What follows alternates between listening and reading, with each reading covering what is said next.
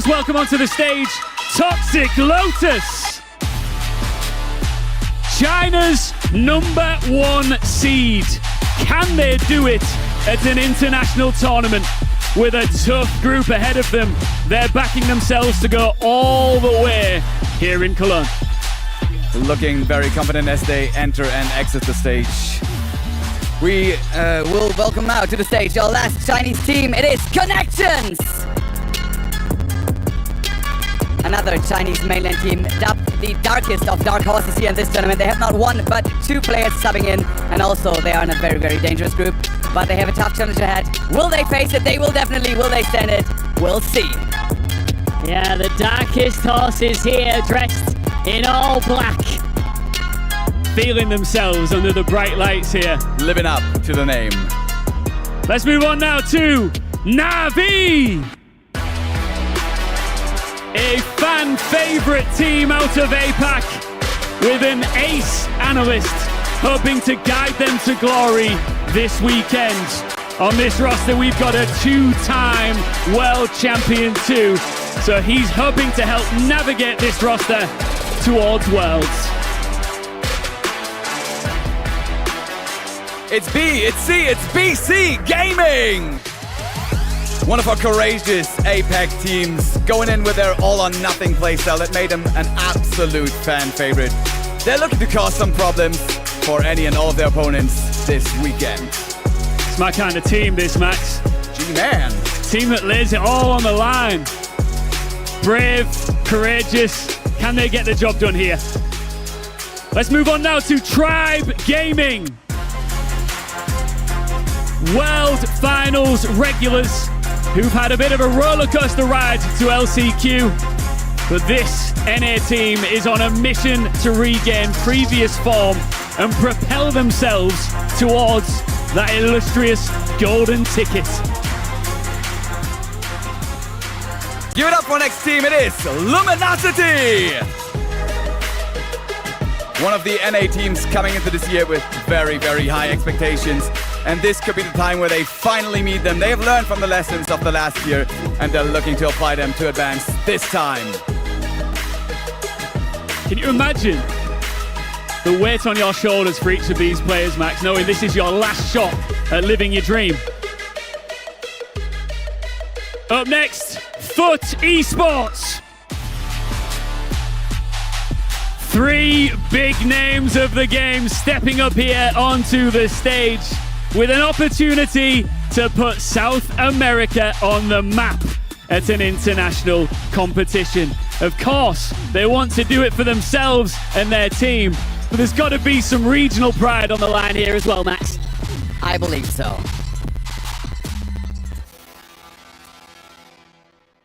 And last but not least, it's time for the cheese. It's Team Queso. They're putting behind some tough recent results. They put it in the rearview mirror. This young South American roster is here to do some damage. They're ready to turn the opponents into Swiss cheese. They're armed with a young international star making his international LAN debut, and they're hoping to shine in front of this live and international crowd out on their PCs, mobile phones, and whatever. And that, Max, our 12th and final team to step out onto our stage, ready to perform here at Gamescom. They're loving it. These guys are loving it. Team Kiss are really embracing it. All right, well, like I said, that is all of the players that you will see in action here, kicking off with the group stages here in Cologne. Gamescom, do you know what? I've always wanted to be a part of Brawl Stars, and now I get to not only be a part of a broadcast, but I get to watch it live here. At Gamescom Germany, the biggest, and if not, I might say I'm German, I have to, the best gaming fair in the world. Happy to be here, happy to have you here. As we mentioned before, we have these 12 beautiful, talented teams, but only 4 of them can make it with a golden ticket straight to the finals. High stakes. Now, you've met us too, you've met all the teams. We've got casters as well to guide you through all of the action. So let's get this party started, shall we? Und auch nochmal ein herzliches Willkommen hier vom Caster Desk, hier live aus der Halle 8 in der Gamescom und auch nochmal nach außen vor den Screens Ich bin natürlich nicht allein. Ich habe hier 3 unglaubliche Caster mitgebracht. Gleich zu meiner rechten Seite die fabelhafte Sunny. Was für eine nette Begrüßung hier, Beize. Ich bin schon zum 3. Mal in der Gamescom. Es freut mich, heute hier wieder dabei sein zu dürfen. Diesmal an der Seite von meinen 3 wundervollen Kollegen. Es werden richtig spannende Games und ich hoffe, nicht nur die Leute hier, die live vor Ort sind, sondern auch die Leute, die zu Hause zuschauen, werden einen richtig tollen Tag haben. Ja, auch nochmal von meiner Seite Hallo an alle, die schon da sind, in der Halle live dabei sind. Ihr dürft euch heute freuen auf spannende Brawl Stars Action vom Allerfeinsten. Und natürlich geht es heute um alles für die Teams, die wir gerade eben schon gesehen haben. Der Letzte in der Runde sagt ebenfalls Hallo. Ich bin Tado und ich begrüße euch ganz herzlich heute zum Last Chance Qualifier. Ja, und heute, du hast schon gesagt, es geht wirklich um alles und wir schauen uns jetzt erstmal ein bisschen das Format an. Sani, das ist eigentlich gar nicht so schwer zu erklären, oder? Hast du recht, ganz, ganz einfach. Wir haben heute Tag 1. Die 12 Teams, die es heute hergeschafft haben, haben einen langen Weg hinter sich, haben 5-mal für die Finals bestreiten müssen und haben es trotzdem noch nicht ganz an Worlds geschafft. Dafür aber LCQ, heute spielen sie in 4 Gruppen. Jeweils 3 Teams gegeneinander. Die besten 2 schaffen es dann an Tag 2 weiterzumachen und um diese 4 goldenen Tickets zu spielen. Ja, aber es geht natürlich auch ein bisschen Prize Pool. Wir haben insgesamt $100.000 im Prize Pool, aber das ist nicht alles, was du schon erwähnt. Tobi, was gibt's denn noch zu gewinnen? Ja, der Prize Pool ist natürlich unfassbar gut, aber es gibt noch was viel Wichtigeres heute zu gewinnen, nämlich die Golden Tickets. Dafür sind die Teams hier angereist, für ihre Chance, es noch im Last Chance Qualifier auf die Worlds 2024 zu schaffen. Und jetzt gehen wir noch ein bisschen tiefer ins Detail. Tado, sag uns mal, wie sehen die Gruppen aus? Die sind sehr, sehr spannend. Wir haben es gerade eben schon gehört. 4 Gruppen gibt es insgesamt. Als erstes schauen wir auf Gruppe A. Die besteht aus STMNU, Connections und Luminosity.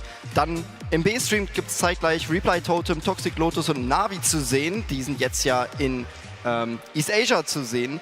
Und als nächstes in unserem Stream, in A-Stream, gibt es die Gruppe C, Eclipser, BC Gaming und Team Queso. Gruppe D läuft gleichzeitig da. All right, welcome everyone for the Last Chance Qualifier Stream B. Sorry for the German yapping. We are just ready now to get you guys through the show. It's gonna be super exciting. I got great casters in person. We are right now in the SK in Cologne facility, Magenta facility. So super thrilled to be here. Ready, set. How are you doing? I'm super excited to be here on the B stream over here. We have fantastic games. We're going to be going through the same quantity as that A stream as well. So you'll get to flip-flop through the different streams, check out some of the action. Maybe you have some teams that you want to watch on both streams. You can use the selector on event.brawlstars.com, choose your language, and switch between the 2 streams as you please. But there's going to be tons of action. I can't possibly expect everyone to digest it all at once. So maybe you're also a VOD watcher coming back to look at this one from the future. Don't worry, guys, by the way. Wiggly's Poo is not just going to stand behind the entire time. It's just for the intro. We'll be casting 2 at a time and just like rotate through the matches. We got 6 matches. They're super stacked. It's Group B and D here on this one. Ready, why don't you walk us through the format? First things first, for this Last Chance Qualifier. Now let's talk about this because this is different from what we've seen for the regular season. Of course, we are going to be sticking with that classic power match format. It's going to be just like your ranked games, at least with that classic modifier at home. This time we're moving into 3-team GSL groups. What that means is that we're going to have 3-team groups. They're all going to play each other, and then we're going to see the top 2 teams from each group advance on to the next stage. Now we're going to be keeping with those best of 3s throughout today. But when we move in tomorrow, it's going to be a different format. That said, top 2 teams from each of these groups advance towards tomorrow, and the first seed will face a second seed from a different group at random. So there's a little bit of RNG coming in day number 2. Day number 1, we already know exactly what to expect, though. Yeah, and one of the things we'll have to expect is 4 teams to leave the competition at the end of the day. That's like the main thing that every team is terrified of. But secondly, as you mentioned, seeding is going to be huge. You know, if you can avoid facing like a Navi that, you know, it's like to get facey like firstly, there's a lot of strategy coming into that as well. And making sure you have the highest odds on your side. Ready? The schedule for today. What are the teams? What are the matches for this B stream? So this is what we were talking about. There's going to be plenty of action happening here on the B stream. It might be B, but it's still pretty darn good. We're going to be starting off with Group B itself. Reply Totem versus Toxic Lotus is going to lead us into the day. We'll then see Totem face Navi, and then Toxic Lotus play Navi. That's all of our Group B coverage. Then we'll move into Group D after that. Foot will face Tribe Gaming, then they'll play VN Esporting, and then finally Tribe Gaming versus VN Esporting. We're going to get a taste of each matchup within each group. Yeah, it's going to be an absolutely awesome day. We have such unbelievable teams here that are playing in those super stacked matches. Any particular matches that you just really appeal your eyes? Look, as someone who has really enjoyed watching some of these scrims from the mainland China region, which to most of the Brawl Stars esports world is actually a black box. We don't really know what's been happening. The coverage of the region has been limited. They've had a truncated season. That said, I want to see what Toxic Lotus has to offer. They're mainland China's #1 prospect to make it out of here. They did fantastic at Worlds last year. We're also going to sort of tee this up with our first match of the day. But aside from Toxic Lotus, as an NA guy, I'm excited to see Tribe Gaming play. I think it would be strange if we didn't see Tribe Gaming make it to a World Finals. So this is going to be where they will have to get their start if they plan on keeping with that 4-year streak. Yeah, there are multiple of those teams that, like, it would feel weird if they didn't make Worlds. And the reality is that there's 2 of the teams on your screen right now that are not going to make it through. And when you have like teams like Totem, Navi, Tribe that historically have always performed super, super well throughout the Brawl Stars Championship, it's just, yeah, a weird feeling, I think, in a way. It doesn't feel real. But at the same time, it is what we got here. And we actually got some more information potentially coming on a screen in a bit, as we have some rotating info on this scene. So maybe we'll get back later on to the groups or anything else that production decides to head our way. It's going to be fun. We're running a bit of the production ourselves, but you know, some things are just keeping in line with what the main stream is doing over here. So I'm excited to see all of our matches. We got plenty of coverage, though it is going to be a bit of a quicker day throughout the entire thing. As we mentioned, we kind of blasted right past it low key, is that these are going to be best of 3s. So in theory, a match could end within just 4 games if it's a sweep. Yeah, just to clarify, it's best of 3s today during the GSL group stage. Yes. Tomorrow, it will be best of 5s. So this is kind of like to weed out some of the lesser teams, but it is a group stage, so it's not like a 1 match and you're out. Each team is playing at least twice today, but unfortunately, if you're not careful, losing 2 best of 3s can happen very quickly, and it could cause some upsets as well. We saw yesterday, and I think this is one of the last big talking points before we get into the pre-match for Reply Totem Toxic Lotus, is yesterday and Thursday, we had the pre-LCQ Invitational that was hosted by BSCN and Ballas, which hosted the 12 teams that are competing right now. So we have actually some of the results from the last few days that are somewhat relevant today. Now, it's to take with a pinch of salt, because obviously it is a different setting. It's not like the big deal that LCQ is. Some teams might try to hide their strategy or their drafts or whatnot, but there were some interesting storylines. Yes, not just that, but also I think the format also allowed some of these teams to play a little bit more freely. Didn't want to reveal too much, but one that really stood out to me was that Toxic Lotus actually swept both of the teams that are in their group, which almost seems like a bad omen to me, because it means that Reply Totem, Navi, they weren't really willing to hand over any information at all. Toxic Lotus, this is still a good team. This is the best team in China. We saw what they did at Worlds last year, and given you know, the fact that we haven't really seen them at many international lands, this is the best taste we are going to get of how they face up against other teams on the international stage. Yeah, certainly so. It's been a very interesting journey for this Chinese team. I feel like last year, we almost saw like the miracle run in their group at Worlds, narrowly losing to, was it LG and Revenant? Yes. I think they both went to like the 3rd set or 5th set, and it was just incredibly close. They didn't quite manage to make it through the group stage. However, this time around, I mean, they have a little bit of extra experience since last year, more LAN, like international LAN experience. This is one of the factors, and it's something so interesting to talk about as well, is that for some of those teams, especially Chinese teams, this might be their first time in Europe. And it's like a huge, like, different setting to be competing in, playing on a different version of the game. And like, I think it's insane that they're able to adapt so quickly. That is actually a huge topic, is that the mainland China Brawl Stars players, they play on a completely different build of the game. So now when you're moving to the global build, you have new brawlers, you have new patches, strategies you may be unfamiliar with. Now, I would anticipate that being the #1 team in China, that they still are finding ways to adventure out of that bubble and find ways to keep in tune with what's going on in the international build. That's what keeps them #1, especially if your main build is behind and you know what's going on in the global one, you know what to expect. You can keep a little bit ahead of the curve. That's what keeps them in here. That said, it's nowhere near the advantage of literally playing the regular build all the time. Well, this is, I think, one of the reasons that people speak highly of Toxic Lotus as a China mainland team. It's the fact that like they are aware of what's happening in like every region. And I was joking about it, I think it was yesterday, I was saying like they have Twitter, you know, which is not the case for most of the Chinese player. And it makes a world of a difference because you see the clips, you see the meta, you see the tier list, you see all that information and like this inclination of studying the international meta, which I think goes such a long way and was one of the criticisms as well in the early years of China mainland, that they were just so far behind in the meta. They had such a weird like sense of the meta in the first place. And now they're just spot on. They really are. And they're very impressive. Toxic Lotus, as you mentioned earlier, like they beat both of the teams in their group during the pre-LCQ Invitational yesterday. Now, again, you know, take it with a pinch of salt, but still, it's impressive. They are a scary team. They've really showed a lot of good stuff. And I think that this is one of the groups with the highest chances for an upset. And that's crazy, saying that Totem and Navi are in that same group. Well, let's also talk about something upsetting, which is that the #1 team from mainland China has been thrown to the wolves here. This is a remarkably difficult group for them to get out of. Two teams that I can 100% see making it on to the World Finals from the Last Chance qualifier.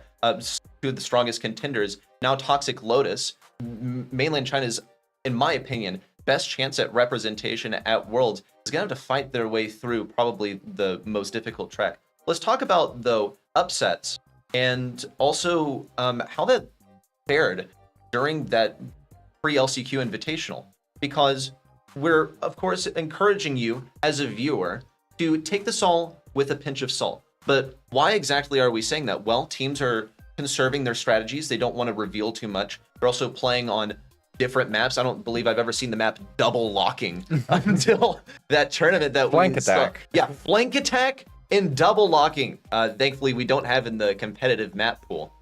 Just a couple of things to consider, since those are the standings that we have to go by so far. I think also historically what we've seen from scrims between teams that face each other in the round 1, I remember distinctly in 2022, there being a ridiculous win rate for, was it Chasmat Gaming BR versus Zeta Division 0? And actually, Chasmat Gaming BR almost took them down in that first round. But in the end, Zeta Division 0, they won the entire World Finals. It was quite wise of them to not give it their all in those scrims and turn over their entire hand. Yeah, well, there's teams such as Foot that even like forfeited during the Invitational because they didn't want to, you know, keep that time away from practice and showing more of their comps. Which I don't think is a bad decision either. There were a lot of different like perspectives. Every team did compete, but I'm sure that some of them like were taking it more seriously than others. It's still, again, it's something they all took serious to a certain extent because it's Grim time that's being removed in order to compete in a match arena. However, I think they all kept some of the comps away. You know, they all tried to hide some of the spice to leave that for today. And let's start with our pre-match here. Reply Totem versus Toxic Lotus for our first Group B match. Reply Totem, they are our European team of this group. They have so much experience, They do. And as a squad, they've had quite a challenging year. They've had their ups, they've had their downs. And they started this year exchanging Joker for iChaos. iChaos coming into this roster, hopefully filling a drafter role that Joker also had. Joker also being kind of the pop-off brawler for the team, with Maru being very talented players in their own respect, but still sort of setting the stage for Joker to do his thing. Now, iChaos, in his own right, is an extremely experienced player, but it just didn't mesh so well at first. Their coach going on the record saying, look, at the beginning of the year, draft, it was the most difficult thing for us. So iChaos had some pretty big shoes to fill in that respect. And their first couple of months also going down to SK 2 times in a row. That turned up in May though, somehow. Yeah, it was a bit of an awkward start of the year for Totem. Ikeos does not have the same brawler pool that Joker does. He does have like a lot of very strong pop-off brawlers, and he can fit that role that that Joker fits as well, of being just like an incredible carry. But it is, again, a very different brawler pool, and Joker's shoes are just so hard to fill. It's actually insane. I think this year has led us to see some more of Maru and Maori shining as well, because maybe the weight is a bit more equally divided. But it hasn't been like all bright. I mean, the first 2 monthly finals, it was a first round exit for Reply Totem. So it started slowly. They did win in May, then they didn't qualify in June, and then they get last place in July. So it's been like super inconsistent across the board. And I think that like they're gonna have to bring their A game, because the difference in skill between Reply Totem at their best and Reply Totem at their worst is like, it's one of the biggest amongst all teams competing. Well, I will say though that they did finish this season quite strong, not the normal BSC season, but in BBL they did win the entire thing. They beat Humble and SK2, world's qualified teams, to make that victory happen. And also, let's not forget that, yes, while they did go out super early in the July monthly final, they nearly swept Zeta Division, which was a crazy story in its own right. I remember Meow tweeting, should I let Totem like get all the way to match point And that reverse sweep, so that they think they have a chance? Which was one of the craziest shots that we've seen called. But this is Totem's story. That said, it is with many trials and tribulations. I feel like we could spend a little more time talking about that mid-season where we saw them achieve the highest heights. They get that monthly final victory. The next month, they lose to Eclipsar in the upper bracket in the qualifier, and they lose to Pale Fox Esports in the lower bracket, which, frankly, folks, is not a team that they should have lost to. Yeah, it's just been so inconsistent. Like they struggle to qualify and lose first round, then they win a monthly final, then suddenly they don't qualify, then they don't qualify either for the ECF playoffs. And they just underperform across the board. But then suddenly BBL, they just win it out of nowhere. I think it was a reverse sweep in the grand finals as well. So it's so inconsistent. And I remember I used to call them inconsistent like 2 years ago, and Enzo would hate me for it. They have changed coaches now multiple times since. But I feel like it's back in as a part of the branding for Reply Totem. Now we have another team that's maybe a little bit less known here in the West, Toxic Lotus, that happens yesterday to have defeated Reply Totem in the pre-LCQ invitation. Now again, pinch of salt, but it's still a result that very much went in their favor. And they are, as you mentioned earlier, by far the best team in the Chinese region. Well, let's talk results too, because we say, okay, but the match arena, like, it doesn't matter. People don't want to reveal stuff. I would say the same rules apply to scrims. You will hear players say, well, okay, viewers say like, oh my God, they're winning in scrims. But then the players say, dude, like scrims don't matter. And the results actually back that up, that scrims don't matter. What we have seen is that these mainland China teams, by and large, are not doing so hot in their scrims. Now, that could speak to, oh my gosh, the skill gap is just that large. Maybe they're concealing something. I would say that in many cases, the skill gap is quite large. You'll have to excuse mainland China for this happenstance. However, I still think that Toxic Lotus is going to be bringing some serious fire to this battle, given the performance that we saw last year. I think them seeing the kind of results that they can achieve are going to be massive. Now, keep in mind, we refer to one of the all-time GOATs of Brawl Stars coaching, Philip, as being in a large way possibly responsible for their performance there. They don't have Philip anymore. This time they're actually being coached by Snapdragon, who's been across basically every roster. He's bouncing around APAC. Now he's hitched a ride to LAN with Toxic Lotus, perhaps just to attend, maybe to fill a coaching role. Someone's gonna have to correct me on that one. That all said though, I think Toxic Lotus should bring a good performance today for mainland China's finest.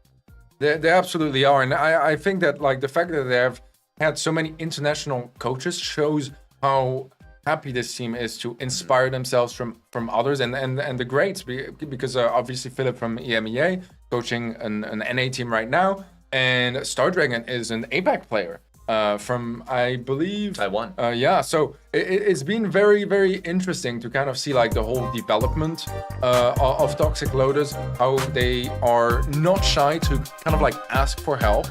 And also, like, we have to remember, as a China mainland team, like, you're in the hardest and toughest conditions to compete in the Brawl Stars Championship because you have the least tournaments and the most isolated meta. And those guys last year were literally this close from qualifying through the World Finals group stage. So I can definitely see them causing an upset. This is one of the teams that, like, I also have my eyes on the most this season. Their results and scrims have been impressive as well, and it hasn't been the case for every team. There are a lot of teams that have been having a tough time. They seem to have adapted very nicely. I think it's Brawl Stars, you know, it comes down to the day off. It's going to come down to this performance here against Reply Totem and Navi in our third match of the stream. But I can definitely see things go both ways, especially since, like, Toxic Lotus, they're not fresh either to the scene, right? They've been here for super long. They're proper OGs. Already in 2021, they had OU playing with Nova China, White playing with TIG Origin. Then in 2022, they also competed as well with similar teams. This time around, it was White on Trick of China. And last year was BC Gaming is when they achieved their peak results. But I have a gut feeling that that's not, like, the furthest they're gonna get. No, I don't think so. I think that there's, like, a pretty good chance that they make it further this year. That said, that was at the World Finals, okay? They kind of got to pass go. They got to go directly from China to Finals. Now they have to go from mainland China to LCQ to World Finals. So for them to make a similar run last year, they're going to have to get more of that international competition. It's going to be more difficult for them. Do I think they're up for the challenge? Certainly. I hope they have the faith in themselves. The thing is, it's just the teams that they're up against for the most part that troubles me on whether they make it out of this group stage. Yeah, I completely agree with you. I think that one fun aspect as well of following this Toxic Lotus team is that there's a lot of, like, records to be broken. Last year, it was the first time a mainland China team took a set from another team at an international event. This time around, this could be the first time ever that a mainland China team, first of all, takes a set from an EMEA team or wins a match in an international, like, outside of China mainland competition. That would be huge historically, and I feel like things have never lined up as nicely for Toxic Lotus. This is the first time. If we look last year at the World Finals, no one was saying, like, watch out for BC, you know? It's not something people were saying, even though they were so close to beating some of the best teams in the region. I mean, LG, they went far in the World Finals. Revenant as well with Surgeon on LAN. Like, that is a tough matchup. And they looked incredibly good playing against those teams. Right now, people are not having the same conversation. Like, it's been one of my main questions towards players is, like, what do you guys think of the China teams? And they were all saying, like, Toxic Lotus, they're good. And I think that's, like, a super, super strong statement. Though now they no longer have the benefit of being this unknown enemy because now they have the attention of people. Previously, we even heard in North America people saying, oh my gosh, please give me China in the group stage, which I don't think we generally hear people begging for a certain opponent at the World Finals because every single person, every single team at the World Finals has earned their way there by being the best in their region, by being the best Brawl Stars players. So to hear that sort of discourse about one particular team is unusual, and it is owing to that being an underestimated region as a whole. Now that we have seen that they actually can play upset, and they came really, really close within one set at a World Finals against two separate teams within their group, they have to be taken seriously. They are a threat, and I think that everyone knows it now. I still think Totem are favorites. I even think later on that Navi are probably going to be favorites as well. However, like, it's not like, you know, the previous years where a lot of mainland China teams, like, most of their ratings and matches would be like 80-20, 90-10 against them. I think that here, like, each of their matches are probably like a 60-40. And honestly, it could be closer than that. So I think it's going to be super interesting to kind of see how this group develops. Reply Totem, it's not like they're 2021 or 2022 Reply Totem either. 2023 Reply Totem, as a matter of fact. This is the weakest they have ever been. This is the toughest year they have had ever so far. So I feel like things are lining up here for Toxic Lotus to hit where it really hurts. We can talk about Totem for a moment too, because you and I actually got the chance to briefly catch up with iChaos and get a sort of idea of how he's feeling about the competition today. And iChaos was very, very humble about everything. And we also seem to get this impression that maybe they weren't so confident heading into this one, which I will actually say is not necessarily a bad team. Having exposure to Brawl Stars players throughout the year, maybe you all know I've hosted some players at my house for the qualifiers and for some of the monthly finals. They'll play from the other room. And every single time a team does well, they are not confident the day of. The one time that I've seen a team say, yeah, actually, we're feeling pretty good about this, they get first rounded. So there is maybe something to be said. Perhaps I'm noticing a pattern where there's actually no correlation. I think feeling uncomfortable is a good thing because you should against teams of this caliber. I think that, like kind of everything else, there's this element of the more you know you don't know. Yeah. You know, and I think it is particularly strong with games as well, where the more you've been practicing, the more you've been scrimming, the more serious your approach has been towards a tournament, the more you should know that your opposition is a threat and can always be a threat no matter the circumstances. And it was a very inspiring conversation, I thought, with Ike. We asked him for his predictions as well, and he didn't put Totem through towards day 2. Now, obviously, I think he's expecting it and he's hoping for it, but it just kind of shows the mindset, you know, of which teams he thought were scary, and he put Toxic Lotus up there. So I think this is an absolutely thrilling match we have ahead of us. This Group B is an absolute treat and definitely Stream A worthy. Well, this is the B stream, and we got our fair share of good matches. B for too. best. B for best, and A for also pretty good, you know? Though, let's sort of tee up this match now. How these teams fare against each other. We've gotten an idea of how the players feel about this. In fact, actually, the team that we haven't spoken with is, in fact, Toxic Lotus. We don't know how they're feeling about this one.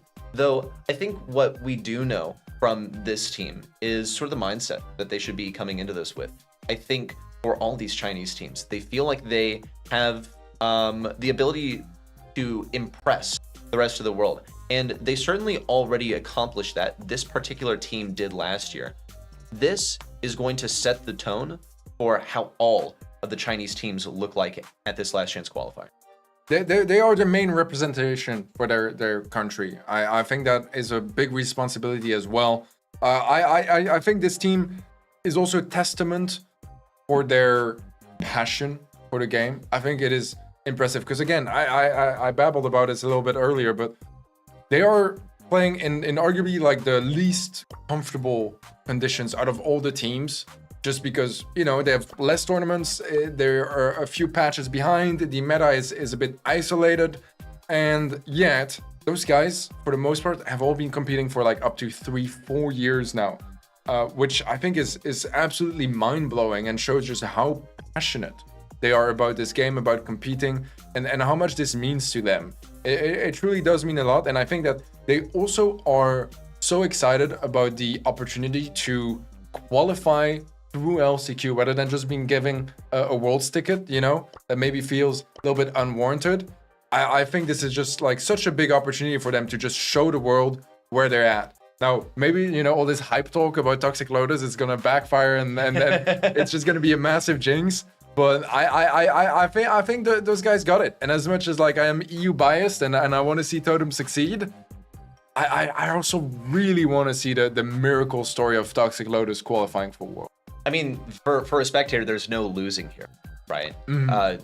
Totem, Lotus, either one of them making through would be a fantastic story. That's why this is the last chance qualifier. Each one of these teams has had some sort of major struggle or challenge throughout the year. For Toxic Lotus, it is coming off of previous years where China has come to LAN, but we have not seen the sort of caliber that we need to see of a team that is worthy of going to the World Finals. So this is the mark of a true competitor. Toxic Lotus coming in with this excitement that they get to prove that they are worthy of competing on the World Final stage instead of simply being the best of China and by virtue of that, getting to the World Finals. They get to show what they are made of against Reply Totem, win the first match for China. This is the most likely candidate. I think there's so much lining up for this, and I can't wait to see how this all unfolds. You guys, as much as we have been able to watch the players here, not on the main stage, but playing on the B stream stage for now. So maybe a little bit less pressure, as there's going to be a little bit less audience to deal with. I guess this is one of the like inequalities between being on main stage and on the B stage. I think the players aren't going to be complaining too much right now. They are just going to be completely focused on their match. Seems like players are still getting ready. I'm sure that admins are making sure that everything is absolutely perfect for the teams to be able to compete at the highest level.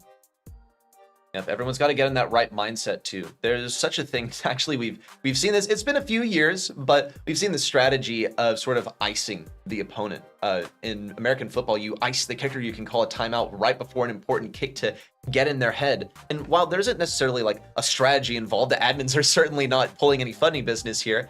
If you were in the right frame of mind, in the green room, in the player in the practice room, whatever you may have been in before you came on stage, now you're out here. And are you still in that same frame of mind? Are you losing that buff that you had of the pep talk from the coach, for instance? No, you're absolutely right. I think this plays on the mental, right? Because the teams, they've been thinking that they would be playing maybe 12 minutes ago or something like that. And now they've been on the stage a little bit lower, a bit longer. Maybe the adrenaline has also fallen down a little bit. And those are all factors to take into account. And I think it plays on your mental. You got to make sure you stay sharp for a long time. I think this is something even like us as casters feel sometimes. You know, like we go for a quick break because we're no longer like on the active caster rotation. And then we come back and it's like almost starting anew in a way. And I think that those like time outs can actually happen like that a little bit sometimes. So yeah, players are going to have to make sure they are fully focused and they kind of like stay in the zone despite the slow start. Well, I have to wonder what's going through their heads here for this very first set. Reply Totem, we heard Ikeos in particular actually acknowledge that this was one of his most feared opponents, one of the team's most feared opponents. And let's also discuss what's going on with Totem's year here, where they've acknowledged that one of the biggest struggles that they've had throughout the year, especially in the early part of the season, where their performance was the worst of the year, was the draft. And we saw them even get rid of their previous coach and bring on a new one to fill those shoes.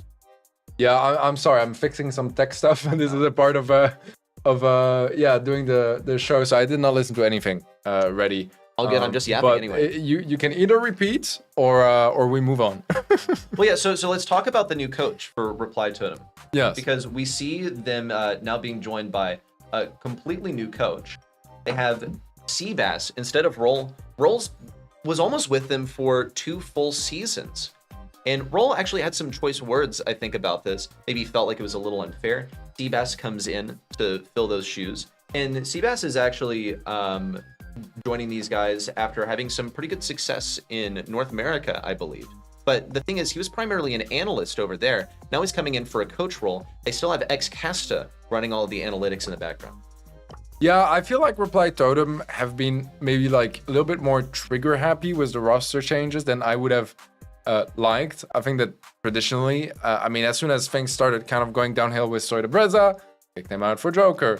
As soon as they weren't happy with Inzo, they got Roll, then got rid of Roll. They changed the analysts a few times along the way as well. So it's been a bit like, yeah, a bit messy when it comes to their roster and their, I would say extended roster, right, with the staff as well. So yeah, even though they have kept like the core duo of Marimari for like 3 years now, the rest of the slots have been a bit more volatile. And I don't know if it's just like an inability sometimes to just fix the issues, or if, you know, they need a scapegoat, or I'm not a part of that like internal process. So they're the only ones that really know how that goes on. But I feel like sometimes it might be prematurely. Maybe sometimes there is a solution, and if, you know, you spend just a little bit more time, you could find it. But again, it's their judgment, and if they think this is the way, then so be it. The results speak for themselves. But I feel like last year it hasn't been as consistent, and I think part of me is hoping that this whole idea of changing rosters and staff so much doesn't come off the fact that they like were struggling with Soy de Breza, brought in Joker, and it like fixed all their problems in 6 months. Yeah, I think in that case, when you can get a quick fix, when you can get in a new player, and it just fixes everything. Suddenly, you go from being notoriously inconsistent and struggling to being completely undefeated for basically 3 months in any competition, not dropping a single match in a major in a major capacity. Then it is probably quite tempting to go for that once again in the future. Yeah, unfortunately, I think we skipped over the draft here for this opening set, but we are in game. It's Reply Totem versus Toxic Lotus. We are in Heist, and we see a Frank that was brought on here by Toxic Lotus, was the heals as well, of course, of OU. I think the Frank was probably a second and third pick paired with the Colette. It kind of feels like the only way, as Colette is like such a strong counter against it. And then on the other side, I would assume a Meg first pick, as it's like the best first pick in the game right now. We've seen some pretty serious Frank drafts as well. When you see Colette and Frank at the same time, that's got to be pick 2 and 3, perhaps a Meg first selection. That's my top-down analysis of how this works. And for this to be permitted for Toxic Lotus shows, I think, supreme confidence for Reply Totem. So far, it's paying off entirely because we have seen them take the advantage in terms of safe damage. We'll see White around the left side get a hypercharged Colette super off. Engine also going to come in for massive damage. Maori back in the mech, but Engine is smacking away at this safe. Here comes OU. He might have overextended going in solo, and now that mid control is surrendered over to Reply Totem. I mean, he was not expecting to get out of that. He would just wanted to get the gadget on the safe. And to be fair, the health of the blue safe is still dwindling down, 26% left. One breakthrough play, and that game is going to Toxic Lotus. Now, Totem do have map control, so if they can manage to hold on to that, they should be able to slowly catch up. But when you have a 15,000 HP Frank that just keeps pushing forward, keeps getting heals as well from OU pushing through, some more shots onto that safe. White got an elimination on the left-hand side. A super, he does go for it, but he goes down before it connects. It's dwindling down to nothing, could just be a couple ticks away. 4% is where the Reply Totem safe sits for now. And Toxic Lotus are up by a massive margin. Engine charging forward with 15,000 HP, a hypercharge, a super, and a dream. OU with a final shot onto the safe to confirm the kill, and Toxic Lotus set the tone for this match with a Game 1 win. You gotta learn to respect the Frank. A mistake that so many teams have done in the last few months ever since Frank has become so good in the meta. Wow, Toxic Lotus opening up the scoreboard here versus Reply Totem West Game 1. We told you guys they're no joke. Maybe you guys thought in chat that, you know, we're just trying to make everyone look good. We are really not. That's not what we are known for. We're here for the facts, and the fact is that right now, Toxic Lotus is an absolute threat. And their drafting seems to be quite on point as well. We see a great Frank comp for them. We see this Barry being so troublesome. He's getting that super charged up by spam healing teammates. Frank's going to be taking a ton of damage. He's going to be leveraging his health to stay alive. Bob weave his way forward. I was actually quite impressed by the mechanics of Engine there as he's weaving his way around some pretty large griff shots, duking things out. And this is also a bit of a surprise for me, more than me being impressed, because historically what we've seen and heard is that White and OU are more of the star players of this roster. Yeah, they can be. I think overall they do have a fairly balanced roster. I don't know quite yet why we aren't jumping into Game 2. It seems like the players are playing, so hopefully production puts us up there. Yeah, apologies for that. We are looking into getting the draft as well for the next set. Unfortunately, with this being like kind of a remote broadcast, there's a lot of like different implications and factors to keep into consideration. But yeah, we can't really do more with that. Everyone is doing everything possible in the background to solve any tech issues that may arise. Well, we could of course postulate about what's going on if Game 2 is at all resemblant of game number 1, then possibly another Toxic Lotus victory ongoing in the same manner, where we see Frank juke his way forward, break open some of these walls for additional maneuverability. In many instances, we'll actually see Brock selected with a gadget to open up this wall for more efficient passage into mid, remove an area for the enemy to hide and keep control of mid. The thing is, mid control doesn't mean much when you're constantly falling back into these aggro picks. Yeah, I think the Frank can just be such a threat, and as much as Meg is a super valuable first pick, I feel like they had so many win conditions on that Toxic Lotus comp, because they have to bury his gadgets, deal a ridiculous amount of damage on save. Like, it's just like so much damage. It's unbelievable. Colette, so good at dealing damage on save.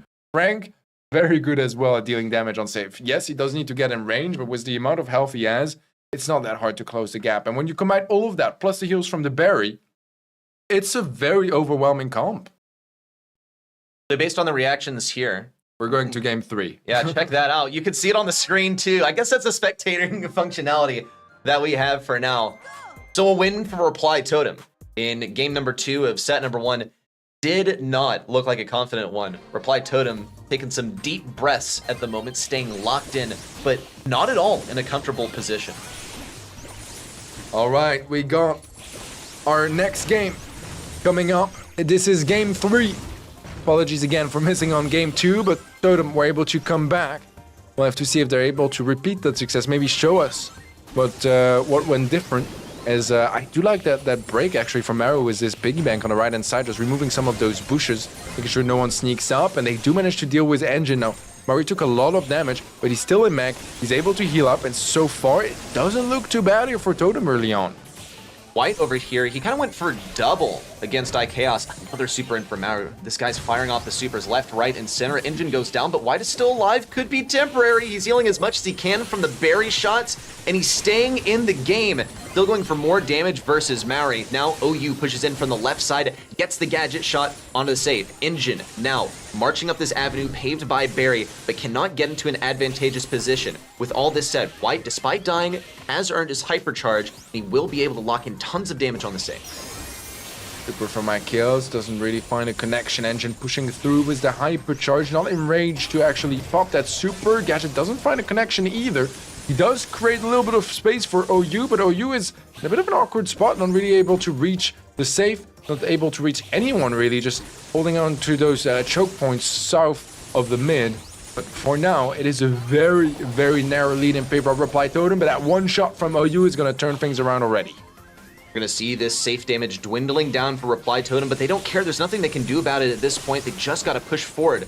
They'll pick up a kill on a White on the right side, and massive damage rains down upon Engine. He's going to throw super at it because why not? There's not really much else that he can do with Maori, and Maori staying comfortably out of his range and gradually chipping away his health. That's not an easy game for the Barry either. Once the walls are completely opened up, it's just so hard to actually push through. However, Reply Totem still needs some damage, but they're close to the safe. A few shots from iChaos and Maro will connect enough to give them the lead. It's 15 seconds left into this game. White does have a hypercharge. Engine has a super as well. Can they pierce through this Totem defense? Can they reach the safe? They can't. The defense holds on here for Reply Totem, and they take set number 1. Excellently recovered by Reply Totem, but certainly a close one for Toxic Lotus. That was a nail biter. We didn't quite get to catch game 2, but I imagine it went in a similar fashion, where there was simply constant aggression from Toxic Lotus. This was the exact same strategy that they used in game number 1, and it seems like Reply Totem simply deciphered how they were going to do that. They decrypted the strategy and found a way to play fairly consistently. I think in this instance, they placed a lot of their chips on Meg, because that's what that Byron Meg is here to do. You have Meg that jukes her way up the field. You have Byron that keeps her alive. She has a ton of damage in close range, so you're forced to back away. If you stand and fight, you're going to be taking massive damage. This time, though, they were not necessarily getting the aggression of Meg, but more of the consistency that she is able to offer, especially when she's constantly being healed by Byron. Yeah, I think some of the plays towards the end were also like tough calls to make for Toxic Lotus, because they had the Colette was hypercharge, but not willing to use it. And I get it. You're in heist, you're behind in percentage, you want to use that hypercharge on the safe. But if you're not able to pierce through the mid, you're not going to get to use it on the safe. So it's better to maybe just use it in defense, create a little bit of space for your teammates to get to the safe, or for yourself to just get a super on safe later on. I don't know what the right call was. This one certainly didn't work out, as they were just completely unable to push towards that safe towards the end, and they really needed that extra damage. Well, I did notice some mechanical errors. I think White is bearing a pretty heavy load here as well, being pretty much the primary safe damage dealer, with that hypercharged Colette being such a massive asset to have. Also being the pop-off brawler for the team, needing to weave his way through the enemy side. But you can't really dodge a Meg. That shot fans out so wide that you can't really compete against that. We see him trying to find his way in to that enemy safe, But when it comes to the eliminations, they simply couldn't secure them. When I talk mechanical blunders in particular, though, I see White going for these Colette supers to possibly DMAC a Meg. He's going for 2, trying to hit the Byron on the way to the safe. Ends up missing the safe entirely. And based on the outcome of that last game, if those supers had found their way onto the safe, that would have actually meant the game went to Toxic Lotus instead of Replied Totem, because the percentage was just that close. Yeah, I think a few plays going differently could definitely have favored Toxic Lotus. I also felt from, like, in game 1, I felt like their team synergy and chemistry was just absolutely spot on. Like, they kept pushing together, the Frank creating space for the Barry to get his gadgets on the safe. I feel like there was less of that here in game 3. Now, it may have been Reply Totem also just like adjusting better, being a bit more of a defensive wall. But for now, I mean, if you look at Toxic Lotus, they were still smiling and laughing and giggling like a few seconds ago, despite being a set down in a best of 3. Like, things go quickly from here on. Seems like they're still confident. And by the way, we got an update from Wiggly Spoo that apparently SCMN versus Connections is going to set 3. Huh? What? Oh man, here we go. And this is also, of course, that's up to the A stream to cover, but to paint a picture for all of you who have been watching the B stream instead of the A stream, Connections is an incomplete roster at the moment. They're missing their most important brawler. They're missing Today, who is a historically amazing player in mainland China. I would say his heyday was more between 2020 and 2022, returned to the Brawl this year, and after not being able to secure his visa for the Last Chance Qualifier, announced his retirement. That's a massive blow for the team's morale and also for the skill cap of the team, because Today is regarded as the best player. Yeah, he's very, very talented. It's hard to fill his shoes, but they got to do what they got to do at the end of the day, and that's going to be adapting in the moment. I think that's the name for a lot of LAN events, where you just got to adapt to the conditions. Playing on different devices as well is a factor here to be considered here. Certainly something that takes some time getting used to. And we saw different approaches too. Teams scrimming, on their usual home devices, scrimming with the tournament devices. It's always an ongoing discussion as well. But it seems like draft is kicking in by the looks of Maru's screen here. However, we haven't got 2 draft just yet, so hopefully that is something that gets implemented. Again, it's the first match of the day. We didn't really have any like major rehearsals, so we're kind of figuring everything out on the spot, just like you guys at home. So hopefully we get the draft sorted out so we can show it to you guys. Yeah, we're all playing it by ear over here. I guess we can get a decent view of Maru's device and maybe get a clue. And we can even also look at, I think this is an angle that we don't usually get at LAN, where we can actually see the players utilizing the screens and see the manner in which they play, how the gears turn in their head during this draft. You see Maru like swiping back and forth, looking at each brawler, hoping that the profile picture of the brawler will inspire something in his brain to generate a good pick. Sometimes it does come down to that. There's so many factors to take into account for those drafts as well, whether you want to look at some of your comfort picks or just like whichever are the brawlers strongest in the meta or the most meta relevant to this map. If you can take brawlers away from your opposition or have brawlers that like will cover the weaknesses of your own or take away a counter. You know, we saw it just earlier, a Meg first pick from Reply Totem that leaves open a Frank Colette since they were both not banned out. Toxic Lotus more than happy to go for it, and it's like pretty much a ranked classic now. Yeah. I feel like, you know, if you have second pick and Frank and Colette are not banned, you go Frank Colette or you go Frank Gale or something along those lines. Obviously, there's way more complex interactions like that, but this is just more like an easy way to make an example. The draft has so much depth because thing is Byron really ban worthy here? You would expect Meg typically to get banned out. We see some brawlers that didn't make an appearance that would most likely be present on Kaboom Canyon. One that I noticed was missing was Crow, one of the best brawlers on that map. So with that eliminated, you can really get some healing action in there. But to reiterate, Byron's not really ban worthy, but Byron Meg is a deadly combination. So now you have to wonder, oh my gosh, do we let them have the Byron Meg? At this point, by them first picking Meg with the Frank open, with the Colette open, I feel like we kind of have to take that. So now that that has been occupied, Byron's left open, the Byron Meg combination just worked. It didn't game number 1, so it was actually a fairly even draft by the looks of things. I think things sort of fell apart there for Toxic Lotus because I don't believe we saw a significant change in strategy. I think Reply Totem got accustomed to how Toxic Lotus were playing this. They were basically running it down. We saw, in particular, Frank running it down, getting a lot of damage to the enemy team, was juking a lot better in game number 1. Perhaps Reply Totem just mechanically diffed them, downloaded the dodging pattern, were able to make some waves from there. Well, this is kind of the thing when you are playing a comp that is a bit less mechanically challenging, like a Frank comp. Barry also not exactly the hardest brawler to play.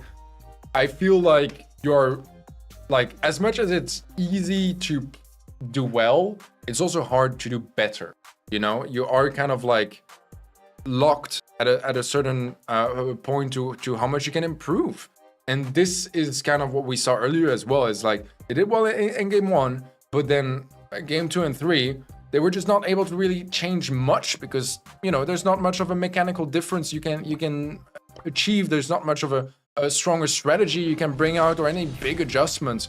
So it really just comes down to like your opponent's performance at that point. And unfortunately for them, Reply Totem were doing well. However, time around, we're starting things with a 2-on-2 here on out in the open. It's already the 8-bit and the bow taken out. Interesting picks. I do like the 8-bit bow. I think bow is always going to be consistent. You can pretty much always hit 1,000 damage with that shot if you decide to fan it out. Here comes the action, though. Big pinch on an engine. Maru and iChaos just need a combo onto this RT. OU basically has no moves left. The most you can do is get a bit of damage and avoid giving any hypercharge to the Angelo and that Piper. I think Observer went out of game a little bit too quickly there. We are back for round number 2. Let's see here if any adjustments can be made by Toxic Lotus. They have a lot of control. They got the first kill earlier too, but it was a very quick trade from, I believe, iChaos that brought things back. So let's see if this time around Toxic Lotus can take and keep the advantage, especially since they do have a gene pull now. They have the gene pull. And Maori on that 8-bit, who usually would actually be a pretty good counter to this gene, is not going to be able to teleport away from any of this. Now, Maori has a way of escaping. iChaos also has a way of escaping. And now Maori is going to throw down that boosted booster. That's 50% damage boost for iChaos. He's looking for one-shots. Bow with the perfect totem, but the yank on the left side. Engine picks up the kill. It's a 3v2 now. Man advantage for Toxic Lotus. No more damage booster to worry about either. Engine was a massive clutch. iChaos trying to enjoy that damage booster for a few more seconds. If he could connect a shot, that could be huge, but it's out of the picture now. He finds one, but Toxic Lotus straight him out. This one is going to round number 3. However, 2 hypercharges carried over by Totem. Something that Toxic Lotus don't really boast here unless they can get that gene hypercharge. And even so, do they really have a chance of grabbing anyone here? Maori, once he gets that teleport, can get out of there as soon as he sees that hand fired away. And in this land environment, you will be able to react to a hypercharged magic hand. So far, mid-control. Ooh, iChaos takes major damage. This is looking dangerous. Hypercharge available for Engine. He has the super to combine as well. Maru has his hyper, so does iChaos, and here comes the massive damage booster from Maori. Survives only 153 HP. Still standing for now. Hypercharge unlocked for Engine. This is going to be massive, and that endgame damage booster taken out as well is so much value for Toxic Lotus. They need a comeback in this match, and this is the opportunity to do just that, especially if iChaos can't connect any of those hypercharge shots. Does find one on Engine. If he gets to kill on Engine, that could be huge, but he doesn't find that kill. The pool is there. Maori taken out. 3 versus 2. Totem, can they find the kills? They can't. Toxic Lotus wins the game. Yet another Game 1 win for Toxic Lotus. They set the tone in set number 1. They do it again in set number 2. You gotta imagine the nerves here for Reply Totem. That has to be nerve-wracking for this team. That said, we saw, I think, a misplay by iChaos in that round 3. Perhaps some nerves, perhaps overconfidence. He popped a hypercharge against an enemy that he couldn't even see, and he was just praying that he would hit white. Doing the same again, now hyperchargeless, so not really a bad play at all. Just trying to scout out and pinch white over here on the right side with the assistance of Maori. Now this time around, and it's a bit different, because in game 1, it really seemed like Toxic Lotus were much better at holding on to control, and Reply Totem were playing it much safer. This time around, a bit more control in favor of Reply Totem. They even managed to break that top wall that's a little bit less cover.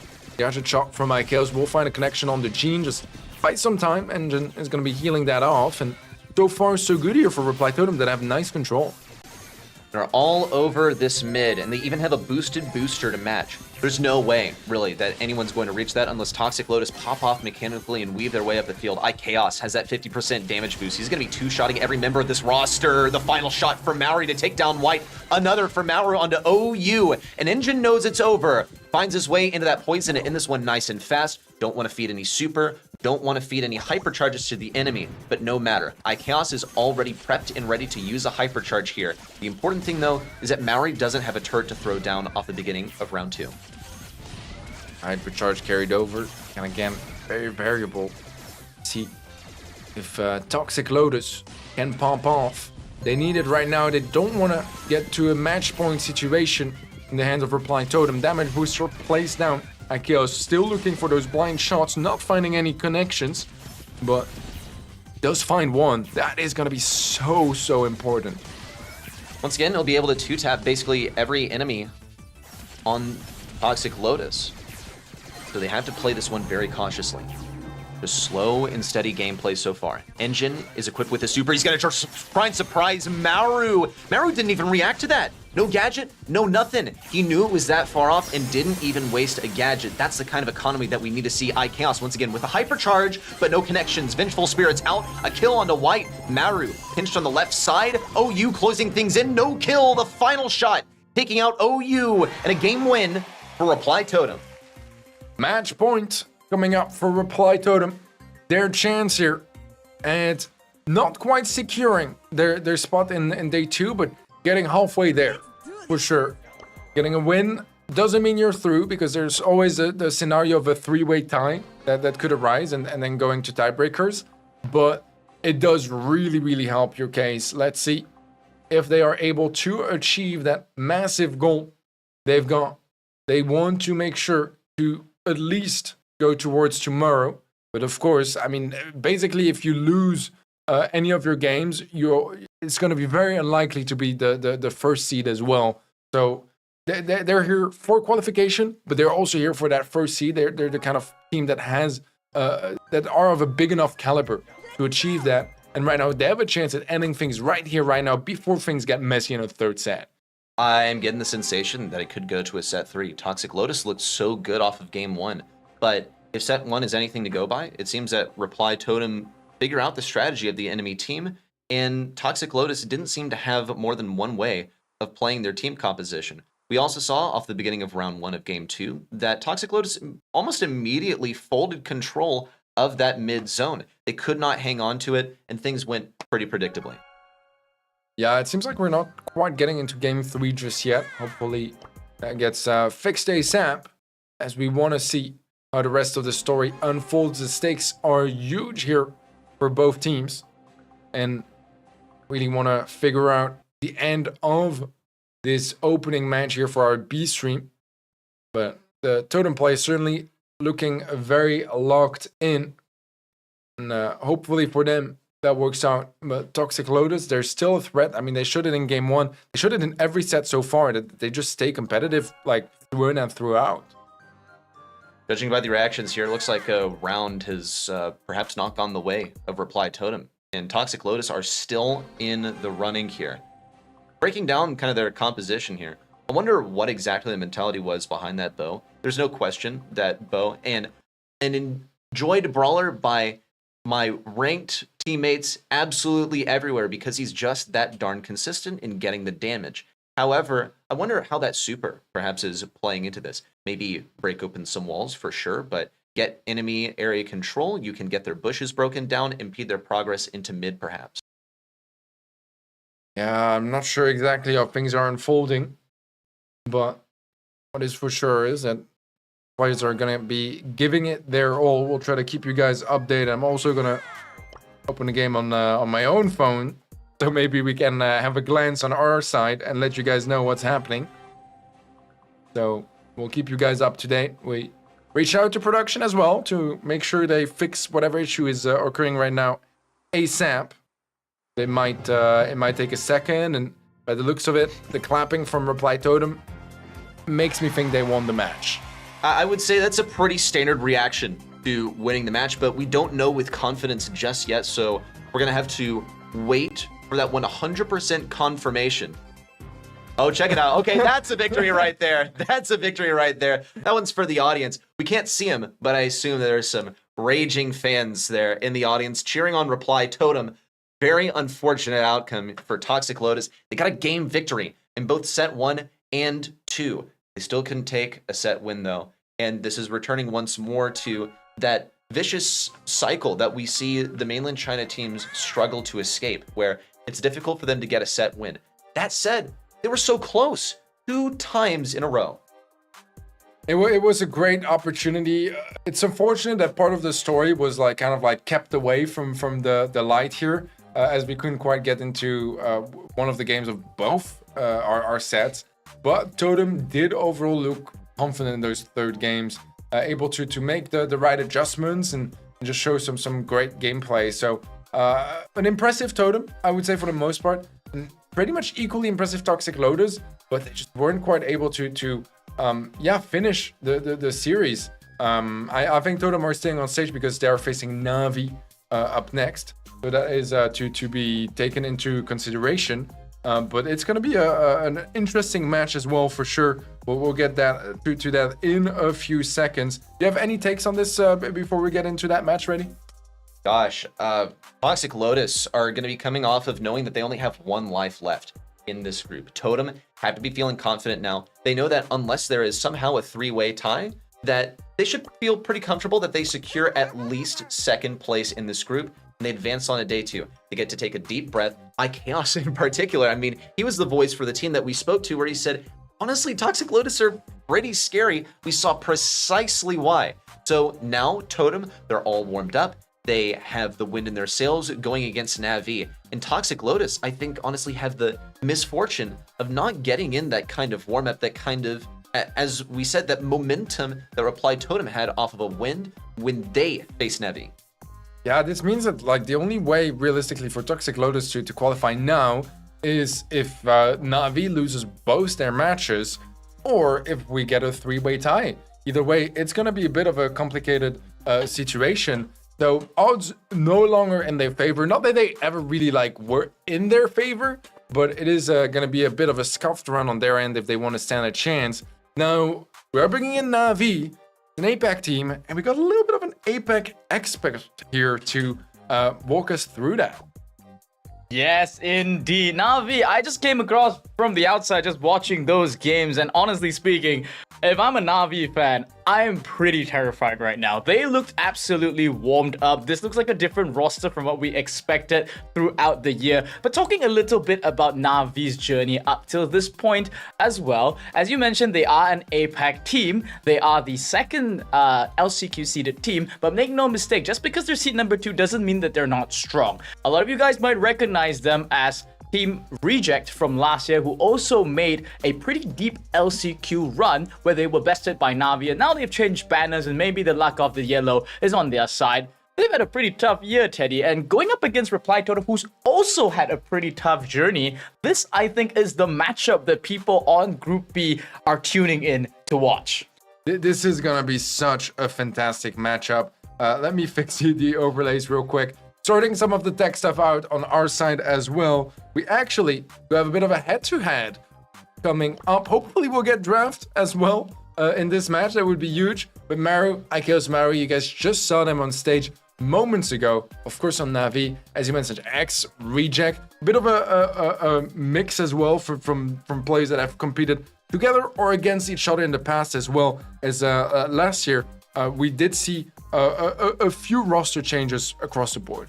Yeah, indeed, Suzuki being brought on after the March monthly finals, and ever since then, Navi have had honestly still quite a rough road. Now remember guys, they only made 3 monthly finals this year, winning one of them and getting a decent placement for the other 2, and that just put them only 1 point. They qualified by 1 point extra above the 4th seeded team in APAC. So by no means are they here, and by no means that they have an easy journey thus far, for sure. I mean, but there's one thing that I do have to highlight though. They've already won the hair color game. I feel like with APAC, one of the nice things about Japanese teams is that they always bring these eccentric outfits bring that little bit of color, and I'm hoping that will sort of color their gameplay as well. Because if there's one thing that the Japanese teams are known for, it's that they like to draft extremely aggressive comps. They don't care about what EMEA kind of cooks up. They don't care about the masterminds of any. They just think, if you give me exactly what I'm good at playing, I will diff you in every possible way. In this LAN environment, though, I'm not sure if they will be the most comfortable to play. And yeah, as we spoke of, they are going into a Totem that's completely warmed up against Toxic Lotus. That is very true. I think maybe your analysis here describes exactly what happened last year at LCQ for Reject, which again was 2 out of those 3 players that are currently on the Navi roster, is that it felt like they were just trying to mechanics diff their opponents and at the expense of playing the most meta brawlers or having the best counters or the best drafts. It was just like, we're just gonna diff them. So it doesn't really matter what we draft. And that wasn't a winning strategy because they did not go through LCQ. They did not qualify for Worlds. And yeah, that begs the question of like, is that the right approach? Do they have to change that approach now for this year?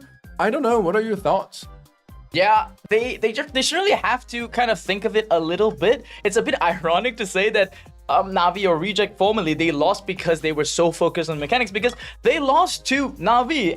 It was under the helm of Angel Boy, who I think really showed the power of mechanically diffing somebody. I will always recall that Nani performance. It is etched into my mind. But we have some updates from Stream A. Now, if you guys just tuned in from there, SGMN just took one game up against Connections, but it wasn't a 2-0 sweep. Connections actually was able to take one set, which was pretty impressive. A China team actually taking a set already here at LCQ. And as mentioned just now, Toxic Lotus, they came in and everyone's probably expecting that this team is honestly untested. There's a lot of words you can say, basically say that they're gonna lose, and they put up a pretty good fight against Totem. So this truly seems like the group of death. Now you've got Navi who's coming to the table. And, even though we mentioned that there might be a tiebreaker, actually, I honestly think this is the one group of all the groups that has the highest chance of a tiebreaker. I'm looking forward to seeing it happen. Yeah, for sure. I mean, I think there's definitely a few storylines unfolding. I think the matter across the board for a lot of those groups, because there's 3 different groups with a Chinese team in them, is like, how do those guys perform? Connections? Well, I don't think too many people would have seen them take a set against Stamina. Again, we didn't quite watch that match. That was on the A stream, so probably many of you guys that are here right now watched that just earlier, or at least glances of it. But it looks like Connections were playing well. If they can be a threat like that to Luminosity, there's still some wiggle room here for them. And on the Toxic Lotus side, I still don't exclude them or the idea of them beating Navi. I can definitely still see that happen in our 3rd match of today. For now, it's going to be Reply Totem versus Navi. Do you have any general thoughts about this matchup before we go into more like, per team analysis? I think it's going to come down above everything else to the precision of how they execute their comps, because neither of these teams strike me as a team that's really a mastermind when it comes to draft. I don't really remember Totem or Navi really being known as sort of drafting masterminds, but coming in, they've always known to be teams that are excellent at team play, and they're excellent in the execution of any kind of comp that they can think of. Something that I saw earlier when Totem was facing against Toxic Lotus is the comps really looked fairly even. Both teams had a really good strategy going in, but Totem, my goodness, the precision that they executed, especially in that high set, they needed to play to sheer perfection to make that comp work. And I expected if they go into Navi in this matchup with that same amount of perfection, Navi honestly may not be the favorites coming into this matchup. Yeah, I think it's a pretty equal one here. It's very, very tough to call. I think that historically, Reply Totem have performed really well in LAN events. Winning Masters, notably, I think is probably the peak in Japan as well. Navi, it's a bit of a different story. It's like, it's such an inconsistent one when it comes to LAN performance, because on the one hand, you have a Chappie, won Worlds twice. So, not exactly like, a beginner either, I wouldn't say, very, very solid player. However, they didn't go through LCQ last year, and Master as well, Chappie was playing with Help Me. They didn't manage to go through, actually even lost to Reply Totem in set 5, but still a loss. So it's been a bit inconsistent to that extent. I think that Levi and Shizuku also don't have as much LAN experience. And I feel like here, Reply Totem, like, it's more of their, like, home turf, you know? They were known, no one knew Reply Totem until Worlds 2021 because they got top 4 at World in LAN.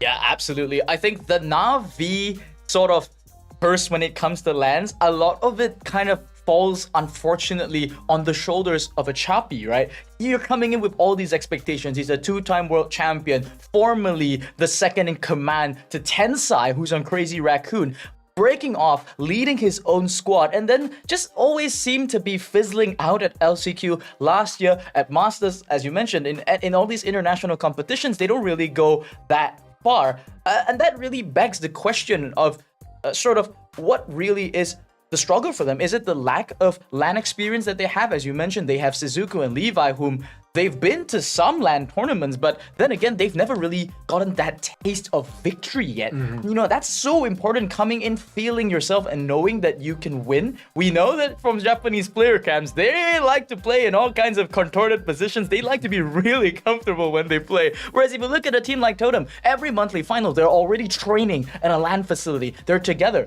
Navi, on the other hand, this is their holiday. They're coming here to Cologne. They're trying to have a good time, but they've still got that cheddar that they need to fight for, and that's going to be this ticket to the World Finals. So, honestly, even as an APAC fan, not gonna lie, guys, I'm super biased, and I'm gonna be the most biased caster. I hope, Teddy, you'll represent Totem, because every time Navi make a play, I'm gonna make it sound good, because make no mistake, I am truly rooting for them here, and also because I want the 3-way tiebreak to happen. But really, I really want to just see Navi break that curse. I think Achapi deserves to stop being called Tensai, but like, I only made it to Worlds because of Tensai. That curse has to be broken. This man has worked so hard and has really brought so much of the Japanese scene up just by himself. I hope he sees some success today. I agree with you. I love the point you were making about like Navi having LAN experience, especially like Levi and Shizuku having some experience, but not really having good experience. You know, they have what I would call LAN trauma. You know, they went to LAN, got traumatized. And I feel like that is something that they have the chance to change here in this Group B of the BSC 2024 LCQ. Guys, look at that. That's a draft. And it's actually happening right in front of our eyes.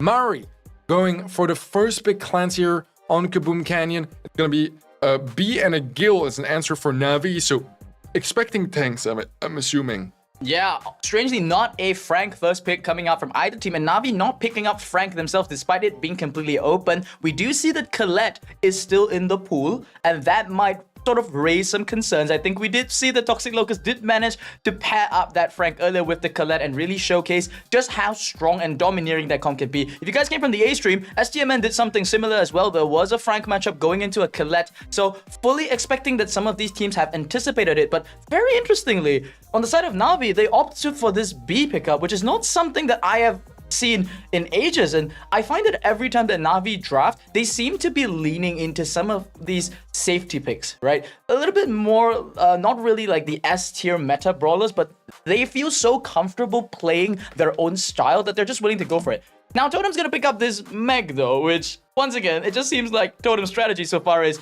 see meta, pick meta, Japan will fold on itself.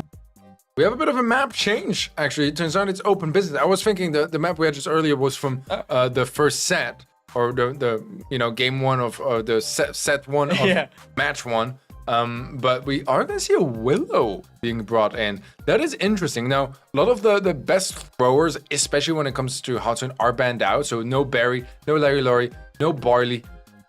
It doesn't leave a lot of openings. I think that traditionally, in the current meta, people do tend to go more for Dynamite rather than Willow. But I don't mind Willow here on open business. I think it can do some work. A little bit curious how that's going to work out, and a Stu is a good answer. I don't think they should try to match it with a thrower. I think that going for something that is aggressive and can deal with the thrower is probably a better idea. It's a nice idea coming out here from Navi for sure, regardless of whether he goes for that breakthrough or that speed gadget, which I think he'll probably still opt for the breakthrough here and just try and play up against this Willow matchup. I was thinking Navi's probably in a trapped situation. They can't go for tanks, and they don't really have a good thrower unless they want to lean into that Dynamite, which traditionally, Navi don't really have a Dynamite player. So they don't really have that option. Then I think this Stu is sort of a good solution to a problem, but otherwise I still think Totem are looking quite solid in this comp. I think they've got a really good tempo lead. It looks like a very simple style of composition here, whereas Navi, I think, as always, the story is they just seems to have to play so well to make this work. Yeah, I feel like this draft kind of was like Navi trying with some ideas here to be like predicting some tanks from Reply Totem, trying to throw them off. And then they started Willow Pick, and they were kind of just there like, all right, well, I hate this draft stuff. Let's just out-mechanics them, you know, and they go for this too. It is a 0 pings too. It is at LAN, super close to the servers as well here, only like a few kilometers away. So why not? I mean, it is the kind of brawler that you will see a lot at LAN, and I'm down to see it. Yep. Levi is traditionally known as one of the best mechanical players in Japan. He's the playmaker of Navi. He is known to be a phenomenal max player, but Stu is basically, you know, a different kind of max as well, and I'm very sure Levi would be able to fill that role completely here. We are waiting to get into the game. We do see the players on camera. They have gotten to the game. Trust us, guys. We too want to watch the game as well. We feel you in the chat. Not to worry right now. We'd love to jump into this. But yeah, looking at this comp, I think the biggest weakness that Navi is really trying to capitalize on is just this sort of awkward Clancy spot. There isn't a sort of clear target that Clancy can go into. If Navi plays with clinical precision, I do expect that this Clancy is not going to be able to get much value. So Totem's plan is most likely still going to be centered around iChaos, on his Meg, just trying to create space for his team and probably just try to buy some openings for them. Yeah, no, I agree with you. I feel like Clancy is very good at punishing your opponents for their mistakes. But if you don't do too many mistakes, it can be hard to find value as well. You know, if you don't get feed stages early on, poor placement, an easy super lineup, it can be a bit scary. It seems like we again skipped game 1, but it was won by Reply Totem. They're jumping into game 2, and yeah, it's a bit more of a radio cast here this time around, as we don't have the gameplay. The only issue is we don't have the gameplay either. So, yeah. Well, if there's one thing I've learned from the A-Stream and from Uber and his brilliance is that you can sort of cast a little bit based on their reactions. And I think looking at Totem right now, they're dialed in. They're very much focused. The coach on their side, they're not really saying too much there. I think they know what they're doing. They've realized that the Navi comp is in many ways sort of inferior to theirs. And if they just play to their strengths, it's more or less going to be okay. I wish we could see some player cams on the side of Navi, and maybe we can see some funny reactions coming out from Achapi, who generally is a pretty serious guy. The Japanese players on LAN tend to look like they're basically always under a lot of stress until you start seeing them win, and then maybe you'll see a smile come up or two from Achapi. But looking at this game number 2 right now, as we can sort of see, on this tiny device here, on Maru's side, not really doing too much right now, but the one thing that you can cast from this kind of things is when a brawler drops and dies, you can see the whole screen turns red, and so far I don't think I've seen Maru drop once, so I think in hot zone that probably translates to a win. Oh, he looks pretty frustrated. Okay, that is a kill and a death coming out here. Maybe some signs of life coming out here from the side of Navi. Frustration coming out from the coach here. He flips the pages here, looking at gameplay right now. But we're seeing most likely. And another death coming out here from Maru. You can see the screen turning red over there. Look at the look of frustration, the little hand flick coming out here.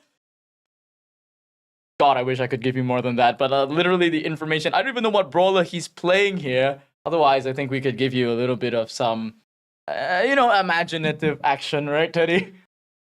Yeah, I'm speaking with production. We're trying to solve everything. Unfortunately, it's not on our end, so all we can do is, ask when we get in game. And we ask when we get draft. We got draft. I guess maybe we only get one of those two things. At that point, I'd rather get the gameplay. Yeah. Well, I think I just counted the 6 death coming out from Maru. So I would expect to see that this game is going well. Oh, another death coming out from him. He looks a little bit upset by that. I think he's about to put down his device there. I think one more push is coming out here. Now, guys, I wish I could see the game as much as you guys here, but it just looked like Navi is doing well. And okay, another death happened over there. A bit of disappointment. The coach turns around here. And yeah, we're right, actually. It's going to be Navi that ties up the score 1-1. We caught nothing of that, but we do know it was a bloody back and forth game for sure, because game number 1, it ended really, really quickly. There's probably some spawn trap going on here, probably Willow getting some position, probably Levi just sitting in base and doing nothing, as sometimes he does that. But this time Navi, they seem to have woken up the sleeping giant, already tied it up 1-1. So as we expected, it is going to be a close one.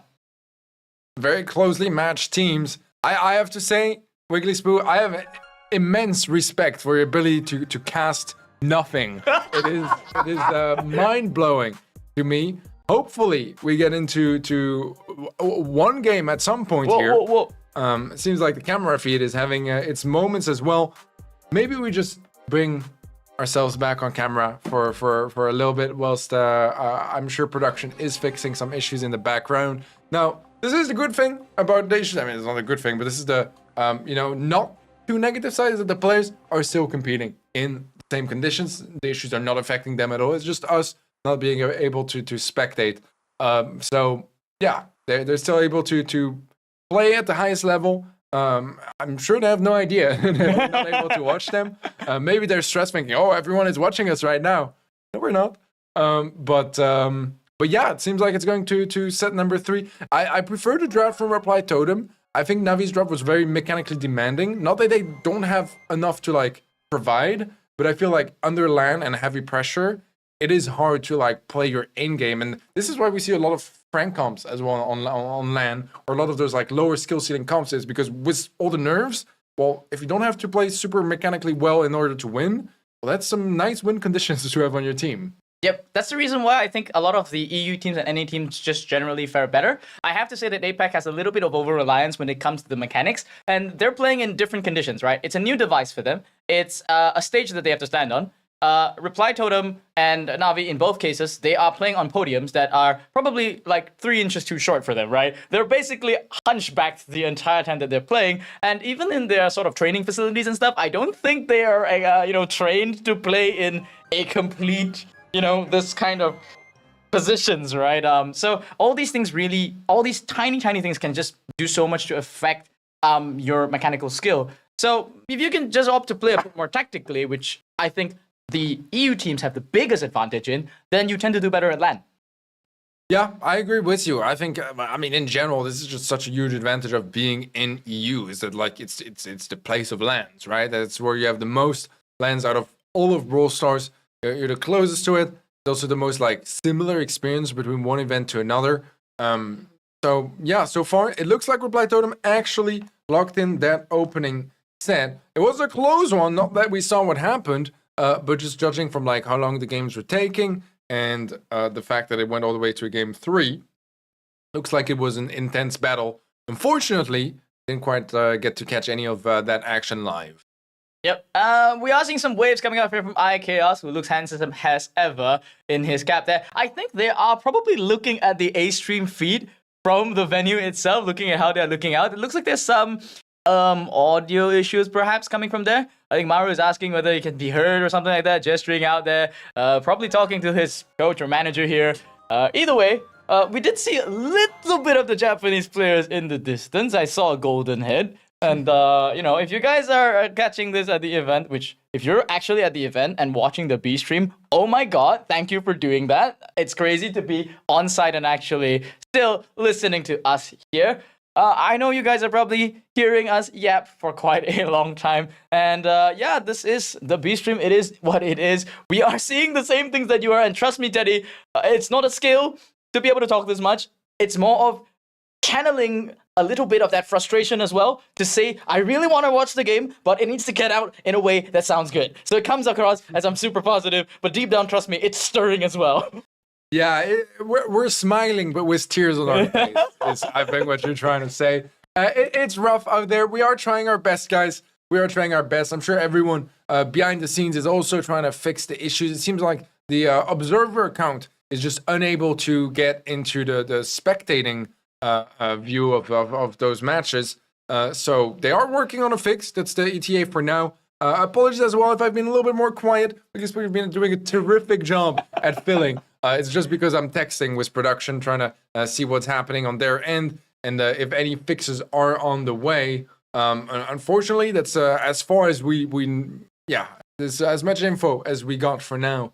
Is that they're working on it, and hopefully the issues will be solved by the time we enter set number 2. Yep, I think positive way to look at it. Really, really thankful, honestly speaking, that a lot of people in the background are working really, really hard to try and make this arrangement work. This B-Street thing, of course, for us, even we're here in the SK Magenta facility, we don't, pretty much had to find a spot for us to go and make this B-Stream work. We are physically here in Cologne, and we came here by choice, by the way. We could have probably done this from home, but we came down here because we wanted to be part of the action. We want to be as close to the event as possible. So really, really thankful to the folks at SK. I think you guys know who you are. Thanks for basically providing this setup for us here that we can just sit in here and kind of yap a little bit more there. Now, of course, SK is not physically at this event, but they are basically so situated close to the event that they are watching with all eyes and ears. I'm going to just bring your attention to this handsome man on the screen right now.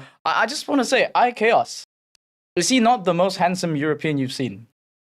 It is a tight competition. We have a lot of handsome Europeans in the MEA.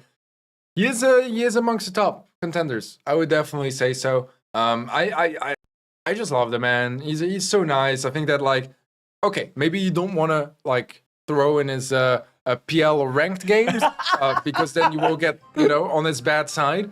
But I've always had nothing but awesome interactions with him, and I think he's been doing great as well this year. It's not been easy. I think he had big shoes to fill with Joker's departure of Totem, and realistically in the MEA there's no one that can just magically solve that, especially when Joker was playing at his peak. I'm not talking about SK Joker that has been a little bit more quiet, I would say. Not that he's been underperforming, but 2023 Joker was just on another level in the NBA, especially the first half of the year. It was its own thing, and maybe Reply Totem got a little bit too used to not needing much more than just him, on the roster. They've had to make some adjustments with their playstyle, with their third player, with staff, a lot of stuff happening behind the scenes, and this is part of the story that even us that are very informed about all those processes, we don't have all the details. We don't know exactly what's going through their minds. But what's gotta be certain is that right now, Reply Totem, they've got to be in a fantastic mood because they are just one set away from qualifying for day 2 of LCQ. Yep, it's a great spot to be in over there. We look like some of the headsets are coming back on. Gameplay might be starting soon there. I just want to bring back to that concept that you mentioned of how Joker was such a big linchpin inside the Totem roster. And I think a lot of EMEA teams sort of have that person. If you look at the side of Humble, Symantec, ever since he joined the Humble roster, he managed to elevate that to just a completely different level. In Totem here, however, iChaos, on screen, I'll be honest with you, whenever I look at him, I get a bit scared because he looks really, really stern. But in real life, when he's such a tall, and so he's really, really chill guy. So I can imagine in the dynamic of his team, he probably has to, as you mentioned, step up to be more that leadership figure. But he also carries this poise and I think a little bit more experience than Joker because he's been in the scene much longer. So in a weird way, the dynamic shifts up in a way that both Mari and Maru can step up as well in their own regards. Here in this tournament, more than ever, they're gonna need it because even if they do make it past today, by the way, because yeah, you can survive the group of death, but there are only 4 golden tickets to Worlds. And Totem, they will have to face somebody that's, I believe, not from their group. It could be anybody from Group A, C, or D. And there are still so many strong teams here at LCQ. And all that action is going to happen tomorrow. That is very true. And getting that first seed is incredibly valuable because it can eliminate some of those super high danger teams in that second day of the last chance qualifier. Again, if Reply Totem win this match, they are going to be 1 victory away from qualifying for the World Finals. So it is going to be very intense, that's for sure.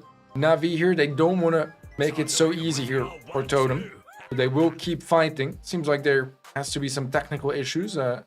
Reply Totem speaking with admins, and probably why we haven't jumped into game 2 just yet. But this might be a blessing in disguise because that gives extra time for production to fix whatever's been going on with getting into game. Yeah, it looks like it's affecting both sides of players. I think we do see the Navi players on the side headsets off. They're shuffling back and forth a bit here. Production, not sure if you can see us, but I do want to see my Japanese boys a little bit in the background. If we could just get a little sneak peek onto them, I'm sure it's completely possible here. But bringing that attention, not just visually to Navi, I think we have to discuss a little bit about that last game. I think both of us going into that, we looked at the Navi draft. The moment I saw that second pick B come out as the second pick of the game, I was already like raising my eyebrows like, if this is Kaboom Canyon, it's kind of bad. And then after that, they switched the map to open business, and I was like, now it's worse. Now it's actually worse. Like, I'm like, Navi, you can't do this. Like, you did this last year. You're gonna do it again. I'm like, don't bring these comps. Start to, I think, not say have give up the ego. I think it's good to have that ego, but I think apply that to your enemies. Know thy enemy. Use their powers against them. Respect in a way, you know what I mean? Correct. Like respecting that the opponents are also like super scary and threatening, and they know how to draft. We have something happening. Oh, it's gone already. I think they're just throwing merch to some of the audience over there. I think they were showing what the merch was what was written on the t-shirt or whatever they threw. But maybe we get to spot out some more. I got words from admins. They are still working on a fix. They seem to be close to identifying what the issue is. And this is the reason why the match has been momentarily paused, so that they can actually, show us the games. So this is a good thing, to be honest. We don't like delays and we don't like having to wait, but I think it's better to wait to watch the matches rather than just not watch the matches. Yep, I think it's great that the players, honestly, at least prior to this, they got to play through their matches. But good call, I think, to momentarily just pause the tournament, because if a tournament, as someone famously said, isn't broadcasted or isn't recorded, did it really happen? Is the results real? Are we all just living in a simulation? That's something that honestly I think Reddy would say, and not something that would come out of my mouth here. He is, after all, I think Reddy said, the king of one-liners. He comes up with the most beautiful memes of the tweets. We need your yapping. Come over here, Reddy. We need your yapping. Get in here for a moment. We've been filling for half an hour. Your turn. Yeah. What do you mean my turn? We filled for half an hour to start the entire tournament. But you have a PhD in yapology. In yapology, so. Yapology, I did my thesis on Yap studies, which most would consider a broad field. You see how I'm just manufacturing stuff on the fly like this? This is why I'm an expert, everyone. Yeah, he's the thesis in Yapology. I will yapologize for his yapping, because that's a good one. That was a good one. I approve. You've got the PhD. So what do I have? Got the bachelor's degree in yapping. We've got a 4.0. We've got a 4.0. Yeah. All right. In a 3-hour class, only We're doing research together. Yeah, we're writing a thesis on how to entertain streamers like chat in the background. So you guys weren't on it, but the setup wise, in case you're wondering how I was talking to chat earlier, I'm just like on an iPad parked outside. And we are monitoring some of the things, and we're signaling to each other here in the SK Magenta facility. So yeah, certainly all the information is coming through. We are working flawlessly as a team right now. You're gonna be hearing us for probably quite a while longer, but as Teddy has mentioned time and time again, this is for the best. I think if you guys want to go get a snack, go order some Uber Eats, go and get some food, now is the best time, okay? Just shut off sponsored. Yeah, not sponsored. Just shut it off for a moment and go get some food, go get some drinks, get some refreshments. That's a cue for you to get. Uber Eats is referring to the caster, by the way. Yes. Uber needs to eat too. Yeah. We will personally deliver to your door. And he'll be wearing a flower shirt. He'll be wearing a flower shirt. As always. Wow. Yeah, maybe one of his more migraine-inducing shirts. He's got like a large wardrobe of those. Is this not migraine-inducing as well? You know what's funny is when I saw this in the store, I was like, that looks like something Uber would wear. And so I decided to buy it because he's a fashionable guy and I trust in his sense of fashion. When you showed it to me, I thought the same thing. You did? Yeah. Yeah, and I got my hair and I look exactly the same. And all I got to do is pick up like a slightly Australian accent and start. You have a demonstration to give us? No, I don't. I couldn't do an Australian accent to save my life. Fair enough. I'm doing the blink twice if you need help to the camera, and I'm telling them like, yep, this is what me and Teddy have to put up with. Yep. We've got plenty to talk about. We've got stuff external to just the games. y'all, I mean, we've all been tapped into the social media surrounding LCQ and the buildup. We've seen the players tweeting at each other. One of the funniest things that we've actually seen on social media has been Chino with the now live post, or perhaps it was like call to action, and it looked like he was in a padded room. You know, it looked like he was in solitary confinement, and people are saying, Chino, blink twice if you need help. Is Brawl Esports, is Mr. Brawl Esports holding you hostage in this room? I was in their basement for like a long time. Or They were in your my basement. Oh, I got confused there. Yeah, they Yeah. were in my basement for a long time. So maybe I'm like the evil like mastermind behind Maybe. the evil mastermind. But we won't tell you because that would ruin the plot. That yeah, fair enough. Fair enough. I mean, we need those plot twists Yeah. in BSC, you know? They're a great thing. I saw a tweet as well from Spen LC that said like, Oh, did you guys do it too? boy, yeah. Stream A, gameplay, and audio, and stream B, like, no gameplay, but audio. Do we have any stream A? Well, you know, not to give the folks too hard of a time, but you know, we got to make light of very difficult situations, so we can actually have a conversation as if it were on stream A. Is that your stream A impression? Well, honestly, I think we all kind of nailed it. Yeah.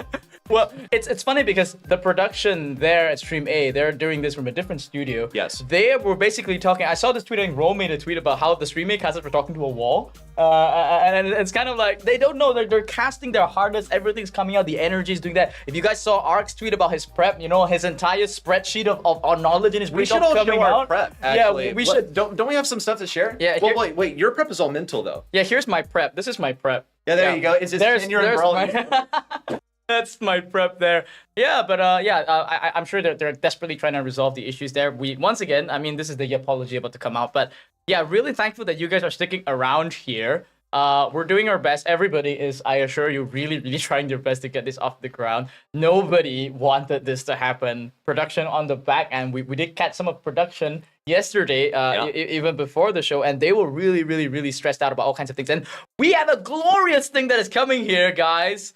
A draft is on the way. The gameplay is coming back. Bans are flying out. It is going to be center stage. And Navi, with the first pick, they're going to be picking up the Sandy. I see a max coming, Teddy. I am praying that we get the gameplay after the draft as well. But draft is already a good sign that things are underway, especially since they actually paused the competition, right, for this issue to be fixed. Now, we see the Sandy first pick on center stage here for Navi. And Chaos already locking in the Chester for reply Totem. Follow-up pick gonna be coming through. I was thinking already, like, this is such a perfect map for Rico. I think Navi thought the same thing. And when you have IKOs on your opponents, you gotta ban that. Yeah, you gotta give some of that respect. And Reply Totem, I think this is really preemptive. It's really intelligent the way they're drafting. They're basically pretending that Navi have already picked up the max. And I think they picked up two brawlers that are quite comfortable against that max matchup here on center stage. Totem not really leaning into too far of either directions of the comp here. They are still just going for this Chester Amber. It's a good setup, I think, that really just opens up the comp to any kind of real last pick here. And both of these brawlers are brawlers that will already check this Sandy, and if Navi still want to stubbornly commit to a max of sorts, they will be pushed to a corner. They're gonna pick up this Larry and Laurie. A thrower here is nice. I was thinking whether they would consider Barry instead, but they've opted to go for Larry and Laurie instead. Let's see if they do pick up the max as I predict. They still might stubbornly do. I feel like they need a tank counter though, no? Like if they go for max, you just go like Rosa or something, and then what do you do on Navi? You know what I mean? Like, I think they need to be careful here, not to outdraft themselves. Because if there's not enough tank awareness, there's the Rosa. I was going to say, there needs to be something about tanks here in the last two picks. It's going to be a Rosa. There is room for other ideas on Reply Totem. The Gil is banned, so that's going to be out of the equation. Probably would have been the best solution. I think it's a matter of going tank counter or tank here for Reply Totem. Yeah, it's an intelligent draft here coming up from Navi. Baiting a little bit of this tank. Rosa is one of the premier tanks here on center stage. And yeah, Totem, they're going to reply with El Primo, something that I think works fairly decently to check this Rosa pick. And it does fare well into Larry and Laurie and Sandy as well. He has to be a bit careful, though, to not feed too many of those Sandy supers. Yeah, I think the interesting thing here to look at as well is that like the Primo in theory has a better matchup against the Rosa, but I feel like the matchup of Primo versus Sandy and Larry Laurie is better than the matchup of Rosa against Amber and Chester. Not that it's like a bad matchup for the Rosa. It's just I feel like overall the tank has more value on Reply Totem than on Navi, and by a long mile. Yep. It looks like Levi really has a lot on his back here. Every single one of those slows are gonna have to really make an impact here to allow Shizuku to just run in there and work. Fingers crossed, both of us, 4 fingers crossed now, coming out here that we will indeed get a game and not have to imagine it in our mind how it can go. Because looking at this kind of a map, I think a lot of it's gonna come down to sort of the immense prediction and game sense playing around this middle bush. Totem do have, I think, a big late game advantage in the sense that they can control terrain a lot better with this El Primo, with this Amber. If they open up the map entirely, Navi's comp honestly might just completely fall apart. Once again, Navi draft themselves a comp that they have to execute with clinical precision to make work. Yeah, potentially a comp as well where they need to settle things in early game in order to stay competitive. Overtime doesn't look promising for their comp at all. Once the map gets more and more opened up, it also looks like their matchup, like they're all just dwindled down with every wall that gets removed. Seems like we're still not getting into game. So, yeah, that is still an issue, I guess. Yep, and once again, frustration comes out here from Maru. Instantly, he knows something's gone wrong. He's the first to drop here. Very difficult from this camera angle for us to actually make some intelligent assessment here. So once again, apologize. You're going to have to bear with the Yapasaurus Rex here, that is myself, to figure out what is going on. I see frustration coming out here from the side of Maru. Once again, you know, the moment the hand comes off the device there, Teddy, you know something's gone wrong. And if the hand goes onto the head, you know they've lost the round there. Yeah, it doesn't look like that has been going too well so far for Reply Totem. Again, speaking with everyone behind the scenes to see what can be fixed. I don't know how there can be so many issues observing. I know there's some spectating bugs. Sometimes they don't show in the lobby. Like, there are issues that arise, but like, this is the most important moment. In all fairness, I'm checking on my phone. I can't spectate them either right now. Now, maybe I can in the next game. But so far, so bad, as I would like to say. And I don't know who won game 1, but honestly, Totem not looking super thrilled about it. It's hard to tell here. Looking at, yep, the frustration, if the hand wipe there, that could be either like oh, we won, but like it wasn't clean, or that could be like, yeah, Navi kind of shit on us there. And as you mentioned there, Navi are playing a very early game-centric comp. Judging from the time of how long that game lasted, I don't think Totem managed to reach the timing that they wanted. I'm just imagining that Navi is winning, by the way, because for the sake of the storyline, Navi kind of needs to win right now. So yeah, pardon the bias yapping here. But I do hope that Totem is not faring as well as we hope. Yeah, we'll find out. I'm trying to spectate on my phone as well. It seems like I'm having the same issue as production are having on their observer account, which means that it is an in-game bug, most likely, just like a server issue with the spectating system. So yeah, I don't really know what to say. I mean, it's been an issue for the last year, and it still is an issue. And unfortunately, it's not something that has been fixed here for LCQ. Yep, we are doing our best here. And another death going to be coming out here. I think that's the 3rd time. Yep, adjusting his headset. You know, every time that happens, all these, these are comfort reactions, guys. I have a PhD in psychology here. I'm telling you, when it comes to the esports psychology, all these are telltale signs of stress, of mistakes, of potential losses here. The beauty of Brawl Ball is that there is a moment whereby, somebody scores, and you can tell when they score because everybody just kind of just rests a little bit, shrugs their shoulders. So I assume if Totem have actually scored a goal, they would be a bit more relaxed right now, but they look really stressed to me, Teddy. Yeah, it's not looking too comfortable right now for Totem. They look incredibly focused, and again, I would assume they're a game behind here in this set. But again, there's no 100% proof to be had here just yet. Unfortunately, we can't even check in game on our side as again, it seems like it is a spectating issue here. So I guess we'll just wait and see what happens next. Yep, I saw a thumbs up come out from iChaos. He went up, thumbs up to Maru. I think that's a sign that they probably scored a goal, but they are looking still into this game right now. There's no Cordelius on this map, right? So I don't know why the screen's turning purple there. I'm trying to interpret a little bit what that means. Could be a slow coming out or something here. Apologies for trying. And okay, claps come out, guys. Claps come out, and the headsets have come down. It's actually a 2-0 from Reply Totem. I don't know how I'm getting so excited at people putting down their devices because I didn't get to see a damn thing. But okay, Totem just cleaved their way through Group B, and that leaves no tiebreaker in the mix. It means that Navi are gonna have to go head-to-head with Toxic Lotus if they want to keep their tournament dreams alive. Was this expected, Teddy? No. I mean, I expected this one to go to set 3. Now, I'm gonna be honest. Didn't like the draft from Navi. I think I made it pretty clear that I felt like the Primo had 3 favorable interactions. The Rosa, it doesn't really counter a Chester, you know.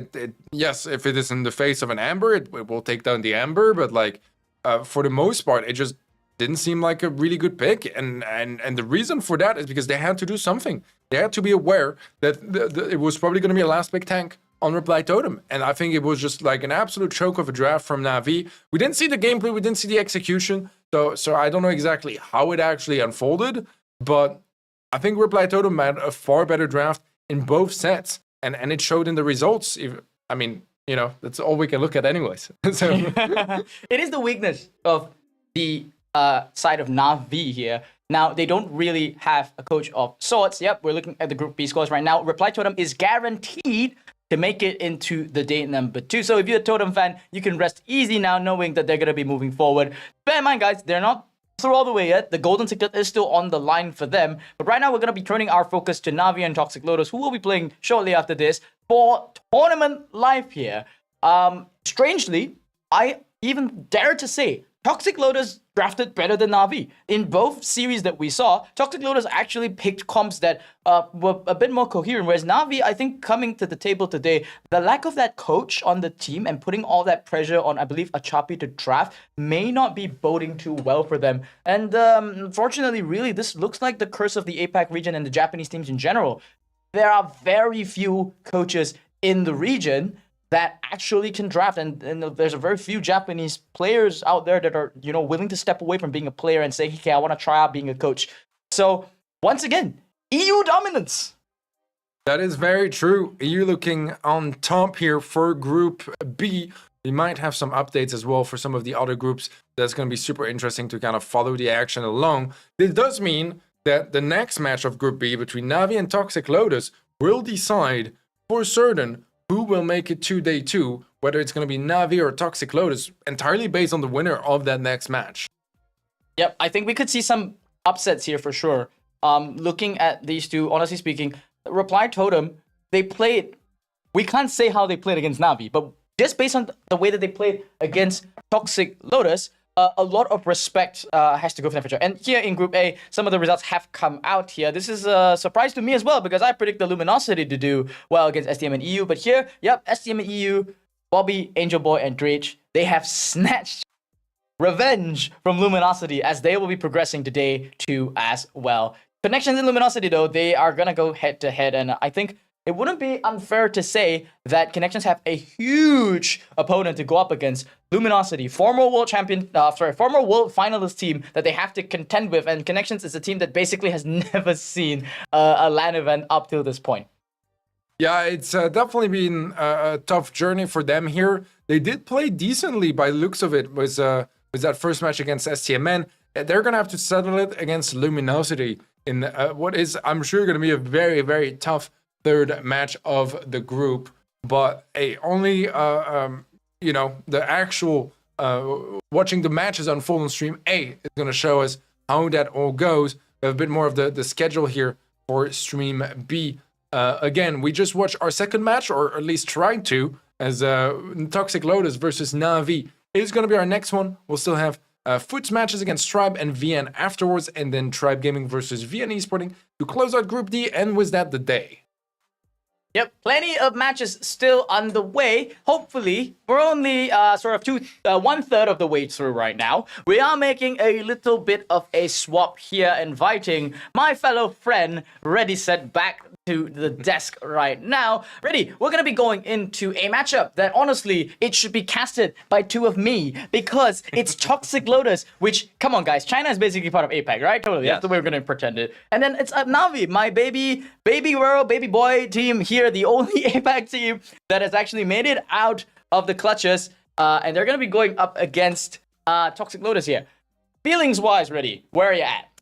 Look, man, I'm going to believe in Navi here, personally. I think that despite that being quite an expeditious match, well, what are you talking about? Look, you say you're the APAC guy, and I don't get to be the APAC guy? Last time I checked, I was doing APAC all year long, so I can claim to be a bit of an authority. Not quite in the know like this guy who's got, friends in high places and all of that fun stuff, which is, of course, a reference to another one of our teams that we have here. We're going to be moving into looking at exactly this this lineup over here, going to the player cams. You're going to have to forgive me as I'm also warming up for the production side of things as I'm now taking the reins. Wiggly Spoon's gesturing over to say like, buddy, it's time to switch the screen. And I'm like, okay, there are a bunch of buttons here. I got to figure out. It's like flying an airplane over here, folks. But that's what we have for you now. Toxic Lotus up on stage, Navi across the way from them. We've sort of started to initialize our opinions out here.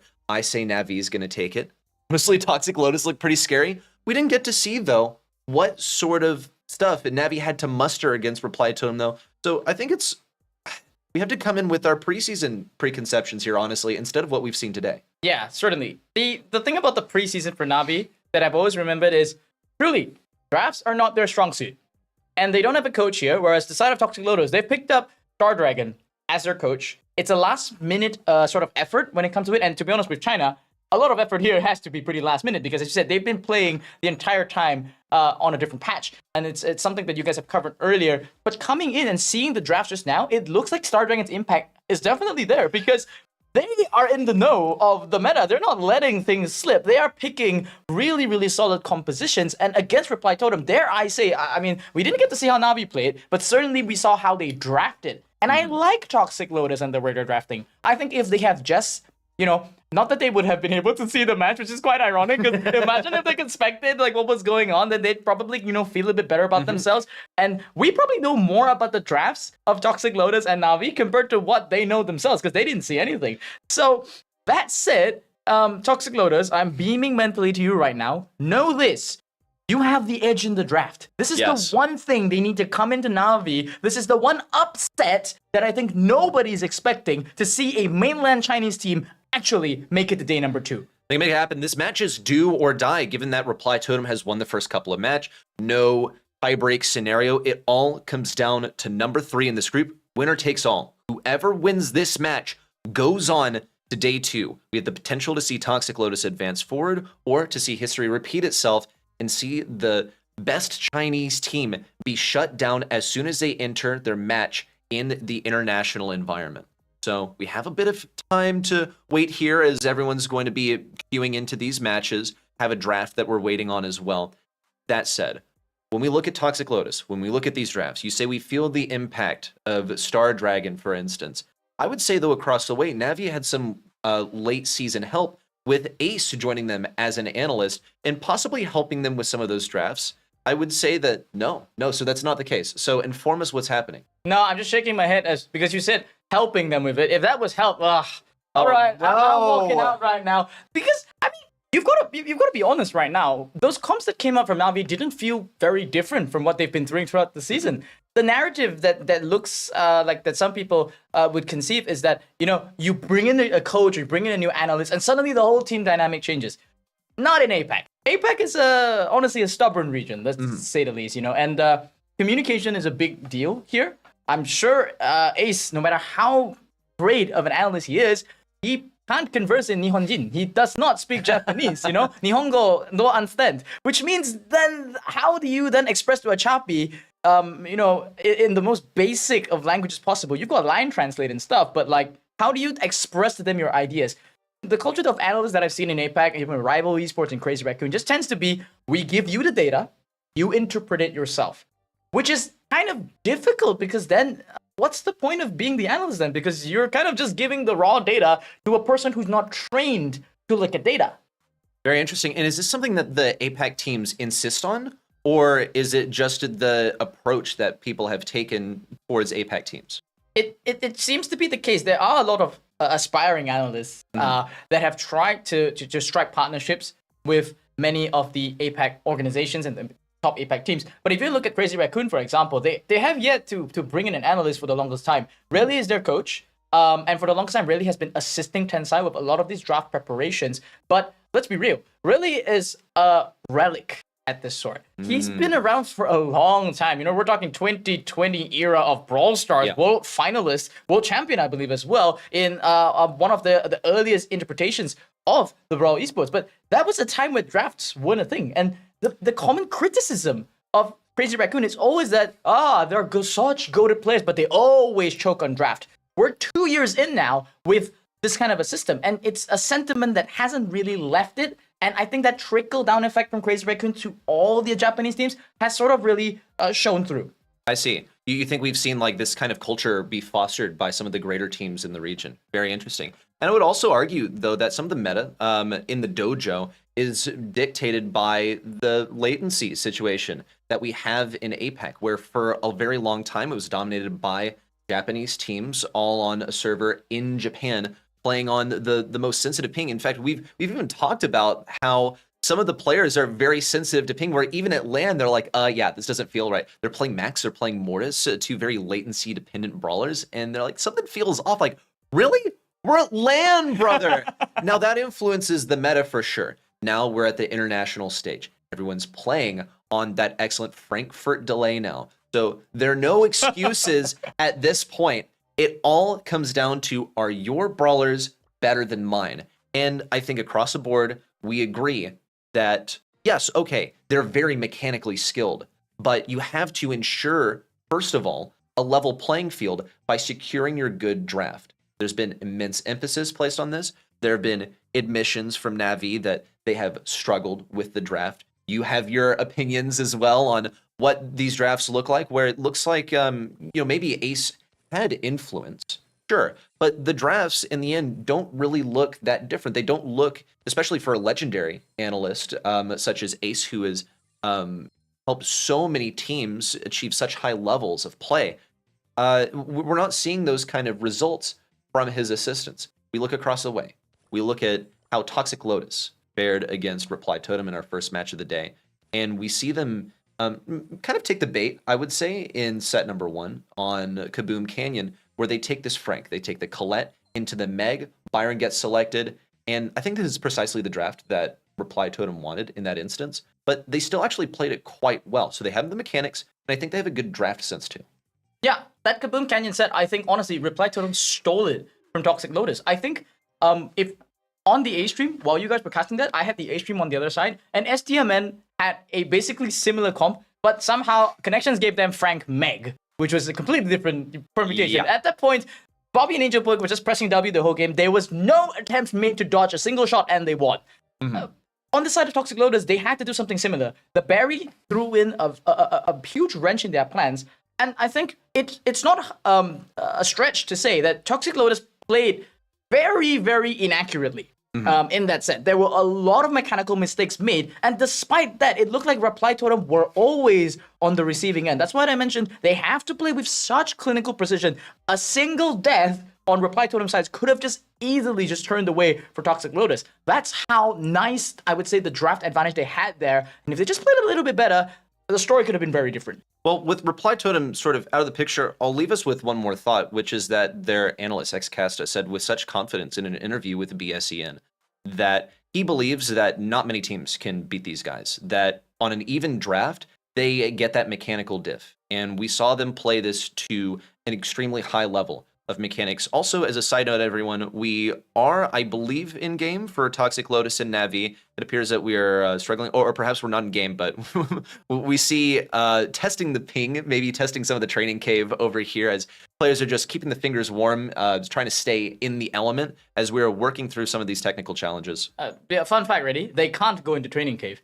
So on the that's a new development. No, it's always been the case. So okay. My players got scolded last year on stage. It was quite funny. You're allowed to go into training game during rehearsals, but during the actual game day itself, because they don't want to, the observer doesn't know what's happening on stage. So they see the player going game, and then they push the feed, and then they say change scenes, and they're like, oh, it's training game. And we've seen this happen at Worlds, we've seen it happen all the time. It's always a goof that happens at least once.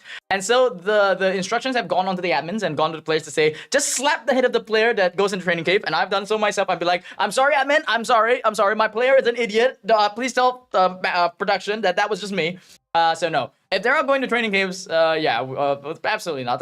Just to introduce to you, OU is the player on the left here for the first time, if you guys are seeing. He is certainly the most handsome among the few there. I believe that is going to be White in the middle and Engine on the right. I'm not entirely familiar who... I think, the coach there would be Snapdragon. This is the first time that I am seeing him in person. Boy, he's tall. Snapdragon is very tall. He's towering over the rest of the team, but honestly, perhaps this is why he's coach, is because he can actually look over the players instead of having to peek over their shoulders. Maybe, he's not breathing in their ear or anything. He can just look directly over their heads, get a bird's eye view of everything that's going on. He's effectively in the crow's nest, looking down at everyone. So some team comms going on here. Of course, we can only speculate as to what is going on. Let's talk about some of the individual players for Toxic Lotus, because if Navi gets the kind of performance that I think many players are expecting out of them, then this may just be the last that we see of Toxic Lotus for the regular season. So let's refamiliarize ourselves with all these players. We talk about the talents of each one of them. White, regarded as a mechanical monster in mainland China, being one of the best players, period, I think widely agreed upon. Yep. Toxic Lotus, they've had pretty much a smooth sailing journey throughout the mainland China. They were formerly BC Gaming of last year. So just to paint the meta narrative, they are the only team in mainland China that stuck together after the previous season. If you guys aren't familiar, mainland China is a completely different format from the rest of the world. So they have a very short season. They go through a series of elimination rounds, and Toxic Lotus came out on top, swinging. They were one of the strongest teams going into this. Thumbs up coming out from the players that they look like, they're just taking a picture for the camera. I thought they were trying to tell us, we can do it too. Yeah, let's take a thumbs up for a picture as well. But yeah, so White, he is known as sort of the mechanical genius because before him, his predecessor was a player called Today, which unfortunately, he was supposed to be on Connections, but due to, certain issues, he couldn't make it for the event and he was replaced. So White was basically regarded as the best player in China after Today was no longer competing with them. So, and this was also confirmed, by the way, in the BSC and interview with OU. OU himself, when he was asked who's the best player in China, he didn't say himself. Despite the fact that OU, by the way, is probably the OG, the equivalent of OG in China. He's been playing for so long. If you go to his Twitter, which I just went to just now, he's got pictures from 2019. And he's got a collage of like 2019, 2020, all the way to now. And I'm sure he's going to add a new pictures collection after that was what happened just now.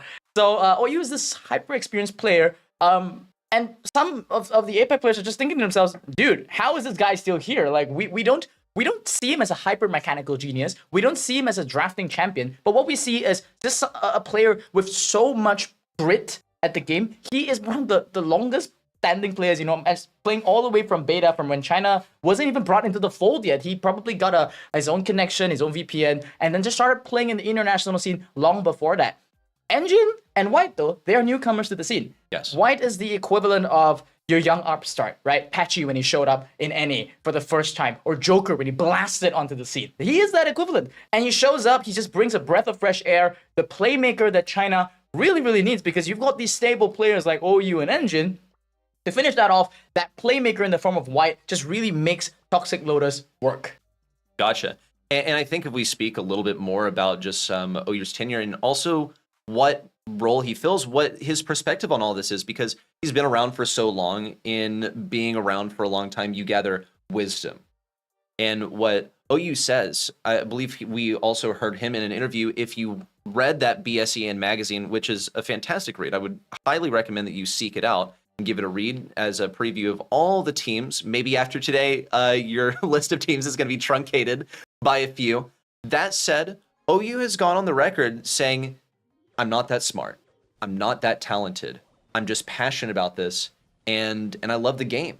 And he does this for the love of the game. I believe perhaps we see all of our players getting into the game, but we don't see the game ourselves, so we can sort of postulate about what is going on, given all of the groundwork that we have laid in terms of the tenure of the players, what their particular talents are, what roles we expect them to fill on the team.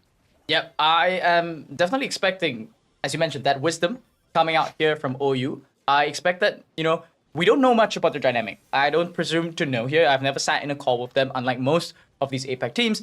But something that I personally know from OU in some conversations is that he's a really humble guy. He's a really nice guy. He's one of the few Chinese players that has a Twitter account, as that he mentioned, and he speaks English.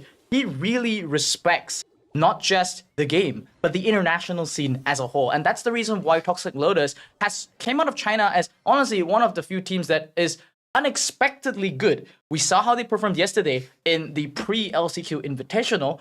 It's not something that we say would color our opinions, but after what we saw today against Totem, I sincerely believe that Toxic Lotus has a pretty good shot at sniping the Giants Navi out of this group and making it to day number 2. They may actually be the only mainland China team here today that even have a shot to make it to the World Finals. Well, and our teams, of course, in order to be in this stage, they need to be very good, but they need to also not be at the very top of the game. They have some weaknesses, perhaps, that can be viewed by an outsider, perhaps only noticed by someone who's in the know, in the game. When we look at a team like Navi, we've talked a bunch about what all their strengths are, but maybe what are some of the weaknesses when we look at Navi? What do you think Toxic Lotus might target against this opponent? So, for sure, I think if there's something that they can learn from what Totem was doing, not that they could have seen, is that Totem laid very specific traps for Navi to walk into in the draft, and Navi took nearly every single one of them. Now, something that I know from Snapdragon in some of his drafting is that his preparation is extremely detailed and meticulous. He's probably plotted out like sort of like the Doctor Strange style, whereby he's permutated nearly every sort of draft that he thinks his team might run into for a given comp. And so if he manages to catch Navi in one of these traps, I think that just might be the way that Toxic Lotus can secure an early advantage into Navi. The part, though, that I am worried about is that Navi might just still diff them mechanically anyway, because that's just how Navi plays. They squeeze water from stone. It's a great way of putting it, too. They are taking some situations that are very difficult, and they're finding a way to somehow make it out of there successfully.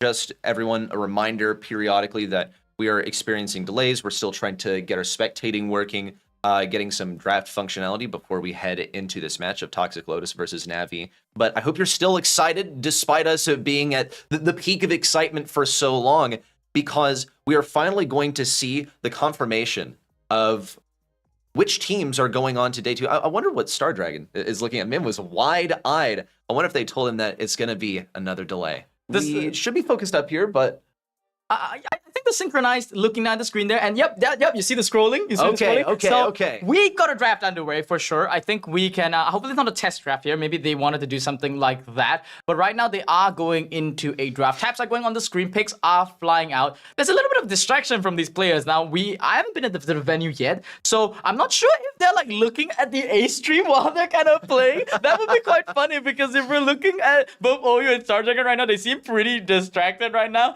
And then, yeah, the other two are just like, a bit focused a bit more on the comms, a bit of the draft. Navi, though, I don't see them scrolling through stuff. Perhaps we were wrong to call that a draft has begun. Maybe they're just in the Brawler select screen, and they're just like admiring the skins that they've collected, Mainland China, by the way, skins, completely different game from ours. we have seen some of those. One of the ones that comes to mind is like some Piper skin that looks like some ethereal, spectral being. The Stu skin is simply out of this world absurd, where he like causes lightning strikes and causes the screen to flash black and white. Oh my gosh. Ask and you shall receive. We have a draft. We're getting started here on Double Swoosh and a first selection of Chester for Engine. Yep, not to be unexpected. I think this is a comfort pick coming up from Toxic Lotus. We saw this a lot in the pre-LCQ final. whereby it's a comfort pick, it's a flex pick, and this is the way that Snapdragon likes to draft, right? When it comes into the first pick, he's not the sort to commit to something like, we can see Frank is wide open here. And by no means I think Frank is a bad brawler here on double swoosh, and some teams are confident enough to just say, you know what, we'll bait out all the anti-tanks. We'll pick Frank into basically 3 counters because we want you to draft in that direction. But Snapdragon's not the sort to do that. He wants to make sure that every player on the team is playing an impactful brawler. Navi though, it's here, it's Max, Levi's got it, the best Max in the region finally gets what he wants. Will we finally get to see the brilliance of Navi shine through? That is the question. I think that Max combines really well with this scale. I also like that you point out Levi, best Max in the region, because I feel like the more popular take is that Tensai is the best Max in the world or something to that respect. But being in the know, it seems that even Tensai bows to Levi as a Max player. I wouldn't say it to that extent, but yes. You wouldn't say so, really. He acknowledges. He acknowledges. Yeah, they have an adoration for one another. I see. They have a mutual respect. Well, everyone, just know that the Max is simply on that level. If you haven't caught Navi this year so far, because they actually have only been present in 3 of the 5 monthly finals, yet they've still made it here. Let's talk about this Buster selection for Toxic Lotus. Yeah, I think it's just something that fares extremely well into the Max. They've drafted 3. This is, dude, Levi's got a difficult game in front of him. Like, looking at this Toxic Lotus lineup, if this was my Power League game, and my teammate's like, you want to swap your Max with me? I'll just be like, I'll take the L here and dodge right now, because this is not a comp that I want to go into as a Max. Even as a gem carrier here, it's a pretty tricky situation. There's no really good lane that you can get. There are some Max supers that you can play out here, but even then, going into this Buster Pearl, it's pretty difficult to really make it work. I'm curious to see if the Navi still want to go for something. Yeah, I thought they'd go for something a bit more on the anti-tank side here, but they've opted to go for Meg, a pretty safe pick here. And for once, I think we're seeing a pretty even draft. Both teams here, they have very solid win conditions. I must point out that Navi has that hypercharge lead. There's a lot of pop-off potential that can come up between Achapi and Levi here, which I assume is going to be the Gale and the Max. I believe so. I see comfort brawlers out here. I see Navi playing an extremely meta composition. Each one of these brawlers synergizes super, super well with Max. Let's talk Toxic Lotus though, because they all have strong brawlers for sure. But when it comes to these meta picks, I see them more on the side of Navi. Yeah. Okay, it worked. I was praying that we'll finally get to see a game, and we do finally get to see something. Signs of life are coming through from production. Thank you so much for keeping up with us this entire time right now. It's actually gonna be a Buster mid going up against Levi. Engine swinging over to give OU a little bit of that covering fire, and gems are being traded onto both sides, but relatively expected so far. No lane collapses happening just yet. White duking out on the right side gets the first defeat of the Meg here. Achapi has been de-megged. Nice word coming out here. And actually, White is going to fall here because he didn't really respect Levi too much here on that right lane. OU's having a tough time for this Gale, but with Engine sort of butting up with him on that left lane, they did manage to shove this Gale back. On the right side, White is returning to the battle versus Achapi, but he doesn't want to give him that mech back if he can afford to do so. Got the shield back up. He's going to be quite immune to that damage. There's the kill onto Achapi, and Engine also comes around the right side. Can't get that surprise on a Levi. He's been scouted out on the left side. OU taken down by the 2K super from Suzuku. The bushes from Toxic Lotus now seemingly belong to Suzuku. They could be overextended over here.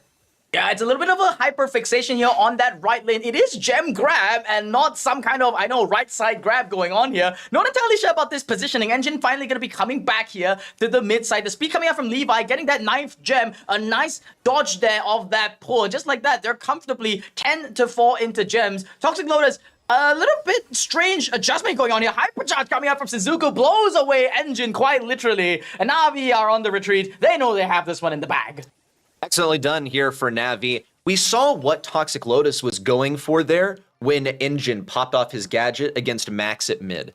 He is trying to play this Buster mid with the use of the gadget. As soon as Max decides to commit and go for a gem, he's going to pull them back. And Max, I don't believe, is immune to any of that stun stuff while she is in the phase shifter. She can still get pulled back. So she's not entirely immune to all of that nonsense. Yeah, I think you dodge the damage, but you don't actually dodge the pull or the slow there. So you still get repositioned. Yeah, you still get repositioned there, but you're playing against Levi. You can't just walk up into the bush and expect that this guy has no eyes. Vision is coming out. Meg was scouting out the entire time.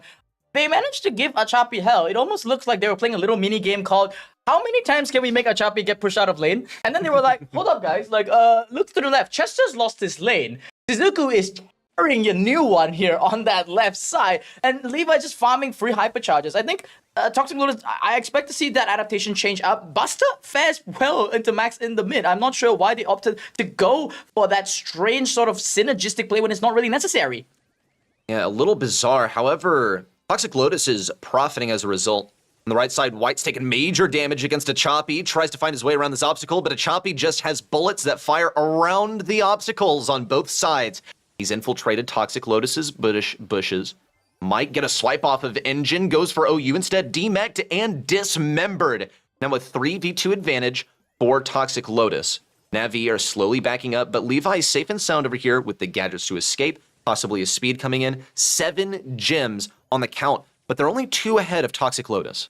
Yeah, OU's holding on to that super right now. We're not sure what it is. It doesn't seem to be something that he wants to use from long range here. I'm sure he'd love for some kind of a wall break here. Could be quite useful. White slowly edging forward here on the right side. We see Engine snatching up a gem from the Navi side, and that's going to give them that slight countdown lead here if nothing really happens here. Both left and right lanes collapsing, though, for Navi. White pushes up here with that hypercharge. Oh, you're going to be bringing down Shizuku here on the left side as well, and it's a complete different story of that game number 1. White even going to be able to pop Achapi with that hypercharge. That's the first time I've ever seen that one actually being used the way it's intended to, and Levi's going to have to try and make something work, but he's going to fall here to White as well. It's a complete reversal of that game number 1 as Toxic Lotus, they sweep Navi off their feet. A small note here too, good game sense for Toxic Lotus. Engine needed that 11th gem to keep that countdown from going the other way, from possibly being stalled out. It was very, very close. He almost missed the opportunity to do so, but we saw Levi push forward on that Max. He fell, all the gems go to the ground. There's no interruption, there's no pressure for Navi. So we have a tied ball game now. We're 1-1 in set number 1. This is precisely what we saw from Toxic Lotus when they faced Reply Totem earlier. Not quite the momentum that they started each set with. However, they are getting really close in this first set. Yeah, I actually am starting to like this Toxic Lotus comp more and more. I think they understand how they're supposed to play it now. And yeah, coming in this game number 2 already knocking on the doors of Navi. Levi's here getting pulled back by Engine, and it's just like that. They've lost basically everything. Achapi, he's on the other side of the fence here. Not sure what he's doing here in the side of Toxic Lotus. They're going to concede a 6-0 lead. It's going to take a miracle for Navi to get back into this game. Dude was completely estranged, completely overextended, and beyond the reach of his team. Still possible for Navi to bring this back. They're going to have to somehow get these gems off of Engine. He should be immune to a stun from Gale, and he should also be able to snag these gems for free. As long as he takes the gems that spawn right next to his spawn, then it shouldn't be an issue at all. So it will take a legitimate push from Navi in actual mid control in order for them to somehow bring this back. But so far, the lane swap on the left side looks good. There's 1 kill for Engine and OU. Levi now speeding away, not even going for the aggression. He's got some thoughts over here. Suzuku speeding in from the left, could go for the pinch on Engine. Does he know he's positioned over there? He has to be aware, but he cannot safely get this next gem. Possibly, there's number 9. They're only 1 away. Suzuku getting blown out of the water there, OU with a bit of a lucky there. Nice pull coming out here from Engine. White to follow up, and everything has fallen apart for the side of Navi. That gem being picked up by OU just to secure it there. We see Navi respawning on the other side, but they are a little bit too late. There is nothing that Navi can do to stop this. Toxic Lotus, they dropped game number 1, but they run away with game number 2 and 3. I dare say in such a dominant fashion. Incredible for Toxic Lotus. What a beginning to this match. As we put it, do or die for the squad. For both, this could be the end of Navi's run. If the momentum continues for Toxic Lotus. Game 2 and 3 were so vastly in favor of Toxic Lotus, it wasn't even close when we're just looking at the beginning of the game. That was phenomenal. We got stats on the screen. Everyone, things are turning up. Unless, of course, you're Navi. They are not in a good position here. Now, Suzuku is doing quite a bit of work. We saw Levi trying to take much of a support role. They had a lot of good pieces. They did not make a good puzzle. It looked like some of these lanes were quite complicated. Yeah, I honestly want to chalk it up to a lot of tactical blunders that came out from Navi. The comps, it makes sense, but a lot of times we saw in both games, Achapi mispositioning in the wrong spot and just completely opening up one lane to allow Toxic Lotus to just take over. You're dealing with a Buster and a Chester here. You don't want to yield bush control, even if that means that you get to secure the backline. And in both games here, we saw Achapi just pushing a little bit too far on that Meg. Game number 2, the turning point there when he just invaded the enemy bush, took a swipe at the wrong player, and completely overestimated himself. I'm trying to make excuses for Navi here. I'm trying to say that maybe it was a mechanical problem, maybe that they're just not used to the environment, maybe that they're just under a lot of pressure, but truthfully, they didn't play well that game. Toxic Lotus, on the other hand, game number 1 went by. They knew exactly what they did wrong. They said, guys, we're faffing about too much on this right lane. All right, let's bring it back a little bit. You know, Snapdragon from like, guys, literally just play the 3 lanes. Just play the 3 lanes and Navi will fold themselves. And it worked. It worked. Jeez, yeah, and we also saw some good times where they doubled up on a lane to get a lot of pressure, and then they quickly flexed back. They got that 2-on-1. Folks, you're never going to win a 2-on-1. I don't care what the matchup is. You're just simply not winning a matchup where you are outmanned and outgunned, especially on the bad side where we see them playing the left lane. Toxic Lotus playing that left lane into the Gale. They are able to diff things out, and we saw some attempts from Navi to get some lane pressure as well. Meg in particular swinging around wide to try and get that swipe that you pointed out. But the thing is, that's the same tactical blunder that we saw Toxic Lotus making game number 1. They had all their pressure on one side. They surrendered their own bushes to the enemy team. You can't really get them out of there. I was expecting to see a lot more synergy coming out from the hypercharges of Shizuku and Levi. Even in the game that they won, I have to say, Navi won off the mistakes of Toxic Lotus. They didn't play well. There was no real attempt made at team play of any sort. I must say, as an Apex viewer, this is really a very, very, very different Navi. This looks like the Navi that lost the April monthly finals, or this is the Navi that didn't make the monthly final. And that worries me because right now, Toxic Lotus, if we take a look at them, they look so comfortable. They're chilling. They're watching the A stream for crying out loud. Wow, they're just playing and they're just smiling. And, we can barely see Navi in the distance, but you can imagine the grimace on Achapi's face. You can imagine Levi looking to his 2 side laners and saying, guys, what's going on? I don't know what's with us today. Why are we playing so poorly? That's probably the thing that's going on here. You look over and you imagine the mental damage that's being done to be outed by a mainland Chinese team, the dark horse of the tournament, taking out Navi? That's precisely it. I think that when you're Toxic Lotus, yes, of all of your Chinese mainland compatriots, you are the most likely to make it forward. You are number 1 seed from the region. However, at the same time, you still have nothing to lose. You've gotten your set win, okay? You have not continued any sort of trend with the mainland China competitive scene, and you're just trying to get your first match win. You're doing a world's first. If you get a match win, then you are breaking a record, and you're surpassing, I think, the fair, at least, expectations. For Navi, they've been plagued by the exact opposite the entire year, going back to exactly 1 year ago when we saw them as reject, minus now Shizuku with, at the time, I believe, Menmi. Excuse me? They won Team Flash, yeah. Yes. Oh, yes, of course. Now, going back then, too, they still went out in the LCQ. So they don't want to repeat that. They come into this year with so much fanfare, with such high expectations. Flop in the beginning. What is going on here? I am laughing because double max bans on both sides. Neither Toxic Lotus or Navi want to deal with the prospect of a max on this side. And I think that's just a sheer amount of respect. Surprising. Toxic Lotus, obviously, they know that they're up against Levi and they don't want to deal with this max. But Navi giving that same respect to White. After seeing the pre-LCQ Invitational, probably how they played out that max from White, giving him that respect. We chatted this in the hotel room, thinking whether there could be any of that kind of mental game. And yeah, we see it come out. The Carl ban as well, Navi, they want to play a mechanical game, right? They've taken out both Gray and Carl and said, screw the tactical game. We don't want to play tactics anymore because it's not working out for us. Part of our brain is shut off. We just want to play mechanics. And we know we can diff Toxic Lotus.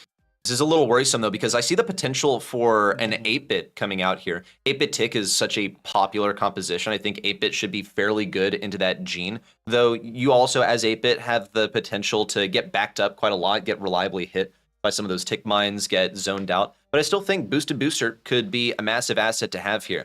Looking at this early gene selection as well, I fear, well, Carl is banned out, of course, but how are they going to get that late game control? Are they worried about some of the thrower potential in here from Navi as a 4-5 pick? I have to be curious about that. Bell, another selection here. I have a feeling that this gene pool might not be able to connect if we keep on seeing these long-range brawlers.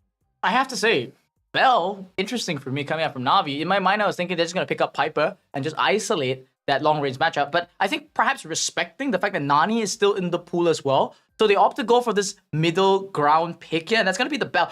Melody, though, being their answer to this tick into a gene, I might add, and into potentially, as you mentioned, that 8-bit pickup that might be coming, that is going to be pretty tricky. But I guess Navi also preemptively, they've answered that, as you pointed out, with this Bell.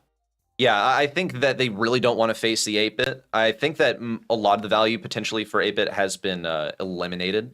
So we'll have to see what this final selection is. Maybe something that has an additional stun could be useful. RT is a fantastic reaction to that melody. Anytime you get close to the RT, you can consider yourself good as gone. But I think also, given the meta selection here in terms of gadget, that you're definitely going to be running hacks so you can get that instant damage at long range, get your kill confirmed, and likely not running that second gadget. So there's potential that after defending a melody, you do get stuck in the sort of, quote, Jackie form, and that could be a security hazard for Toxic Lotus.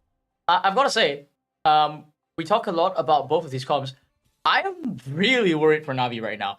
The comp that Toxic Lotus have gone up, if I close both my eyes, I picture that this is an EU comp, mainly. It is it's something that, it's really very much in the realm of just playing very tactically. Fight for that early blue star. Navi's gonna get it though, which is great, because if Toxic Lotus had gotten that first star, this comp is a nightmare to break into there. So already I think Navi, finally, they have a little bit of breathing room. Some signs of life are coming out for there. And we see Toxic Lotus, they do a lane swap here. They want to get, I believe, that take the hell away from that melody. Yeah, it seems like he's actually moved over to the right side onto that Melody lane because he doesn't think he's going to be feeding Melody any shots. So if she doesn't hit anything, then she can't get a super. We'll still see Toxic Lotus pushing up here. I also want to point out that Achapi hit like 2 4Ks in a row on that tick, so perhaps that factors into why he's being pushed away. See the tick super come down, create some pressure, sap away some of those shots, and Suzuku now has the potential to take much damage from OU. He's having to migrate away from this back right corner. OU still is sort of having to fire down the lane. But so far, Navi, they kind of get to walk around and farm up super in their own spawn. Yeah, it's looking, the position-wise, Toxic Lotus, they have a good setup for that endgame. Now, Engine is holding onto this pull, slowly building up towards that hypercharge. OU as well, he's continuing to rain fire on to Shizuku. The pressure really is on Navi to try and relieve this. They do need to hit some shots. Engine, actually controversial play. They're going to be going for that pull, but trying very hard to pinch out Achapi here. A clutch super flies up from Dionysus himself. Going to be able to top himself up, and oh wow, a mark actually landing onto White. That's going to make it even more tricky for this last 15 seconds ready. A brawler that would typically leverage his health to be able to push in here in the last few seconds, which we are entering. 10 seconds remain. OU throwing down that super on the right side. Suzuku can't take this one out alone. He's going to have to employ the health of his teammate. There's 2 takedowns for Toxic Lotus. Nothing Levi can do. And Toxic Lotus go to match point. I can't believe it. I cannot believe that we're actually uttering those words. Navi not winning a single game. Just to point out here, they aren't doing well. Against Totem, I think they won 1 game. We didn't really get to see it, but they're not going to walk away with a single set win at this rate. And Toxic Lotus, that precision there, yes, they gave up the blue star. It is to be expected. There is a Melody on the other side with a shield. They don't really have an excellent early game here, but just the discipline that came out from Toxic Lotus coming towards the end there. They fumbled on a pull, they tried for an opportunity, didn't work out, bounced back, played absolutely amazing here. Navi though, I gotta start rooting for them because we've been talking so much about Toxic Lotus that I've gotta start being the Navi fanboy as well. We need them to play more aggressively. They've got that 1 blue star, but they cannot yield an entire part of the map to the tick. They need to let Shizuku cook. They need to isolate the tick and let Shizuku play what he has to do. The longer the game goes on, the more Toxic Lotus plays better. but that's a hard sell to Navi because they have this advantage. They had the 1-star advantage for the vast majority of the game until those final few seconds. They were winning. They were bound to take this one to a game 1 for themselves here in set 2 and possibly equalize the match. It was taken back by Toxic Lotus in those final few seconds. That is their in-game. Gradually back things up. Yes, it may take 2 minutes, but as long as they get at least 1 kill in the end, they can make it happen. Stianuv over here on the left side. Engine missing that pull, and that does surrender a lot of pressure, especially with the takedown for Navi. They're further in the lead. They're in a much more comfortable position.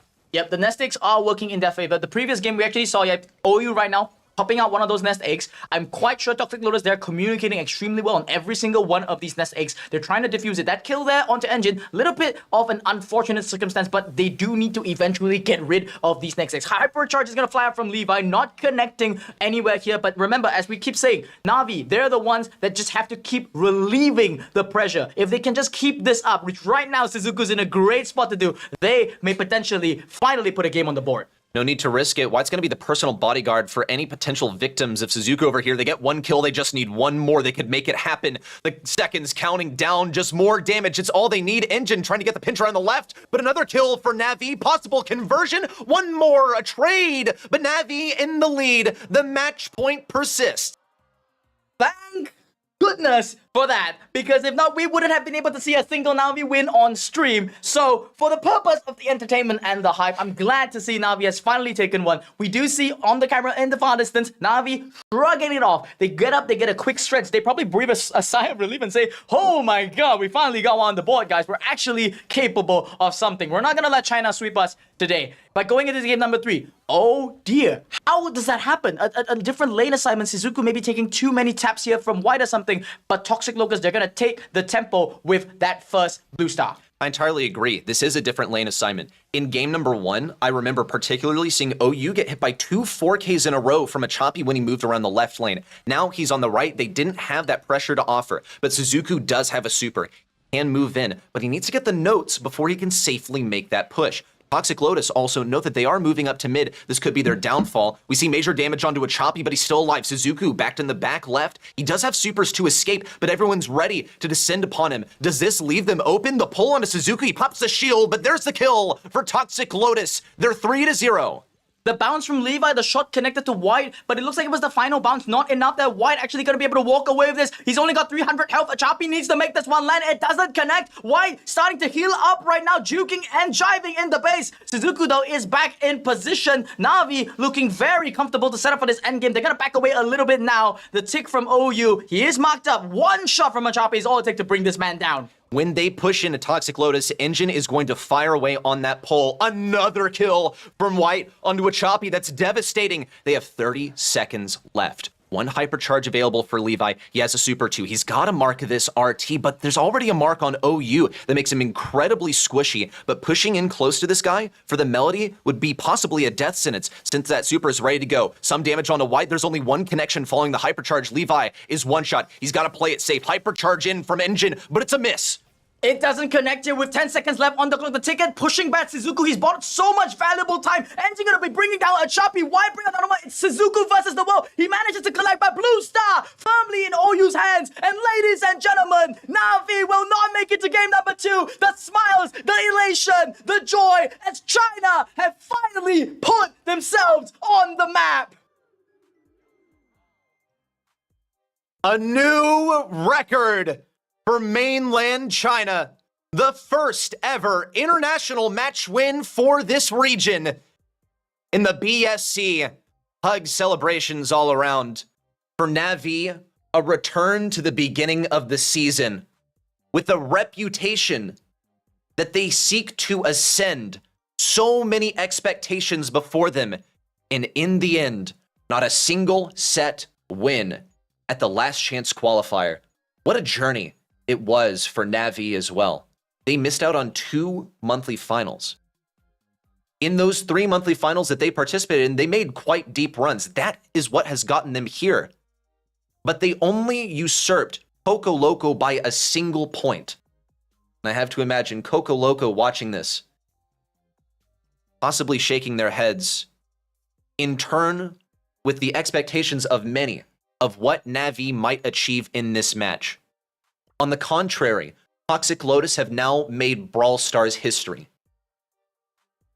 Absolutely incredible. We're going to be seeing the standings here of Group B, which has been finalized. The Group of Death is over in a crazy turn of events. Navi, they look so strong. The respect from Japan as a region always resonates throughout. But once again, Navi will not join Crazy Raccoon in the World Finals. Day number 2, Reply Totem and Toxic Lotus, they will be graduating from Group B to face off against the other LCQ teams. And I must say, Toxic Lotus, I tear up a little bit just thinking about it. They now carry the burden of being the last Asian team in LCQ right now. I don't know how the other Chinese teams are doing. We're going to be watching another one later on. But Toxic Lotus, they've relieved that pressure. They know that there will be an Asian team in day number 2 of the LCQ. And they'll be represented by Toxic Lotus. I mean, what a team, too. The first seed from mainland China, make it happen. They eliminate Navi. What an upset as well. So what were all of our predictions? I wonder how we're doing on that front. Let's get an analysis of what has happened in the other regards of things. Group A over here, STM and EU lead. 2-0 Luminosity and Connections. The tie broken between the two, won by Luminosity. Seemingly. Yeah, they look like they should still have one more game, right? My math is not mathing. No, this is true. This is true? Yes. So we're still not sure who has come out of Group A, whether it's Connections or Luminosity. If Connections take it over Luminosity and send Luminosity home, you and I are both going to lose our minds, right? Luminosity, a team that is touted, a team that should be making it quite easily into day 2. A team that maybe came into this group as the favorite team over STM and EU, now suddenly have the entire tournament lives threatened in front of them. We're going to be looking at the schedule, though, and we're going to be bringing in different rotation of casters, because we're going to be going into Foot Esports versus Tribe Gaming very, very soon. Oh, excuse me. Reddy is still going to be sticking with me for, I think, one more before we jump over. It's going to be Foot Esports versus Tribe Gaming. Now, this Foot Esports roster is one that we're not too familiar with. It is a different one from what we've seen throughout the entire year. It is a last-minute sort of signing by this organization. They have picked up the 2nd seed of South America. Anything you can tell me about them, Reddy? It's true. We have a lot of history for this roster, too. In fact, I would almost argue that they're tied for number 1 seed in that region in terms of, I would say, skill level. I think that they are very, very close to the team that eclipsed them for number 1 seed and took the world final spot for the region, that being Space Station Gaming. But as it happened, it all came down to the last monthly final to determine who was going to go to LCQ and who would go to World Finals. And it came down to a 3-2 matchup, as we had seen repeatedly throughout the year. But I think we can also speak to just what the year looked like for Foot Esports. They started off this year unsigned. That's Pekka, Motep, and Jubilee. We'll get to meet the roster in a more formal graphical sense in a moment. But we saw them start off the year losing to SK Kalales in the semifinals of the first monthly final. Well, that's just not going to cut the mustard for a team that is shooting for the World Finals, and all of these players are World Finals caliber. In fact, Tufa had been at the last several World Finals, going back to, I believe, even 2019. The guy's been around for ages, but seemingly retired as he departed the roster and was then replaced by Jubileu, who's been a miracle worker for the roster. Yeah, a miracle worker indeed. A simple change like that, but one must also give respect to the person who brought the roster together. And I do believe that is going to be Coach Roll _09, not the ROLE that we know. Yes. Spaniard has returned. He did coach Tribe Gaming at some point. So the question that I think has to be brought here is they are going up against this Tribe roster. And Tribe, I think, is a very rare team that basically hasn't really shifted too much of their roster over all the years combined. If you think about it, they've kind of stabilized and found their form. But this is the first time that they're inviting somebody new, correct? It's the first time we've actually seen a roster change on Tribe Gaming. And I think immediately they start to pull a very, very interesting set of results. Yes, we've seen also, this is, I think, them becoming more accustomed to just what the current meta is. Because the current meta, folks, let's not sugarcoat it. You pick tanky brawlers, you run it down, this kind of thing. And there are a couple brawlers that do it. Yeah, you got the guy that goes like this and the one that goes like this. Not a guy, this one, if you wanted an additional hit on guessing who that is. You got those two. So you need someone who can play these brawlers. In fact, I can think of another pretty good tank. We saw Toxic Lotus play it pretty well on Double Swoosh. Buster. This is one of Fade's strongest brawlers from the moment it entered the game. So previously, though, in this tank role, you had Zulon filling that. But see, actually, Teddy, who's not on cam right now, and I got the chance to catch up with Corey, who is now fulfilling more of a coaching role. He was a 4th for the roster. Now Fade is 4th for the roster. But Corey is still fulfilling that coach role. So what Corey told us is that Zulon was never team tank. Zulon was team flex, and he flexed onto the tank as necessary. Now Fade is there to fill that role. But if you ask Fade, he'll likely tell you that he didn't bring anything particularly new to the roster. He says, I didn't bring anything new to Tribe that they didn't already have. Instead, he proposes that he brought a new way to approach the game. And what that is, I don't know if he's willing to reveal the secret sauce just yet until they possibly make it to Worlds. This is the first step. There's so much to talk about that we will unfold over the course of this match. A lot of backstory. The year that precedes Tribe Gaming has been underwhelming at times, and this is their chance to redeem themselves, show that they really, really have earned this. Every single year prior, we've seen all the way back to 2019, Tribe has had a roster at the World Finals. It would be weird to not see them there. But this roster in particular has been at Worlds the last 4 years in a row, and would also be weird not to see them there. Yeah, and I think looking at this Group D as a whole, we can see the 3 teams that are going to be matched up. It's going to be Foot Esports and Tribe Gaming. But VN Esports team, this sign, it's a last-minute sign-in as well. Formerly the Fennis roster from China. This is a roster that was put in the 3rd seed of mainland China, so they're counted to be, allegedly by points, the weakest team. But here at the LCQ, because of certain roster changes, they are the only Chinese team, I mean, aside from Toxic Lotus, they are the only other Chinese team that are fielding a full roster here. Now, coming into this group though, I have to say, you're going up against 2, what I consider to be World Finals level team, as you mentioned. Foot Esports, they go toe-to-toe with Space Station Gaming, which is already waiting at the World Championship. Tribe Gaming, they've brushed shoulders with Pioneers, with Elevate and NA. And this year, they looked a bit shaky. So among these 2 teams, I would say that VN Esporting, on the other hand, they're coming in with completely no track record. They're coming in with no experience. They're coming in with nothing but the expectation to get slaughtered. And that's a lot of pressure for a new team.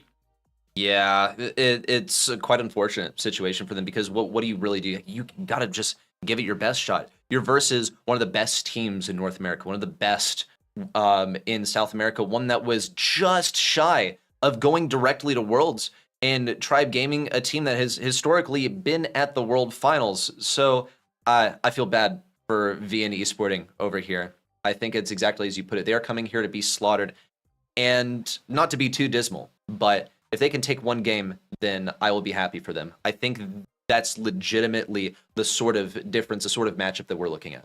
Well, one step at a time for sure for them, these Chinese teams. If there's one thing that I do expect is that among the Asian teams, there is a lot of camaraderie. I think it's the same for every region. You're always a bit biased and rooting for yourselves. I wouldn't be surprised to see that on the side of whoa, okay, we are looking at a replay of sorts between the earlier matches, actually, of game number 2. This is the ones that we missed, I believe. Coming in from production, actually surprising both of us, actually. We're watching some old footage from Totem versus Navi. This is the story of how Navi was eliminated. Teddy, you want to come and take a look at this as well? I think this is quite interesting. I think the feed that is looking a little bit buggy there, but basically, yeah, in the background right now, we can still show it. If I think we can show it. If the folks want to watch, though, it is a little difficult to watch. Perhaps in 2 regards. If you are a Navi fan, it might be hard to watch. Okay.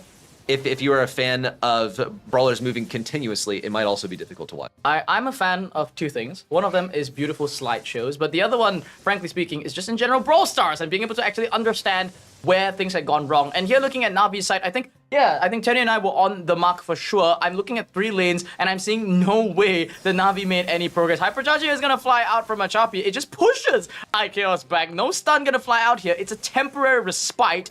And look at that, IKEA still getting to pick up that kill in a small mech form. And Levi gets controlled there by the Willow and being told, you know, you get back to where you are. You got one super the whole game. I'm not giving you anything else here. Mari just playing absolutely well here. Chappy that could be blowing away the side's desperation here, right, coming out here. But the slideshow comes to the crawl here, and yeah, as expected, Shizuku not really doing much here as the B. The pick just now we saw, we looked at this B pick and we just thought, damn, what are they cooking? Well, once upon a time, B was an acceptable pick. A lot of times you could just auto-aim it down and win, but the thing is, here with B, the only place we really even saw B at all was on, gosh, it was a very open map. It might have been, it was like open zone or something like that. Yeah. Which used to be in competitive. That was the only place we ever saw B. And B still had a fatal flaw there where, oh, okay, she's getting kills. She's getting control, I guess, but she's never stepping on that point. And she's the mid. She's not playing a lane. So she should be getting some zone percentage. But when you only operate at long range and your enemy's respawn bubble is wearing off by the time that, you know, they've just now entered your range and you're just off the zone, you're not getting any actual objective time. Yeah, I have to say, it just seems to be a very unfortunate story of just a brawler that is outclassed now. There are so many better replacements than a B pickup. And on the side of Navi, I would think that this is something that they are aware of, and yet they still wholeheartedly decide to invest into this pickup here. Maybe there was some technology that they knew back in Japan, but this is just the nature of international tournaments. You come in with certain assumptions. You come in believing that your meta is better than the world's meta. And then after a brutal gamble and maybe a loss, you realize that, yeah, this really isn't working out for us. And if you don't adapt in time, you're out. And unfortunately, that's, I think, what happened to Navi today. Toxic Lotus and Reply Totem, both of them deserve their spot fully to move forward here. They studied the meta a little bit better. They came more prepared. And looked like even they had their cool better, because even in these games, I think we're seeing Navi just play very frazzled. Like, they're not really sure what they want to do. Lane swaps are not looking really good. Achapi getting that blustery blow but not doing anything. Levi has done nothing for the past 2 minutes. He's even gonna get controlled by Mari. Mari's like, dude, I play a better stew than you when I'm controlling you. Oh my gosh. He's gonna even get this pickup here on Shizuku in the back just to add insult to injury. Levi finally gets one kill there. And yeah, this is what we were seeing. We were seeing Navi, I believe they did manage to win this game. And I wouldn't be surprised it's off the back of some kind of amazing lane swap. And I think Levi probably has to play out of his mind. We're trying to pretend that we don't already know the results of this matchup here. Yeah. But yeah, we're looking at Levi. Yeah, zipping and zapping. Actually, yeah, it's exactly him. It's really the Levi show that's really picking up the Navi roster right now. I wonder why it took so long, though, for a wall break to be targeted there on the left side for Levi. Because I feel like when you're going into a Willow, that should be one of your first priorities. You're versus a thrower, you don't have any throw, you actually have 0 lanes. Here's a Chompy getting control on the right side. I mean, Mari's playing this crazy Willow around the right side. Now, he didn't get quite a kill off of that, but he's still getting control, playing extremely aggressive with very little regard for life on that right lane. Yeah, you know, the wall break is useful if you can get it. Mm-hmm. And I think Levi in game number 1 basically didn't get it. And in game number 2 here, we can see Totem. Yeah, all it takes is just a little bit of ill-disciplined movement. And yeah, you're already going to be putting Navi on the back foot. Yeah, we actually do see some misfires coming out from Levi. This is what we talked about, the lack of adaptation to the device. That can definitely cause some issues here. And because Navi is not playing, as we said, a tactical comp, they are playing a comp that you really need to play out of your mind to make it work. Hypercharge flies us here from Achapi. Expected to see in this game number 2. Yep, the storyline seems to have unfolded in the way that we kind of imagined, which is kind of funny, right? We were saying in this game number 2, judging from how long it lasted, it must have been a brutal fight, and it must have been a fight that involved a lot of chaos, which Navi managed to bring onto the table. Yeah, I would say Totem is bringing a bit of chaos too. But when it comes to what you're mentioning, yes, I think that Navi is going for some lane swaps or disrupting things for sure. I look at also how that Willow played. Once the walls were broken, it was a much different game. Stu's able to do Stu things. Previously, he was relegated to simply playing that lane versus Mari, who is doing the same thing. We've seen them actually take the opposite lane this time. I anticipate that Levi was actually trying to get this matchup versus Clancy on the right side, but both teams had the same idea of let's swap our lanes and hopefully the dice roll in our favor, we get the matchup that we want. This looks really surprising to me because in this game number 3, it actually looks like Navi got everything they wanted. A Choppy managing to win out a Lania. Levi gets that critical wall break that he needs. Shizuku landing one shot too little almost every time. IKEOS, by the way, has been low for the past like 3 decades, and all that 31% is really just missed shots from Shizuku not really connecting here. And Mari, that's not very nice. You can't just keep making Levi play against his own team, but it's the nature of the brawler, and you know, just like that, I don't think I've seen a Willow that's this impactful. I mean, Mari is just literally toying with the Navi squad. He's pushing aggro, and then he's using the gadget to dive and just waste more of their time. Forces the engage for Levi. He knew he was going to die anyway. I wonder why he decides to push in so aggro. Perhaps they just know that they've already won in this matchup. Look at Marriott also as he continues to occupy this right side. Instead of going for the left lane where he can fire from behind that wall, he lets Maru do the thing. Also, another mind control. Making a Choppy shoot his own teammate. Typically, and one of the reasons that Willow is actually one of the weakest brawlers in this game is that you're so vulnerable when you use the super, but he's always hitting it at max range, and he's typically taking it in a scenario where Navi are actually already losing. It shocks me. I think that was the most mind controls that I've seen in a single game. Mari, in otherwise a matchup that, nonetheless, I mean, we gotta give it. It's a very good Willow game. Yeah. Totem picked it in I think, a really, really good situation. I think they roughly remember the bans as well. They banned out so many of the throwers that the only thrower left to deal with the Willow was Dynamite. And Navi didn't want to take that risk. They already picked up one suspicious brawler in the form of Shizuku, and they were like, yeah, it's like if Shizuku you miss a single 3k, we give them 20%. That's the kind of position that they put themselves in. And then if you pick up the Dynamite, you're putting yourself in the opposite position where you're like, yeah, if we miss a single stun on Dynamite, it's game over. And yeah, and then moving on to this Brawl Bar set, Teddy, he completely predicted that this Primo pickup was going to cause a lot of trouble. And I think where it sort of complicated matters is you get that first goal, and this Sandy super flies down, and suddenly, all of a sudden, you do have quite a good positioning lead here. But we do see Maru, he plays so well there, understanding the assignment. He knows he needs to buy the team the position there, still manages to get out alive as well. Maru here holding onto the super. If it's the bomb that I think, it should be a goal right now. I think he just refreshed his super, trying to find it. He's going to pop that heal instead. Ball's going to be transferred over to the right side, though, as we see a slideshow pop out. Yeah, look at this. Like, Levi's losing the interaction to Maru, who's coming in with a hypercharged super. It's an open goal, perhaps for Maru and IKEOS. The stun surely coming in, and it blocks the goal for them. They're just opting to retain this mid control. I wonder at what point the Rosa was decided upon, because in my opinion, I think there are so many things that are good into the Rosa that it might not even be worth picking up. You can't possibly ban it all out.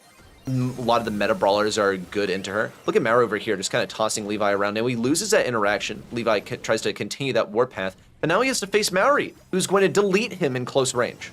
It's difficult. I think they were in a matchup there whereby if they didn't pick up the Rosa, it would end up being a problem for their comp as well. They essentially drafted themselves in the corner with these first 2 picks, and I think that is the challenge of being the first pick here, because they were first pick after all. Totem did have the last pick on this map.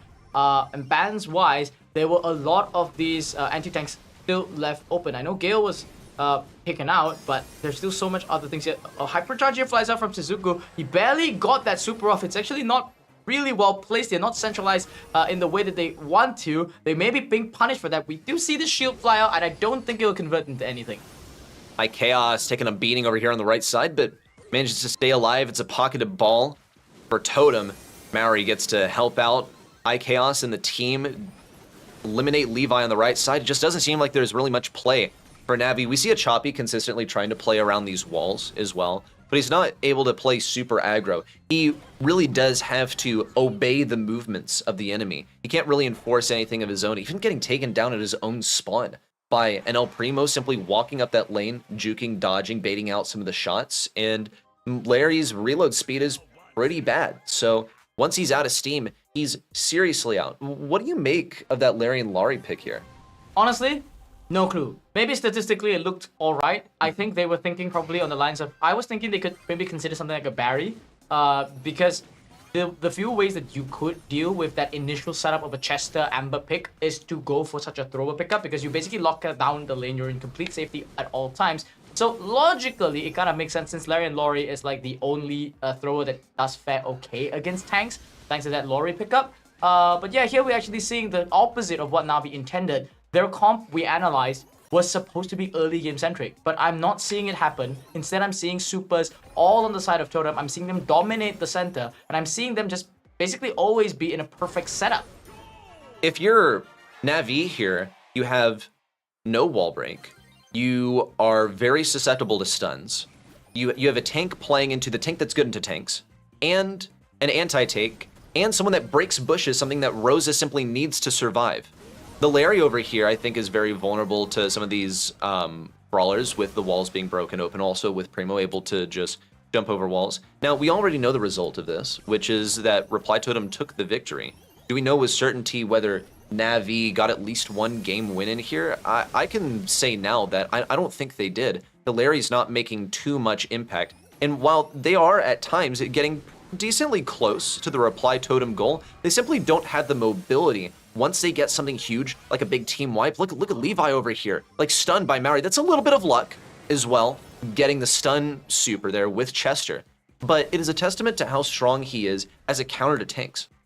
It's difficult. It's a really tough spot here that Navi are in. And usually, as I always say, they try to squeeze out a win here. Achapi does get one goal in, so we do get some confirmation that at least the game was a little bit closer here. But as we said, going into this overtime, it's not easy for them. This hypercharge super from the Sandy flies up, but do you see any real advantage Navi just got there? Absolutely not, because they're going up against 3 brawlers that are actually okay to deal with the smoke here. Maru's is going to actually just dive in there, alleviate some of that pressure. Mari's going to throw out his bomb here, has to basically, kind of just zone Levi away. The ball control's not really very good here from the side of Navi as well. The entirety of the game, it just looks like Totem is dictating the pace. Anytime Maori has a super, it's dangerous. He can self-pass, he can go for an alley-oop, maybe Maori passing up to him, break open the right side, slot it in through those boxes. And that was the finishing play. Oh, does anyone want to accept the friend request from Tyrant? We might want to spectate that guy in the upcoming match. You know, that's something I would pay good money to see pop up on my screen, is a friend request from TRB Tyrant. So here's a reminder of those scores from Group B. We did finally get to catch all of those games from the match that we missed, so we've gotten our fill of what all of that looked like, and we actually got some yapping on the side. So there's something to be enjoyed by everyone. But to reiterate, Reply Totem take both of their game victories, and we saw Toxic Lotus qualify instead of Navi. We're now finally heading in to our next group. We're starting off with Foot Esports versus Tribe Gaming. A match, certainly, I think, similar in nature to that Totem versus Navi matchup. Jubilee with an excellent striking pose here, looking ever so menacingly. This is the first time I think we're seeing some of these players. Jubilee has not been on player cams the entire year. It's always been Roll, handsome as he is. And they are missing Pekka on this picture right now, which we will see later on, handsome as he is. There he is. There he is. And yeah, this I think will be the highest quality match for sure in this group. No disrespect to VN Esports, it's just the way things are. You're looking at, I think, 2 storylines, right? The team that barely missed Worlds and the team that barely almost didn't make LCQ. Yes, we are looking at also some pretty difficult years for the guys. I think for Foot Esports in particular, we're saying, oh yeah, there we go. We have a view of the Tribe Gaming folks on the other side of the stage, which is a lot of fun. But looking at Foot Esports for now, let's get a reminder of how their year looked. So first month, they went down to SK Kalalas in the semifinals and the monthly final. After that, they made a roster change. They dropped Tufa, or at least Tufa departed Brawl Stars, and they then picked up Jubileo. So Jubileo has actually been referenced as the pickup of the year, according to Roll, their coach, who, as you said, you attribute with putting this team of the SA Avengers together.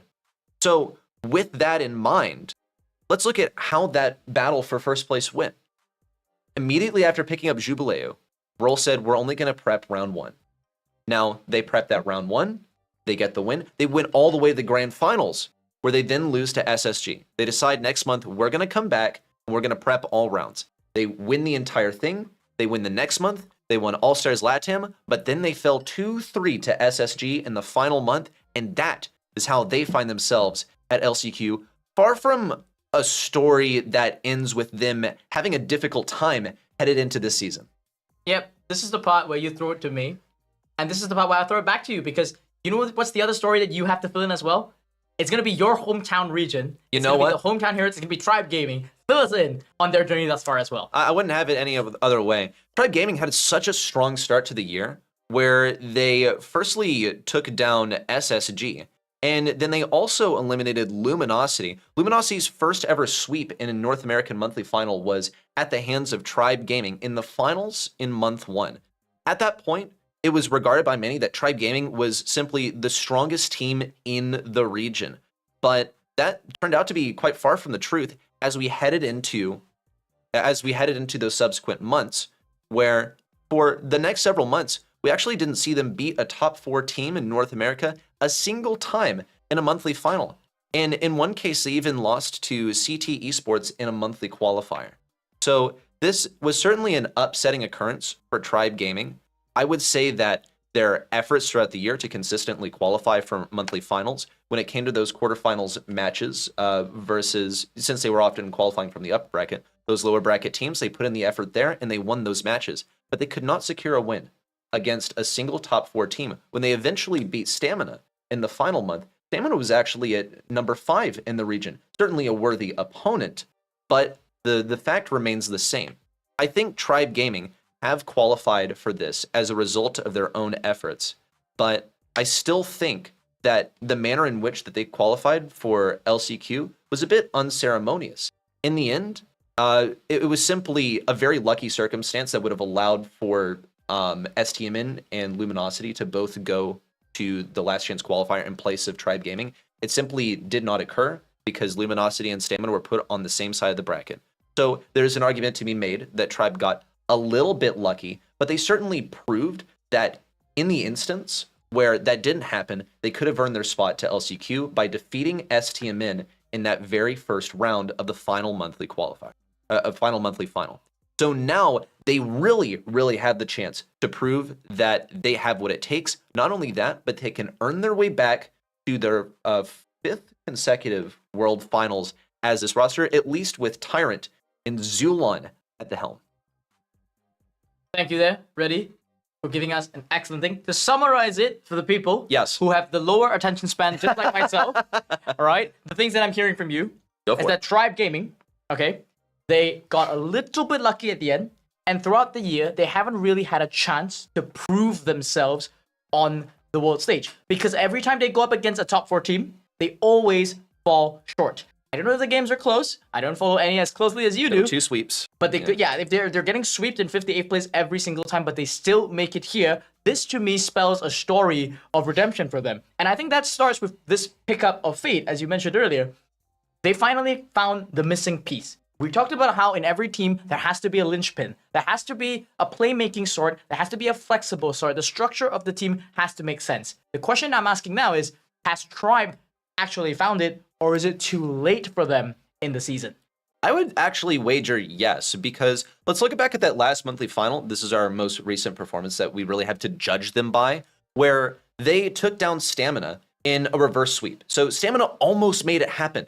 Tribe, with the absolute reversal, ended any of their plans of possibly overtaking Luminosity. So now let's also consider how they fared versus Luminosity. They simply didn't get past it.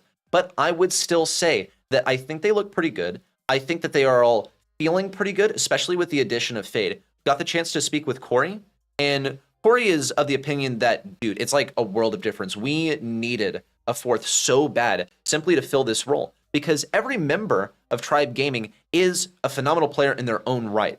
But what we have always said, what the spectators have said, what the analysts have said, is that Tribe tend to be a little bit behind in their play style when it comes to this current meta. So having an aggro player is essential to surviving now.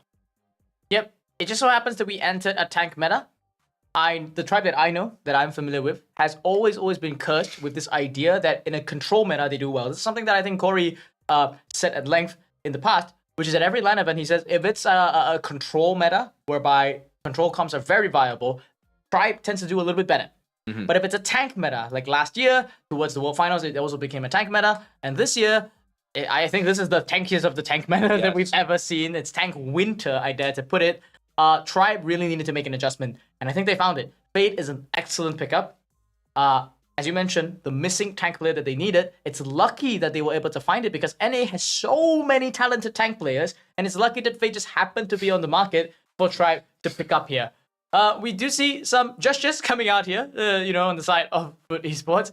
I just want to say, in all the player games that I've seen, Foot Esports are one of the most eccentric teams when it comes to Brawl Stars. I've seen legs put up on chairs when they play. The full Uncle Roger suite comes out here for them. They always look so relaxed, and even when they win, they don't look like they're basically doing anything except having fun. Whereas Tribe, on the other hand, I think they tend to always take themselves a little bit more seriously. Yes. There's definitely some pressure, and I think everyone's familiar with the Zulan Scrim at LAN. It only comes out if they're doing well, though. Yes, I think that they are very good at tapping into the vibes and using momentum to their advantage. I think at times they actually were actually quite susceptible, though, to backwards momentum and could get quite tilted. Now, whether that's still the case, I cannot say with confidence, now that we see them at LAN, which these days is actually a rare occurrence, so it's nice that we got a taste of this for our North American players. We'll see if that is still the case here for Tribe Gaming. For now, though, we can see them sort of milling around there. Corey just begging for something to do, probably. But this guy, Corey, is going to be helping out with the drafts and making sure that everyone gets on their correct brawlers, and also doling out the correct brawlers according to the map. If they want to draft a particular brawler that Fade is good at, then they'll put Fade in. Fade, some of his best brawlers that come to mind, you look at like Frank, you look at Buster, I look at Buzz occasionally, and then also the Bell for some reason. Not a tank at all, pretty good in the tanks, but that's just what Fade is good at for whatever reason. So we'll have to keep that in mind. We're still, folks, just to paint a picture here, we are still waiting on these games to get started. Apparently some tech issues which have been plaguing us throughout the day, but I wanted you guys to be aware that we are as much of Brawl Stars fans of you. Actually, can I make the bold claim that we're more Brawl Stars fans since we're like making a career out of it? We're professional Brawl Stars fanboys. We get to fanboy in front of a mic and yap and basically try to make some semblance of a show so that you guys at home can actually enjoy it and feel that energy from wherever you are. If you guys are in Cologne and you guys are catching this, once again, hats off to you for you guys being in the hall. We'll be there very shortly to see you guys too. But right now, we are indeed looking. The boys, they seem to be lining up. I am getting hungry, Ready Set, because I just noticed, and I don't know if it's a sponsor from last year, but Foot has KFC as a sponsor. Oh my gosh, they do. Did you notice that? I did notice that. Kentucky Fried Chicken, Colonel Sanders is in the house, and with their blessing, maybe they will make chicken out of Tribe Gaming. Do you think he's cooking up a draft for Foot Esports possibly? Oh yeah, I mean, I can imagine if Colonel Sanders was a Brawl Stars player, he does seem like the coach sort, right? Like instead of Colonel Sanders, he were called like Colonel Ruffs, and he had an ability that gave you a damage boost and a slight health boost. Oh wow, that's such a great idea. They should put it in the game. Yeah, I'm not sure if it already is in the game. There might be a dog brawler of sorts that looks like that. There is a dog brawler, but he's just called Ruffs. I don't know like how he lost his title, whether it was a dishonorable discharge, possibly for stealing the chicken.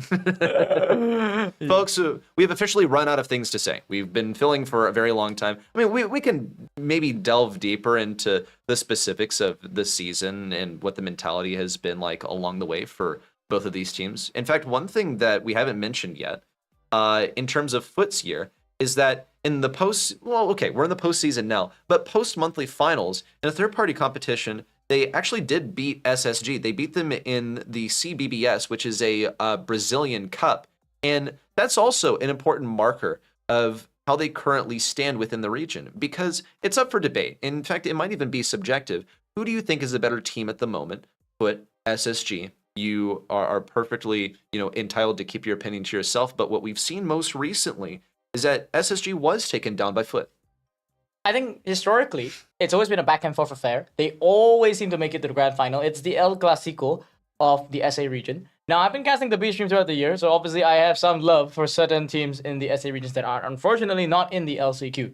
But the respect that I have from Foot Esports is tenfold, as you mentioned. Having a rough start to the year, we have to bear in mind, this year was a different format. It's a shorter year. A lot of these teams that you see here potentially wouldn't be here if you had one more month. If you just had one more month, the standings could have changed completely. Foot very much so could have been the world finalist representative from the SA region if you just give them one more month to ease up and take the lead over SSG. And in all the games that I've seen up against SSG, it always looks so close. When you mentioned it's the 3-2 story, I think it's 3-2 every time, but it's also 3-2 in monthly finals wins. Yes. Imagine if this was a 6-month season, they could have tied it to 3-3, and then we'd have to go to the tie breaks of who got more second place wins. Possibly so. It's also worth acknowledging that Foot Esports, that first month for them, where they went down in the semifinals, was quite an underwhelming performance, and probably was going to impact their performance in that head-to-head if we headed to a theoretical month 6. They're actually not even the only team here, not to lead the conversation astray, but Angelic, now name change too, possibly may not have qualified for the last chance qualifier if we headed to a next month, because they were kind of on life support. They were tied up within, I think, a range of possibly less than 10 points with Coco Loco and also Navi. Yeah, it was a 6 and 7 point gap respectively. It was really close. And BC Gaming, right? Yes. Which right now, I mean, I'm seeing something go on stage. Okay. What's going on? All right. We've can we stop filling? All right. Is it the time? Is it time for us? Lights, camera, action coming out here. And yeah, we can see that the hurdles are coming in. Roll is warming up literally for it. And yep, jumping for joy as we do see the game coming in. Yeah, we're finally gonna be able to see a draft of some sorts as we jump into the first match of our Group D. Now, this is the highest stakes match because, as we mentioned, whoever probably takes the win here will be seeded number 1, because we're assuming that VN Esports is on literal life support and they're gonna have to like literally do everything in their power just to try and deny and upset the odds here. But I wouldn't be surprised if there's predictions at home that it's something like 99% to 1 on those predictions. That's not even an exaggeration. Toxic Lotus look good, but VN Esports team as a team really untested. So Foot Esports and Tribe, the stakes are big. They need to try and secure that first seed to try and supposedly face up against the weaker team in the other groups. My goodness, it seems that the aura of Foot Esports is actually corrupting our footage right now. They need to tone down the excitement just a little bit so that we can actually watch the game here, because for now it seems that they are still corrupting our footage here. But we are waiting to get into the game. Tribe Gaming across the way, I wish we could see their reactions. Hopefully, similar to Foot Esports. Look how quickly the excitement has died down. Everyone was excited. Do you see Roll rubbing his hands together as if he had like just been presented with a meal? Man was starving for a match. They got that for just a moment. Now they're ready for this draft. In game, ready for their picks. Yeah, the aura is overwhelming us a little bit here as, yeah, they are turning into pixels right now. We're going to be jumping into a draft. It's probably been underway for a while, so there's going to be some catch-up. It might be an instant draft. And yep, Frank going to be picked up here by Foot Esports. Just very quickly looking at the bans here. Meg, Gale banned out here. Clancy banned out as well. On the other side, it's a double Clancy ban. And then it's going to be that Colette and Crow banned out. So really, I think literally almost every good pick against the Frank has been taken out. Yeah, this is interesting because when you look at Foot Esports' picks here, you would think that they actually have last pick. They're getting rid of a lot of brawlers that you would want to pick up early in the draft. Here's Melody from Foot. It's going to be a hugely aggro brawler connecting to the safe. Tribe Gaming on the opposite side, they go for that 8-bit and the Amber. So burning up some of these bushes. What is the Bonnie doing here? This is a pick from out of absolute nowhere. It's a South American idea, I suppose. Roll must have, that hands coming together. That could be him putting Bonnie in the cannon and preparing to fire a Motep at the Tribe Gaming safe here.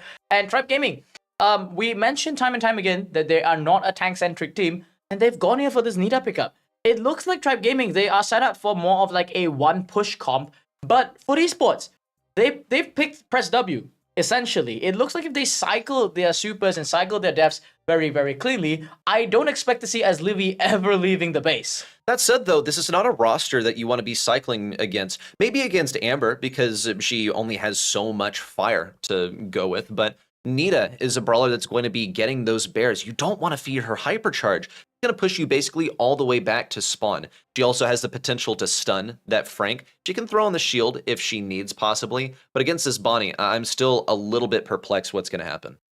I think he has a good target here in the form of this Amber. The Nita pickup is fantastic, by the way. It's probably one of the best picks I could have come up here. Tribe Gaming, looking at the way that they are drafting here, Nita has a lot of excellent targets to farm this super off. They are looking at, as I said, sort of a one-push comp, right? They just need to find a little bit of tempo. One push is all they need with a good hyper bear, with a good hypercharge bear, and maybe with Aslivi on top of the safe and Tyron on the safe, it could really just go from 100 to 0. But getting to that point, the question is, can they actually get there? Another thing that I want to point out in a completely different direction is look at Tribe Gaming's Amber here, and I want you to think about what that could possibly do into a Melody in close range. If Melody gets directly on top of you, do you pop the Amber gadget? I anticipate the game is going on right now, so hopefully we headed to that pretty soon.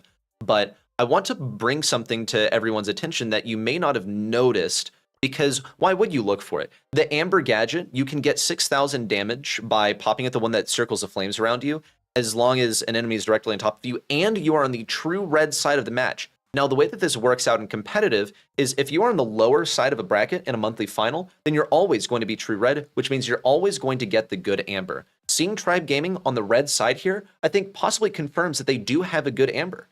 Yep, I think that makes the Bonnie and basically the Melody pretty difficult to play into this Amber. I mean, I mentioned that Bonnie would otherwise be a good target. I mean, the Amber would otherwise be a good target for this Bonnie to sort of jump into. But if that's the case, I think for esports, they are looking truly at a pure aggro comp. Perhaps there is some hope. And perhaps they just want this high HP brawler, maybe with 4 gadgets from Motep. By the 4th gadget, they're hoping to just jump onto save, cycle their supers, and just finish the game outright. Now, once again, whatever you guys are looking at is whatever we're looking at. And now we're looking at players, and we're looking at Kentucky Fried Chicken again. And I'm telling you, yeah, we want to see the game as much as you guys. We are seeing some variance in postures, right? I think Jubilee is the first player who is standing pretty upright. He's carrying the weight of his device as he's playing. That means that's some serious grip strength we've got there. I think also he's probably been scrimming in this position too. It seems like kind of an odd angle, but given that he is such a tall player, it might be uncomfortable to lean over there. Now we have gameplay, and seemingly Foot Esports has taken the very first game, meaning Tribe Gaming are against the ropes here. They're still looking for that first push onto the enemy safe. Yeah, it's the first push, but Pekka's already through here. And right now we can see the press W strategy kind of work out in the favor. Motep even going to be going in for Tyrant, trading it out here. So truly, there's no damage coming out on the side of Tribe Gaming, and they have just so many problems to deal with here. Jubilee going to make a little, kind of a hop over there, buying a bit of time there. Pekka going to be trying to go in against Tyrant. And just look at the notes versus the fire, the parity coming out here. Motep firing out here onto Aslivi as well. The cycling has begun. Damage coming in. A bear flies in, but is it enough, Ready? Geez, well, it's enough to get a trade, at least. And not for Fade to go down, but for Motep to trade with the bear. But Motep's now coming back with a hypercharge. Pekka's going to go hyper aggro on the safe. And it's down to Tyrant and his Livy to respond. A bear now headed the way of Pekka. Are they really concerned? Well, looks like they're going to try and set up Fade here. Possibly get that pinch with the bear. And Tyrant now being the personal bodyguard of the point. No stun onto his Livy or onto Fade. Motep on very, very low health. Now, how close is Fade to his next super is what I want to know. He's gotten a couple of bears since his last hypercharge, so it's got to be soon. There it is. Only 2 taps is what it took. And we'll see this bear now push onto Pekka. They are wasting so much time for Tribe. Yeah, Fade one more time, one more super coming out here. I expect he's probably pretty close to the hypercharge. He's not going to wait for it. Just pop up the bear here because the tempo is in the right spot. As Livy also joining the fray here. But Pekka going to be trying to go for this backline. Actually going to be picking up Fade as well. Tyrant is finally on the save. They're going to do quite a fair bit of damage. But Motep answers the question, completely denying the Tribe Gaming assault. Pekka throws out that clown pin because he knows he's in the right spot. The hypercharge flies out from Motep. The omnidirectional super flattens everything in his path. And with only 5 seconds on the clock, they can bring down the save easily. Hugs fly out from Foot Esports as they claim set number 1. And in a dominant fashion, too. We didn't see how game number 1 went, but what we do know is that they got the win. They did 2 in a row. If this is at all representative of what happened in game 1, this is a draft diff. But the thing is, for Tribe Gaming, it looks like they did have some counter selections here, some fun, it seems, going on for some of the players. Jubilee was just wiping his hands there, and he was just like, "Oh, my hands are sweating after that game, dude. Like, did you see? Like, oh, you know what I did that game? Absolutely nothing. Like, we just pressed W. It was a draft tip. They looked at Roll, and they're like, Roll doing so well. Look at Jubilee just shaking it out there. Maybe there's a bit of nerves. Maybe, to be honest, Perhaps jitters. perhaps cramps, right? Because you're holding the device. You're while only one standing. position. Yeah, you're holding one position, and you could imagine that maybe in a scrim, you're a bit more relaxed, right? And you know how important it is to breathe and stuff like that. Yes. But imagine here on the world stage, guy stops breathing, guy clenches too hard, and halfway through the game, he's like, "Oh, I'm cramping," but he still has to play, right? Because it's the world, it's a world finals caliber tournament here. Well, he's not going to lose his posture at all. In fact, they look to be in just the same form as they were as soon as they heard that they were going to get the match. Jubilation for Jubileo is what you could call it, but cannot celebrate too prematurely. I think everyone's just in a good mood. They can relax a little bit. They're not going to get swept. At worst, they go all the way to set 3. They have it under their belt. One game separates them and a winning position, a match point. So they have to be feeling more comfortable now. Can't really afford to get comfortable, but definitely helps to alleviate some of the nerves. Now, when we talk about that last set, let's talk about the last game because that's all we really got to spectate. I see pretty much dashing all over the place for Melody. I see Frank walking directly forward. Fade is shooting away, but he's only got so much DPS. Doesn't matter if he keeps on popping the hypercharges off. Usually the thing with the hypercharging nib is it backs you all the way up to your safe. Well, what if I'm willing to die? What if I'm willing to just keep on pushing in, take damage, and full send it? Then that all starts to fall apart. And we also saw moments where Tribe Gaming are frantically trying to defend against a slippery Melody that's like on 1 hit of health, and she just keeps walking around. And by the time that they finally get rid of her, here comes Frank, and then here comes Melody, and then here comes Frank. Yep. Don't forget Bonnie. Bonnie's in the picture too. She. That's you. He's like the. Oh, he or she. It's a she. She's small. She's forgotten. She's an F tier brawler by many people's accounts of the tier list. But F is for Foot Esports. It's a Foot Esports brawler. It totally works because tactically it makes sense. And that just goes to show. Foot Esports, by the way, they had first pick, right? Yes. Traditionally, everybody always seems to say that the last pick has some kind of advantage because you can set things up and things like that. But if you're Tribe Gaming and you set up your second and third pick with H-bit Amber, you've already basically created 2 massive holes in the draft. You know, you didn't answer the Frank problem very well. You basically left Frank open and not really picking out the immediate answer and leaving yourself flexible to the rest of the draft. And I think also the struggle there is look at the bans. What do you even do into that? Look at the bans from Foot Esports.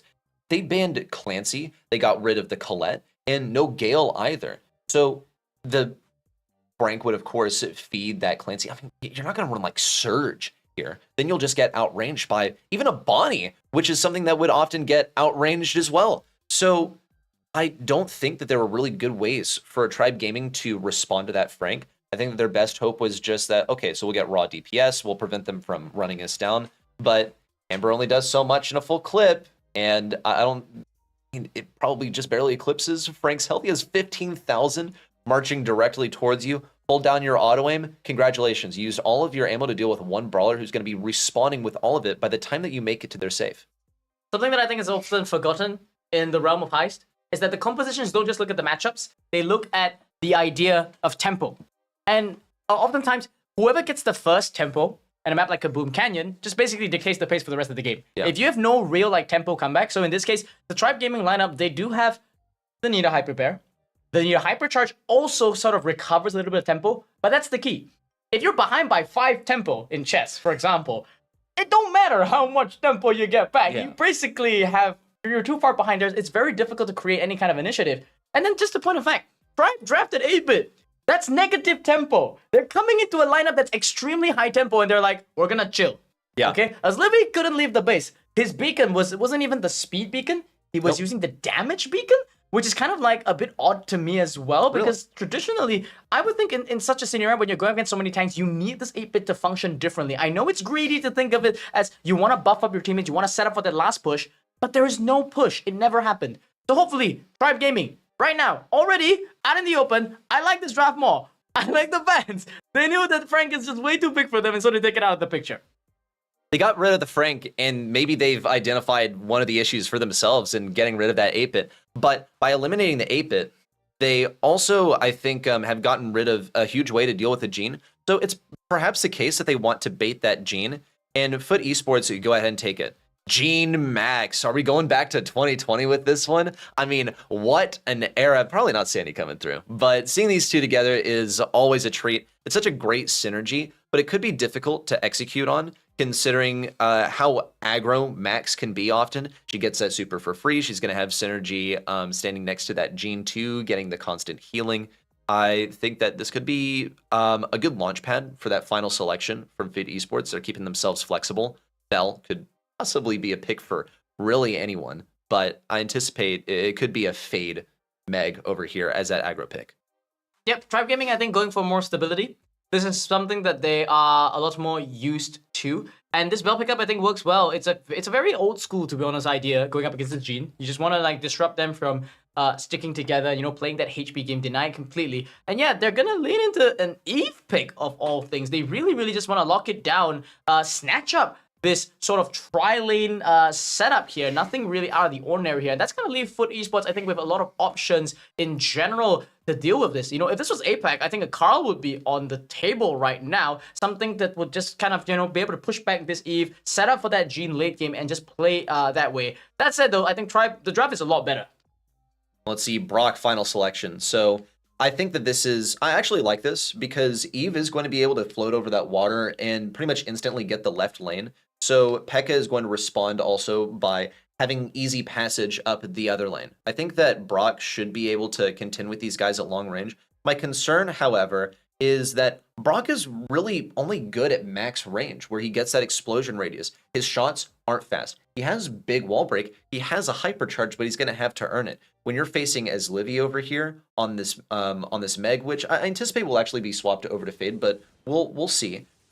I think that he'll be juking, bobbing, weaving, dodging out those shots. Fade is going to be piloting the Meg this time. He's going to take this early left lane versus P.E.K.K.A, also dropping down that toolbox to tank extra damage. Yep, Tribe look like they are basically in a really, really good spot as expected right now, even though they do manage to open up here. Every time we talk about Meg into a max matchup, ever since Meg got reworked, it's honestly a really good matchup for the Meg. It's really easy for them to just push up and just get so much of this tempo. Now, P.E.K.K.A is going to be forced to pop the let's go here, trying to get that little bit of space back there. Vengeful Spirit will fly, and Motep, as you mentioned, playing at that max range. The map has devolved into a little bit of a left-right split here. Eventually, Eve is going to be able to push back out here, but P.E.K.K.A is the one taking the charge on the left side.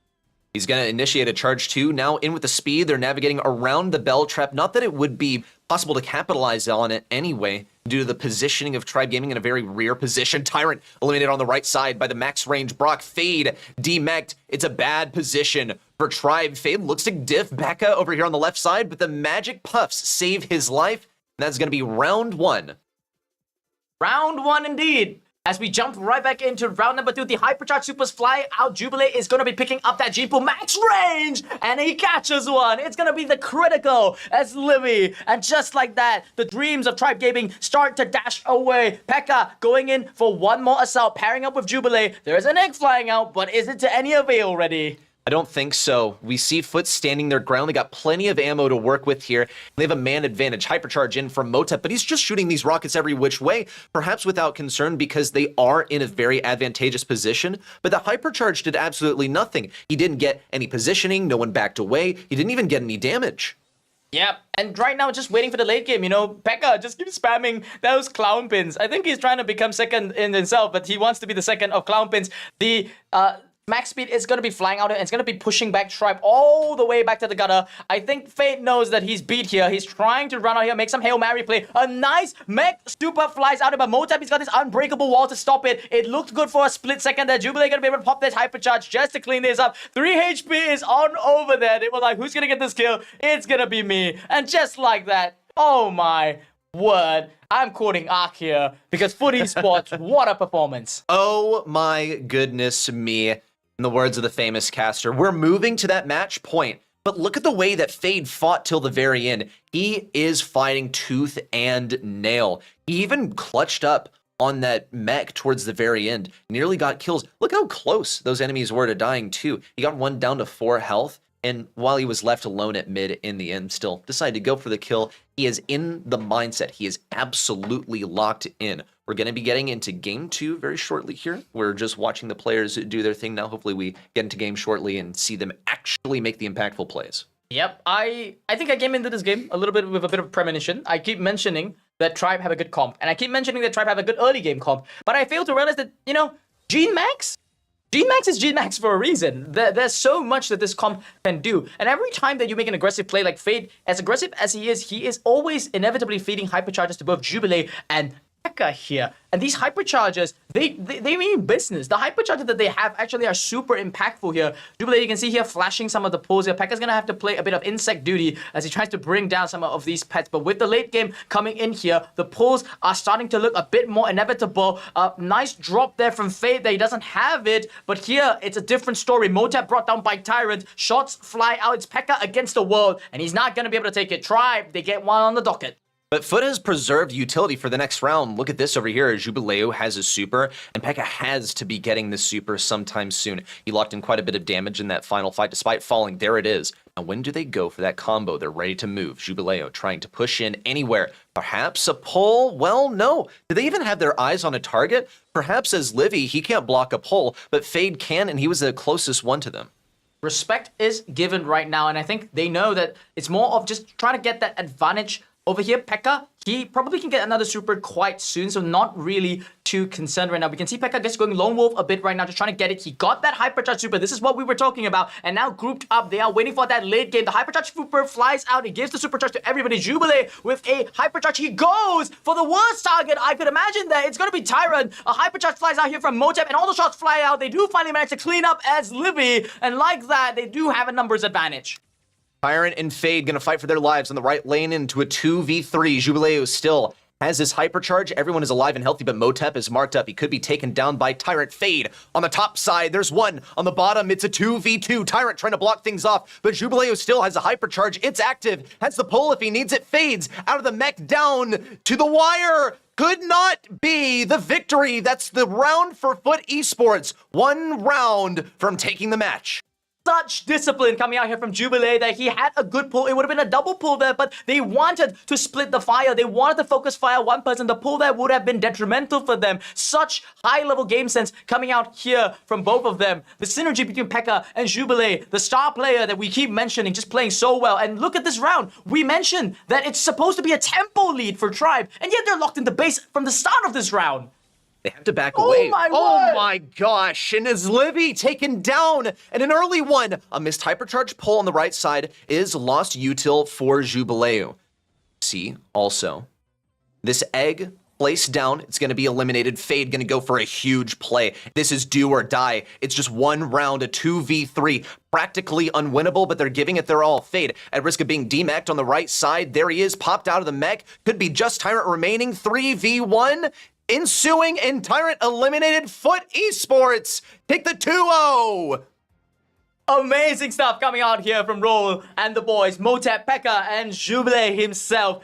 Very well played. Hugs deserved from all around. But this was kind of what we expected here. Tribe coming in here in both cases. The comps, they looked, a little bit suspect, I would say. I mean, and in the gameplay side, I think Foot Esports, my goodness, this team really looks like a World Finals team. This was probably the most dominant match that we have seen thus far in all of today. And yeah, the happiness that comes out from them, they look so thrilled to be going through. It's as if they know that they're going to day 2 at this point, because I think they realize that the match leading up to this, after this, shouldn't be as hard. Tribe, though, they're going to be able to take a short break, I believe, because right now it's going to be VN Esports team that's going to be coming up next. But before we wrap that off, any thoughts on why you think Tribe fell there?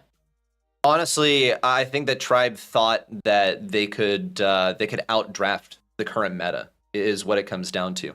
I think they knew what to expect in the current meta and tried to play reactively, but instead ended up just not playing the way that you currently play.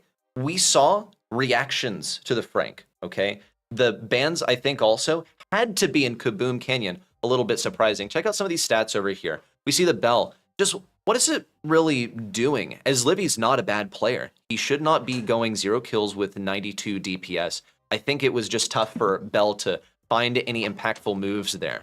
So as it stands, Foot Esports lead the group 1-0, Tribe Gaming at the bottom 0-1, but we still have not seen VN Esporting play, and we'll see them play for the next 2 consecutive matches. Welcome back, Teddy. It's good to have you back on the desk. I am back. Things have been crazy, whether it's on B stream or A stream. Whilst that was gone, that was absolutely spectacular. What a victory from Foot. Again, I didn't get to say much about Toxic Lotus either, but what a crazy upset over there. Right now, there is a bit of a storyline unfolding on Stream A as well, because I believe BC Gaming just swept the Eclipsar. Oh my gosh. That is a completely shocking outcome. I think that's the biggest underdog story yet, yes, to be completely honest. Without a doubt. Especially considering the fire that this team has come upon. Not necessarily like the super harsh criticism, because honestly, they will say themselves that, like, hey, we don't think that we're that good. We think that we ping diffed the entire year. Yeah, that was like just a crazy storyline that's been unfolding over on the A stream. It seems like LCQ is the land of the underdogs so far. Crazy stories left and right. And I'm so excited to see what tomorrow is going to be looking like, because so far it seems like anything is possible. Now, of course, there's 2 more matches to be played on A stream and B stream for the last 2 groups. So it's far from over in those groups, but the story is starting to unfold.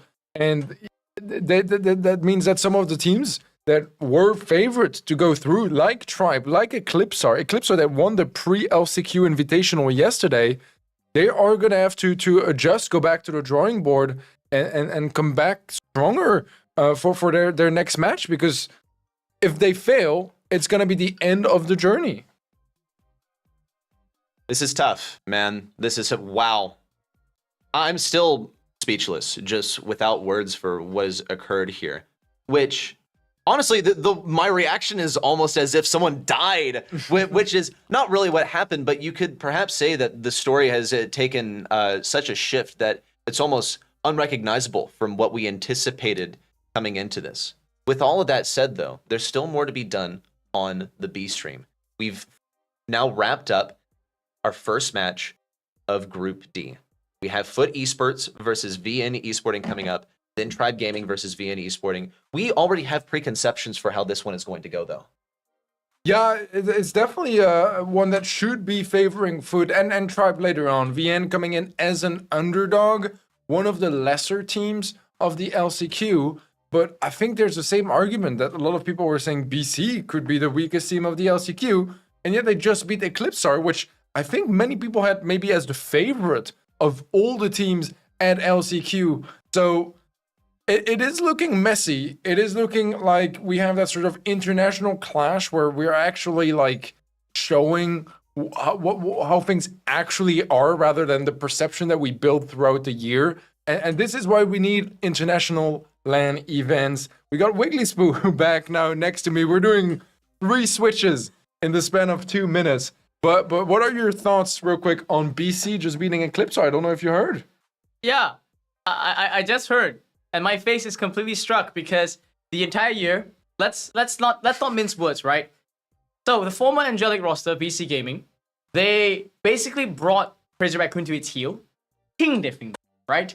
2-3 they lost, but that was really what set them up for the rest of the year.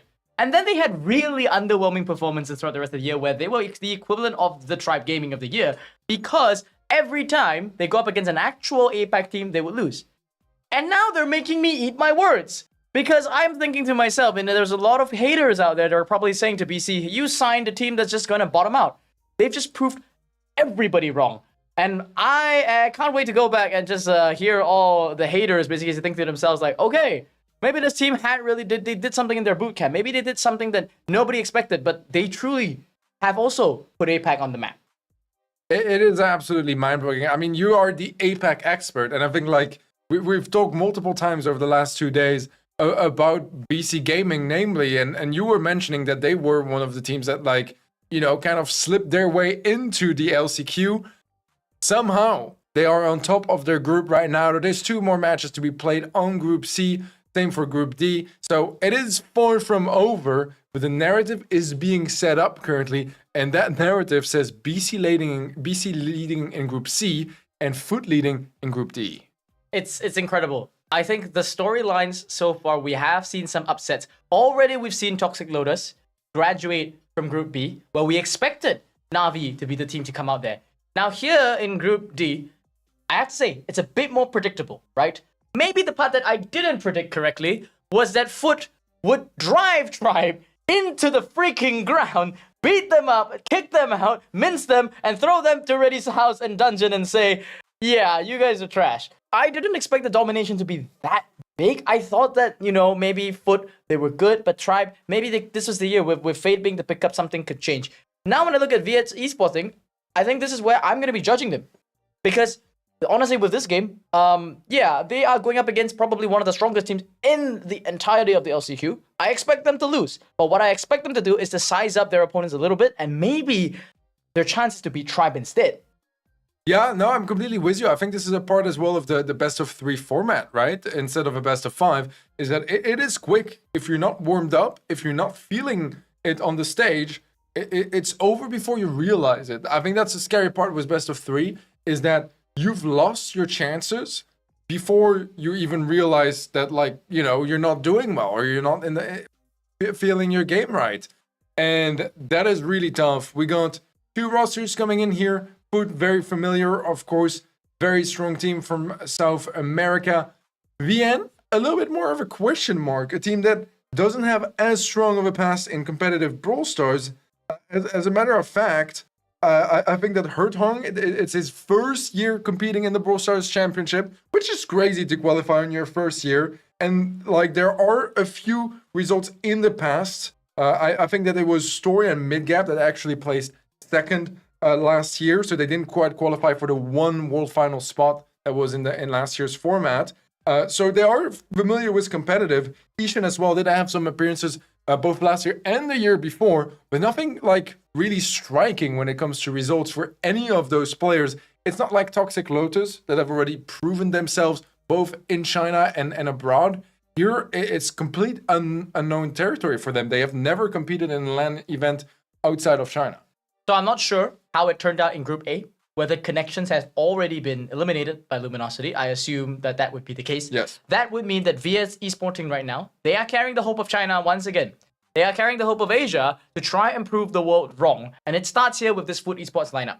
I have to bring the attention, though, to a little bit of the hair game. Because both these teams, I think, are coming in with some of the most eccentric hairstyles that I've ever seen. I think on the side of VN Esporting, PowerTech is rocking that bob cut. Absolutely. In case you guys don't know who PowerTech is, he was the substitute that was fielded for this tournament because Midgap, I believe, couldn't make it. And he's a dear friend, not just of the mainland China team, but of the region itself. He has his own YouTube channel. I'm not promoting it for him, but truly, it's not something that you'd expect, right? He is tried and tested, more of like a content creator and less of a pro player. And yet here he is, and he's going up against the Goliaths of South America. I'd be quaking in my boots if I was him. It's a scary first match on stage. Let's say that, especially if we see how insanely well Foot played against Stripe just earlier. I mean, they entered demon mode for the span of those 2 sets. And now VN, like, it's their first LAN event outside of China. They have to go on stage and have to deal with this Foot roster that seems unstoppable right now. Still on a high from that terrific victory they managed to find in their opening match of this last chance qualifier. So things are lining up superbly well here for Foot Esports. This is the thing as well for Foot is, in theory, they've already gone through the hardest part of this group stage. Yep. The hardest part for them was this Tribe. The next hardest part is going to be tomorrow. I know we're getting ahead of ourselves, and we're just assuming that Foot's going to basically beat VN Esports even harder than Tribe.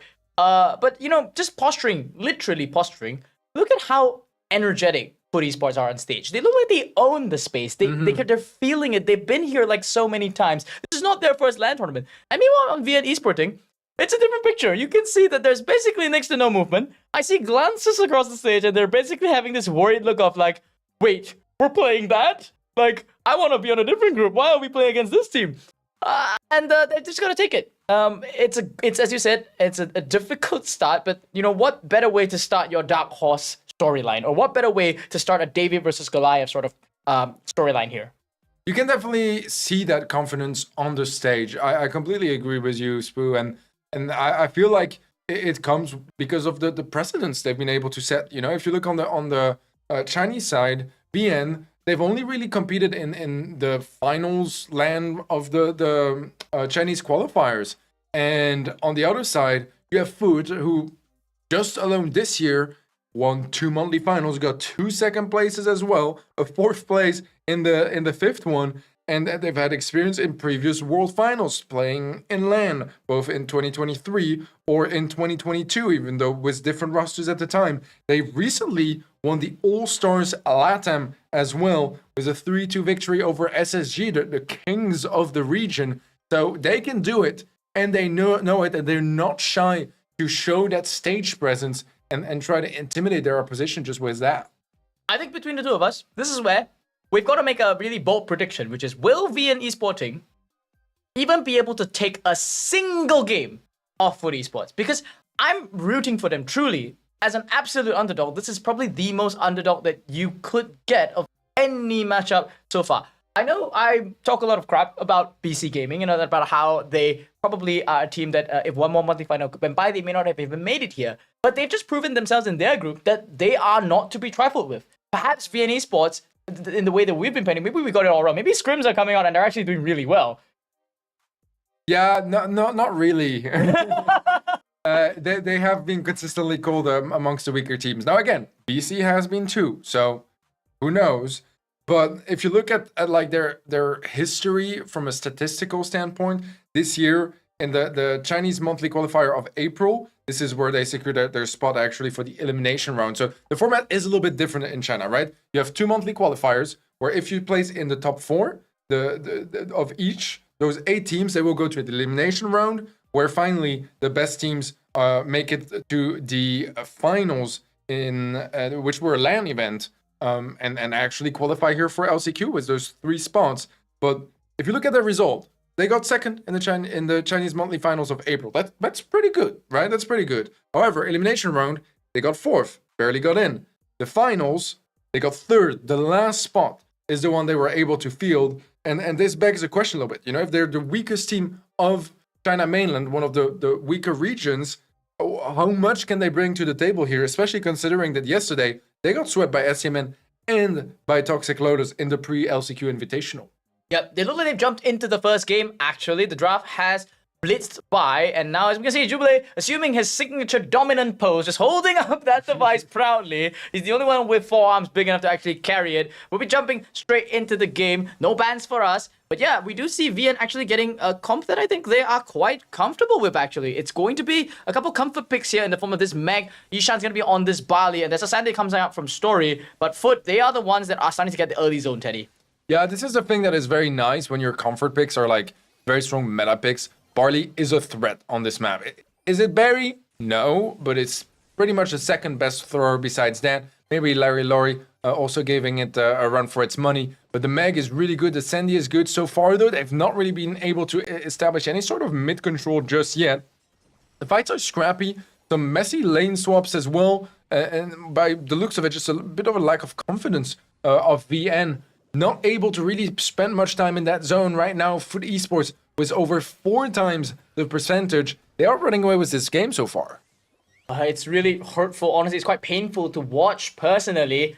Looking at the way that VN Esports thinks, there were a lot of advantages that they did actually get. In fact, I would even say that comps-wise, it's not even too bad on their side. I think Foot is still slightly favored. But that said, you know, with some of the slip-ups made by Foot Esports, they gave away quite a lot, and yet they are still being completely dominated. The clown pins fly out as Pekka. He likes to rub insult to injury, but honestly, they deserve it. They are crushing them right now, Teddy. This is one of the most dominant games we've seen all LCQ so far. Foot Esports take game number 1 without giving even a shred of a chance here for VN. That's got to be a devastating way to start the tournament. Jubilee wiping the sweat off his hands, not the blood of VN Esports, like he's completely brutalized them on that search there.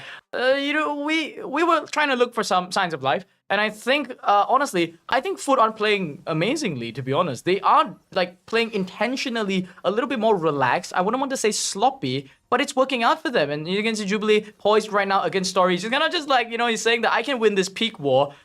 In most other games, if you actually respect the opponents you're going up against, you wouldn't be playing in such positions here. VN Esports, they are doing slightly better. Pekka going for a really aggressive play here. And this is what I mean. In every kind of micro interaction, it just looks like Foot Esports. They just diff VN Esports. They got the right lane set up as well. That's the problem. When you get the right lanes early, it can be so hard for your opponents to swap it around and get things going. It is complicated. It is complicated. Do they also want to switch off that thrower versus thrower? I don't know. There's a lot of decision making to be made here. VN was a better start than in game 1, but still not plenty enough percentage as Food Esports are running away with yet another game, looking to make it a set here, unless VN can establish some control, and the Sandstorm will help. They are in the zone for now, but can they hold on to it? Now with Moltup landing a nice super onto Story, he's going to be basically taking that out. They kind of seem to have forgotten about Pekka Hurtong. He kind of pushed a little bit too far. Didn't really want to help and pinch him out. He's going to be D-mech right now and take out Pekka. But the name of the game is the zone. Right now, Jubilee going to even jump in. It's going to be a complete team wipe. Foot Esports, they're brutalizing VN Esporting right now. Jubileo's surge is filthy in this hot zone game, just getting so much value for his team. And the second game is better from VN, but still a far cry from what they need in order to turn things around. Foot Esports was a dominant opening set here, really not leaving much for interpretation. Yeah, it's looking really dire for them. Not going to lie, not going to mince words here. VN Esporting, they are in a really, really tough spot. They are going up against not only a team that drafts well, not only a team that's super experienced, but a team that somehow basically just, it's like they should have just gone to Worlds directly. And yet here they are, and they're going up, the worst of China has to go up against the best of South America in their opening debut match. That was as well as I'd expected to go. This is the crazy thing about Foot, right? Is that those guys, they qualified for every single monthly final. They win 2 of them, get second place in 2 of them, get 4th place in 1 of them. In any region, you qualify for Worlds directly with that. Unless you have SSG in your region that wins the other 3 monthly finals. So honestly, it's really, really stacked out in South America. It is a bit of a weird region as well, because I wouldn't say it's like the highest level region. It's just that their top 2 teams are so good. They really, really fare well internationally as well, like outside of their region. And Foot Esports showing that right now. I think we saw some nice glimpses of it as well with Nouns last year in the SPS in Europe when they were staying over and to compete in that tournament. And they were showing everyone that, like, those guys are serious. And the level in South America is very, very high. And it's always been good, though. Like, all the way back from, like, 2021, INTZ making quarters and just showing how strong of a team they can be. Now, it's completely different rosters to today, but I think SA is just very much an underrated region still to this day, despite having achievements under their belt and incredible teams to field at those international events. So far, Foot looking like it's just exactly as people have been expecting that Foot would be performing even better, I would dare say. They're so relaxed right now on stage. They're actually even just looking probably at the A stream and smiling away at something that's going on, something that's hilarious. The match currently between Eclipsar and Team Queso is indeed underway. If you look at the other side of the stage, yeah, the Chinese team here, VN Esporting, they are just, eyes down on their devices. Eyes down on the tablets, just really just trying to focus up and trying to find a way to come back into this one. Whereas for esports, it's a walk in the park for them, right? They've been in this position so many times. I will always remember, I believe it was Moltup who carried, literally in INTZ, the Brazilian flag onto that World Final stage. He's so proud of the fact that they put SA on the map. They've carved up this reputation, as you said. It's a region that everybody neglects. It's a region that they always think, the overall skill level of the region isn't very high. And then you have these top two teams. Their skill level is international worthy. This is proof of that. But this is why we need international LAN events, right? Because even if a region isn't the most competitive, like, it's just so hard to actually look and compare the teams, because yes, SSG and Foot are super dominant in their region, but then if you look already at 3rd, 4th, 5th place, the competition is way lower But would you look at that? A first pick, Frank, gonna be met immediately by a Surge, as you should. A Meg as well being brought in. I think Colette was still open. That could still potentially be a final pick. We see the Gale as well being locked in. I think a Colette could even be a pick here for Foot because it deals well with the Meg, plus takes it away from VN for their last pick. But for the most part, they already do have, I would say, sufficient ways to deal with that Frank, just with that Surge and Meg.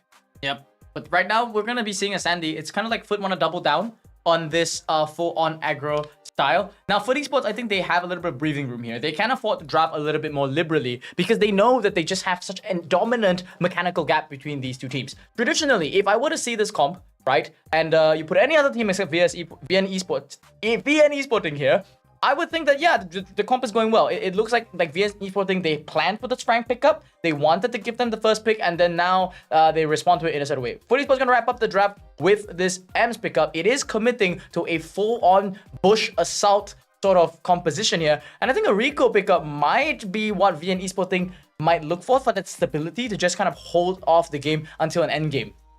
Yeah, they got some tank awareness with that final pick of M's.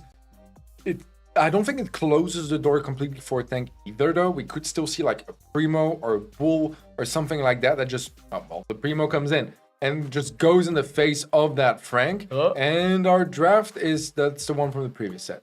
So right. I'm pretty sure the draft we just saw was correct. This is the one from Open Business. So once we jump in game, it will be the Primo, the Frank, and all that jazz. But I think it's a solid shout. I don't know if I love how Foot closed out their draft. I kind of was hoping they might maybe go like Colette Max and just try to completely overwhelm their opposition, which isn't very hard to do when you have a max boosted Frank heading your way and you take the Colette away from your opposition. But it's not the case. There is some stopping power on both sides towards those tanks. Still, it is going to come down on how much space the Frank can find, how much the Primo can counter that Frank and stop him from shining. And I think those interactions are very much going to be key here. There's some X factor on both sides, and I can't wait to get into that game. Yep. Foot Esports, it looks like we've been pushed out of the lobby.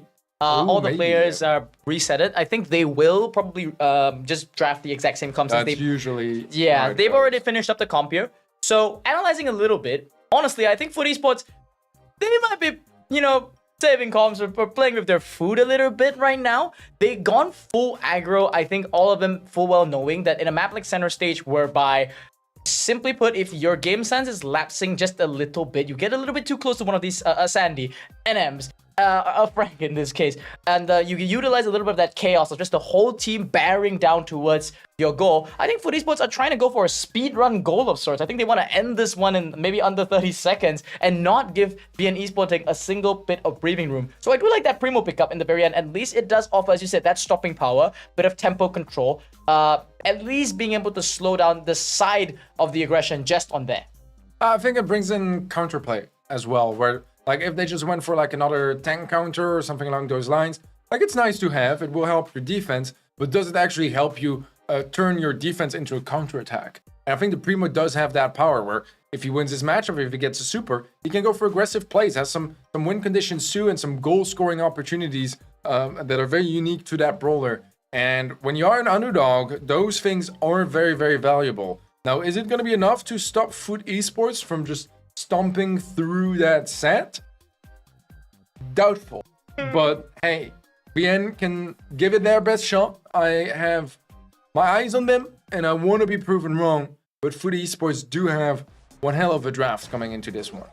Yep, I think the game has begun. We're going to be diving straight into it, and yep, it's a 30-second score, less than 20 seconds in, already one goal off that. And it looks like even Pekka might have even just gotten like a super of that. Motem going to be able to stop up Story here, and yeah, Pekka is going to flatten this Primo in its tracks. The team play from Foot is just too much on point, and VN Esporting, they just look so disconcerted here. Hypercharge flies out. Hordog's going to be trying to use his Mega Pump to stop him. Story going to be jumping to the side. Ishan actually runs away with the ball here. This might be a good goal scoring opportunity, but Motem, he's there to stop this one.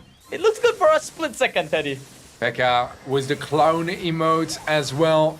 That is crazy. Foot Esports should be able to slot it in. The stun from the Frank, but actually Ishan is able to defend for now as the ball has a super. Can he slot it in? The trick shot just in time here to lock in that goal for VN, and it's not over just yet for this third seed Chinese team. The meteorites do fly out here from Story. It's a bit of an interesting one to go out here. A nice super to cancel out Pekka there. No noise cancellation for him. It looks like he's using the pole here. VN Esports, they look like they're mounting a very good assault. A pass over to Herdhog, and I can't believe it. But they're going to take actually one game, and this could be the start of something great for them. What a phenomenal turnaround here from VN Esports. I mentioned it a little bit earlier, you know, that I felt like maybe they were undercommitting. I would have preferred to see like something like a Colette Max. Still a bit weird, I guess. But if they wanted to just go quick and score, I feel like maybe that was like the sort of like overcommitment that would be required. Here it felt a little bit tasteless after that opening goal. Not easy for Foot to really find any opportunities. And I think the difference as well is that the Primo started popping off and the Surge, my words, the Surge was putting in work. Yeah, it was a bit chaotic on the side of Pekka here. Oh, Meteorite's gonna be flying in right now, opening up the goal right now. Story gonna be trying to shove it in here, but the caustic comes out here from Jubilee, barely being able to defend this. Ishan gonna be a clean up Pekka here, and Motep's gonna try and consolidate this position with this Sandstorm. Yeah, the Sandstorm making sure that Ishan takes a bit longer to reset, creates a bit of space. Jubilee is gonna be caught completely off guard by the Primo. There's a hypercharge available for Pekka. Gadget as well misses the Gadget actually. A bit of lost value. Pekka goes for the hypercharge, but no one in sight. And for now, VN taking a slower approach. And I can't blame them, because if this was to get to overtime, I would very much favor their comp. Yeah, a pass play across the Yishan doesn't really connect here, but all of a sudden, it's actually VN Esports that surges into the lead. A nice goal over there. We're going to be throwing back to the camps real quick here and jumping back in. One more game to be flying out. Pekka going to be trying to get a stun here. The more map he seems to open up, I think the worse it becomes for his comp, Teddy. This is a terrifying moment here for Foot. They don't want to give away that lead that they fought so hard to build up after that first set. Nice pickup from Motep on the right-hand side with help from the Frank. Pass to that hypercharged Frank. Does actually troll around a little bit on that top right side, but eventually decides that enough is enough, slots it in, and evens out the scoreline here in this Brawl game. Yeah, by opening up the map here, Story going to be trying to go for a super here. It's a bit off the mark, throwing away right now. Jubilee pops out that hypercharge, starts to surge forward here as Foot set up very nicely for a nice goal-scoring opportunity. Yishan going to be pushed back. Hurtland going to be diving in right now. They're trying to make some kind of a defense happen. At least they secure the ball here. But Pekka, a stun flies up, but VN, they've already transferred the ball all to the right side. A nice defense by them so far. The right decision, I think, to corner that ball on the right-hand side. But Sandstorm gonna find a kill on Ishan. Story has a super. He needs to defend. Can he find a way? Jumps over the ball. And Motep slots it in. Foot Esports on match point. Hyperchargers are the name of the game over there. I think I misspoke a little bit when I mentioned that opening up the map might be a pretty hard thing to do, because I just realized that if there are no walls, the pathway to the opponent's base tends to be a lot clearer there. And this M's matchup, actually in an open map setting, when there's this much beef on your team, you can't really focus fire anyone down. Going for it, melting the entirety of the VN Esports thing. They're going for a speed run. If they score in 20 seconds, they want to score in 10 now. Pekka gonna be picking this one up, and already goal point, match point. VN Esports thing, their tournament life is on the line here. VN Esports need to fight for it here. Pekka goes for the stun, doesn't find a connection. Story pushing forwards, gets slowed and pulled now by Pekka's gadget. Ishan just trying to keep the ball away, but it's a team wipe. And I think that this should be a goal-scoring opportunity to pass back. Motep able to slot it in. And there you have it. Foot are through to day 2 of the Last Chance Qualifier. And VN are going to be fighting for their lives against Stripe in our final match of the tournament. As mentioned, right, we are already impressed with the way VN Esports played. That one game that they played, if they just executed in that same fashion, right, maybe, just maybe, this could have been the map that they took away from Foot Esports. But nonetheless, this is just the difference in just how experience, how all the skill level differences come to fruition. FUT Esports, so much wisdom under their belt, under with Raw, so much talent across Motep, Pekka, and now with Jubilee on that roster, they are on a train ticket towards the World Championship. I have no doubt that tomorrow they will be a very, very, very highly anticipated team going up against it. Yeah, we can see the different cam perspective actually coming out here from production. Handshakes fly across. I find that it's quite interesting that it's always the winning team that walks over to the losing team's side to give that handshake. And yeah, we do see Vietnamese they're going to be staying on the stage because they will be facing up against Tribe Gaming. Yeah, it still smells. It's the battle of the red jerseys, I believe. I think Tribe and Vietnamese, they have the exact same color palette when it comes to jerseys. They don't look too frazzled. Hopefully going up against Tribe. Now, it's like, imagine this, okay?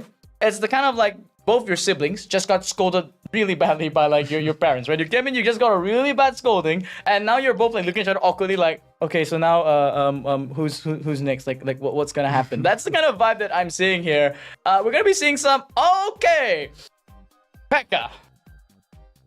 Respect to Frank. I think it's like, you know, one of the things I would just kind of look at. I mean, insane DPS from Hertong. I think overall this set was much better from VN. Actually giving me some hope against that Tribe match. I mean, let's be honest here. Both teams got clapped just as hard.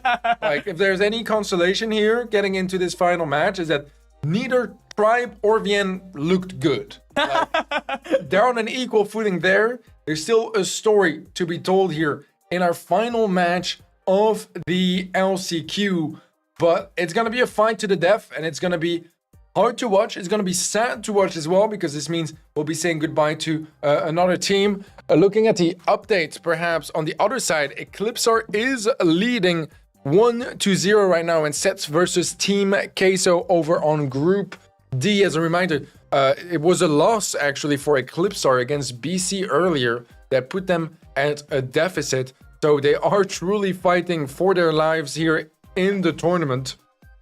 And this is going to be just as much the case for Tribe versus VN coming up next.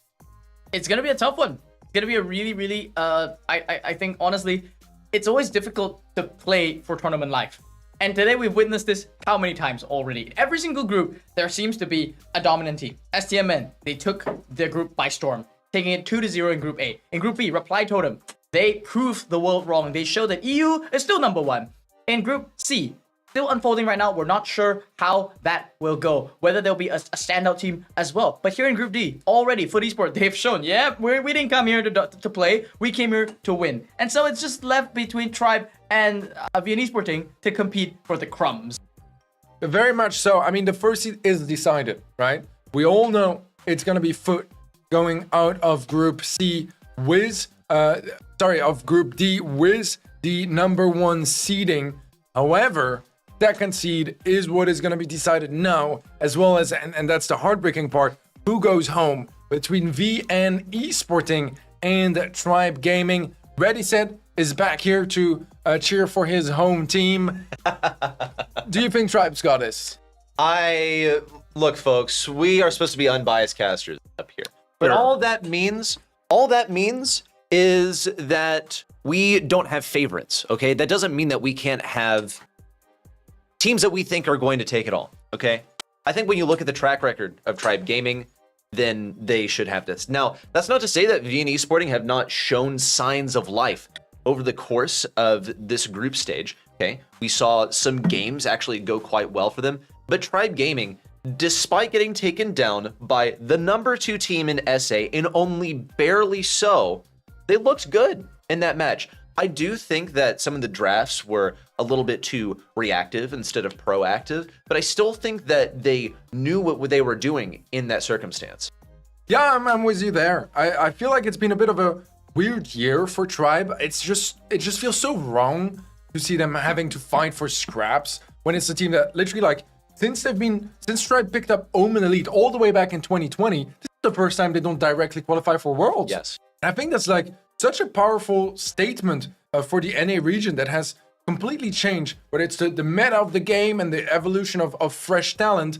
It's a completely different scene over in NA that it was a few years ago. And Tribe Gaming, I don't feel like they've benefited as much of all those changes. It's been a sloppy year. And even though they brought Fade in so far, I feel like we haven't quite seen him shine I mean, was there even time to shine in that foot match? No, honestly, I think that there were some opportunities. We saw Fade play Fade Brawler singular because we saw him pick up that Nita into the Frank. Thing is, though, I think they were kind of panicking when it came down to the Melody, the Frank running them down. I was seeing a lot of missed shots. The Melody was in a position where she could not be ignored, and they also didn't have any wall break to deal with her. So I think pretty solid draft, except for that one part of the geography on Kaboom Canyon where you cannot remove someone. So that's a frustrating that's a frustrating situation to be in. You're all playing your best brawlers. It's just one little thing that you failed to consider. And the thing is that, hey, were they really thinking, they being Foot, oh, we're going to run Melody and we're going to hide it in this corner, and then they'll be forced to play defense. The Nita's going to do nothing all game, and they will simply defend. Hey, perhaps. I want to see what they can do versus Vienna Esporting. I want to see what happens when they feel like they're in the driver's seat, because I think that is the opposite mentality that they had when they were facing Foot. Yeah, I didn't feel like they were in the driver's seat at all. They were just kind of like reacting to whatever Foot was throwing at them. And when I say reacting, I mean like tanking the punches that were like, you know, going straight into their guts. It was a bit of a heartbreaking performance here from Tribe. Rarely do we see them so like quiet and underwhelming on stage. I feel like Tribe is a team that like okay, maybe they're not as much of a land demon as STMN. However, they still have some X factor, you know, like Zulan on stage is a very different beast. Intimidation factor can definitely come in, but it's hard to build that sort of momentum up when from the get-go you're getting absolutely clapped. I think there's a lot riding on Tribe. I think also that Tribe, as being such an established team over the course of many years, having made World Finals, has staff. They have so many resources, right? And as a result, they have been made so aware of exactly what they are up against. And sometimes the ignorance or just the lack of knowledge about what you're facing and what the stakes are, the lack of those reminders can allow you to be more comfortable up here. And I think perhaps just knowing exactly everything about this opponent, Vienna Esporting, that they actually could lose to these guys and they shouldn't, is possibly weighing on them. It's also not a good feeling to be down to, this is a 3-man group, but it's also a bracket. And now they're down to the lower part. They cannot mess this up. We're starting off the draft with the first selection of Meg here on Double Swoosh. I always love the Meg here. Meg is going to equip Vision Gear. She's going to run it up that bad side, run it up the right side, and you'll be fighting the hard lane. But since she has such a large spread on her attack, she should be able to do that quite well. Gale also is going to do Gale things. He's going to be possibly slowing things down or stunning people and scouting things out in bushes. Yeah, those early picks, they're going to be all about bringing either the most broken brawlers, even though they might have some counters that will be picked up next, or bringing up brawlers that have very few counters. In this case, Meg ticks both boxes, really. You know, it's incredibly strong. It is hard to counter. Gil, I think, has some similarities here as well. Amber, very versatile. Hard to really find a consistent way to deal with it. Will run you down if you make any mistakes in that draft. Very matchup reliant as well. Byron coming in next here for VN Esporting. I don't mind it. I think that like Double Swoosh is a bit of a weird place for Byron, but you always have that nice synergy between Byron and Meg, which is always incredibly threatening in Brawl Stars. I think, though, that is quite important that it's a bizarre pick on this map. If you have some control, if you have vision on people, I think Crow is going to possibly accomplish that. Then it's possible. The thing is, though, that Byron's going to get most of his value by sort of being attached to the Meg. And Double Swoosh is a map where you need to be playing all 3 lanes, otherwise your mid is going to get pinched, they're going to get surrounded. We've seen previously in Double Swoosh today what happens if you commit too hard on one lane and you end up losing your bushes. I would still predict that this Meg is going to be playing the right lane for Vienna Esporting and that you'll have a Byron mid. But Byron's still pretty good. I don't know how he's going to be against this Jessie. I think he could have a bit of a tough time trying to take down this turret. Can still get peeked around the walls. Jessie is always a phenomenal mid to have here. And there's some frustrating places where you can put that turret. But it's still a more traditional pick. It's going to be tough for Crow to get rid of as well. Just a lot of things that this responds to, really. But it's also kind of telling of, hey, we weren't too off about Tribe, that they do kind of stick to the classic stuff in general in draft. There's kind of no easy way to deal with that Jesse turret either on the other side. I mean, Crow takes like 10 shots from afar to take it down. It's not easy, it's not fun. Byron as well, since it's kind of a poison effect too, it is a bit slow to take down that turret, even though you don't need a lot of shots necessarily.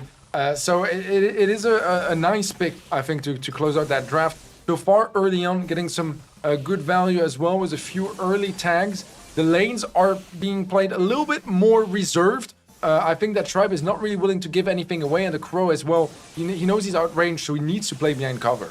Look also at the lanes and which brawler is on which lane. It's a bit bizarre. It's actually not what I was expecting at all. And it starts to make a little more sense, because Byron is going to be outranging this Amber. She can burn open the bushes, but okay, fine. Meg wasn't planning on going there anyway. It does rule out the option of a sneak attack from Meg coming around the right side, but I think she's perfectly content just trading gems with Tyrant with no actual territory gained at mid. That said, Tyrant is still gradually getting a few shots on Hurt Hung here and could possibly get a hypercharge and a turret to push up for more control. With Zulon around the right side getting that burn onto Meg, that is essential. Now, Hurt Hung's position is going to be visible at all times, can't really peek out here. And Zulon, there's an attempt at pinching him, but the guy refuses to go down.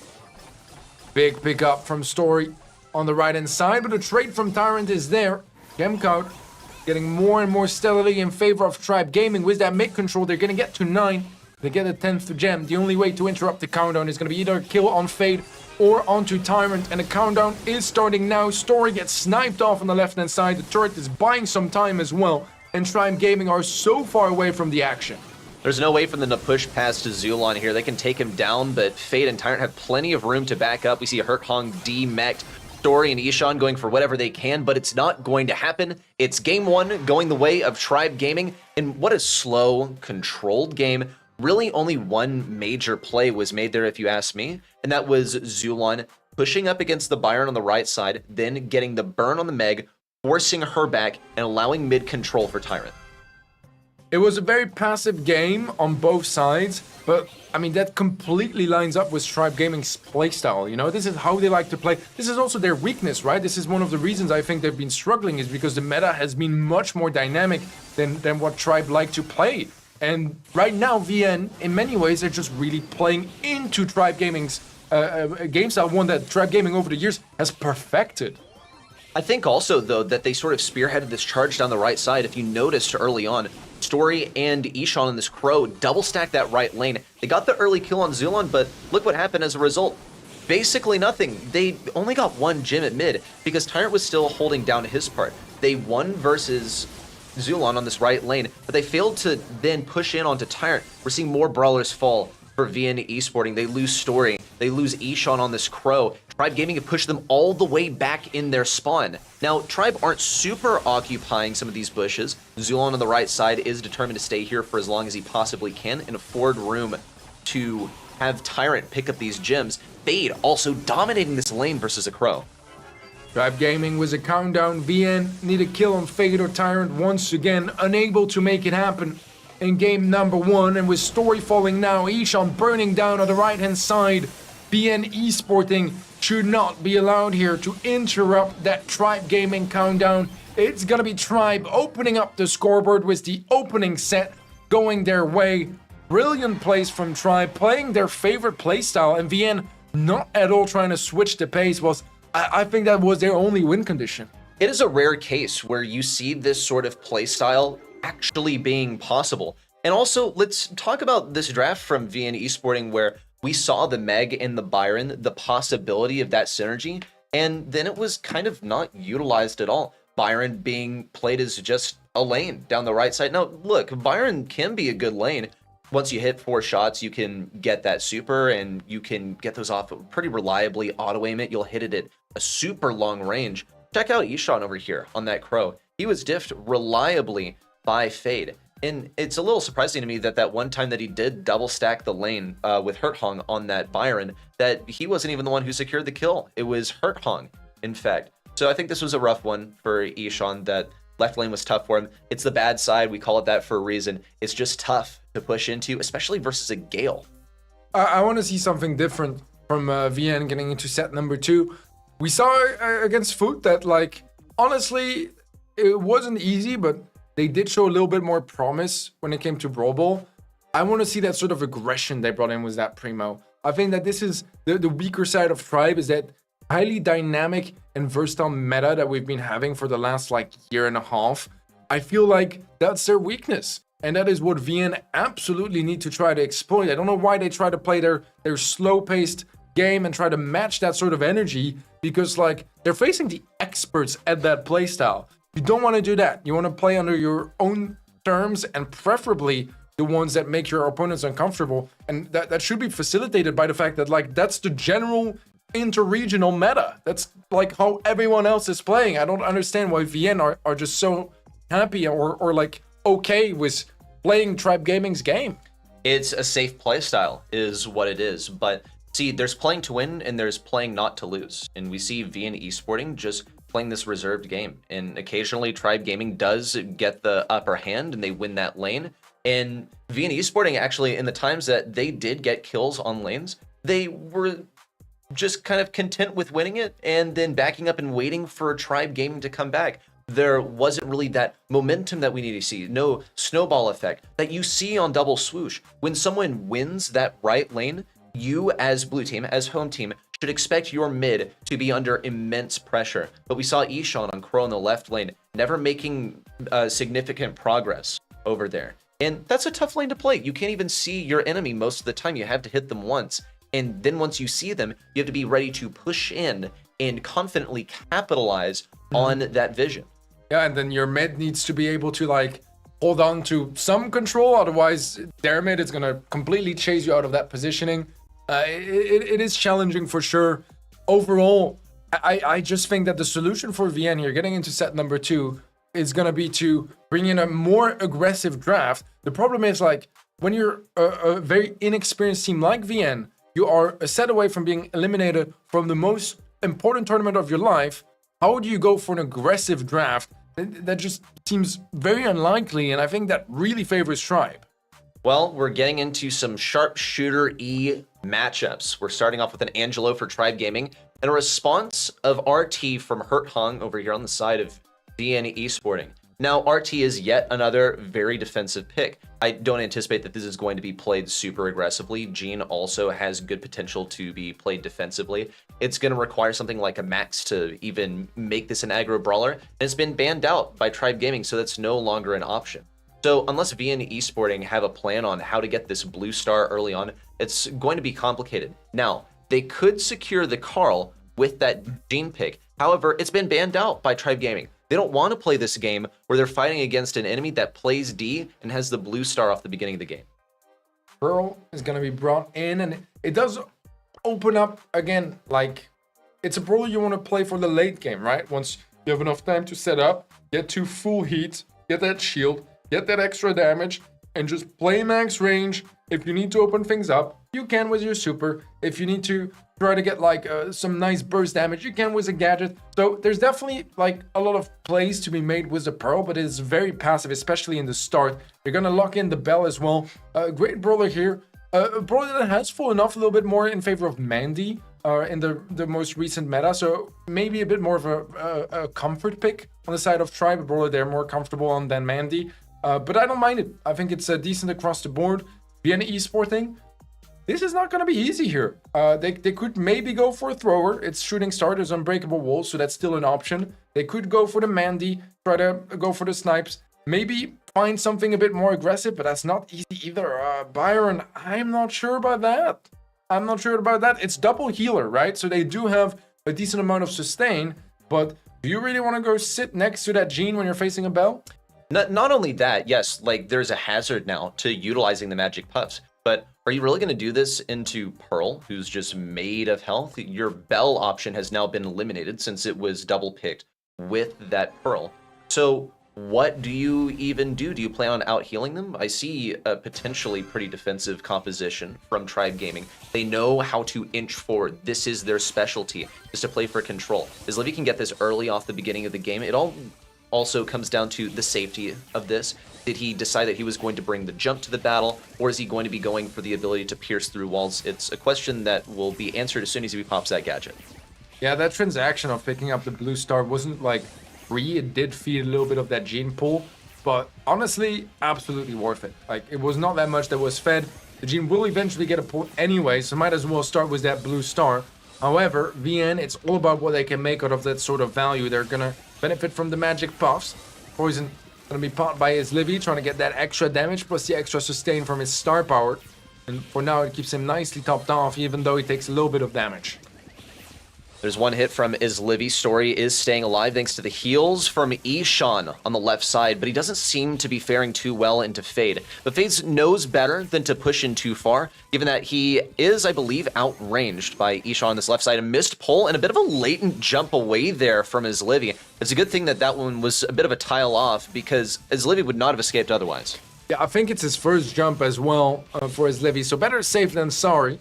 But that would definitely not have connected. The nest egg is absolutely brutal. There's no way for VN to protect him either, not if they don't try some sort of a breakthrough play. And now that first blood is gonna grant another 2 stars to Tribe Gaming. Final 30 seconds of this game, and VN will need either a double kill or to take down Izlivy.